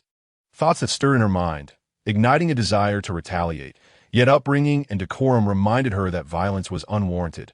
Otherwise, she would have struck back countless times. Today, Mrs. Yang had crossed the village chief, incurring his wrath, which explained the severity of her punishment. Unbeknownst to Ruoruo, the 2 children, while silent, shared her sentiments. and the young man selected by the village chief harbored a minor grudge against Mrs. Yang, driving him to exert such fervor in his task. Thus, it is prudent to remember that one should never offend those who wield power.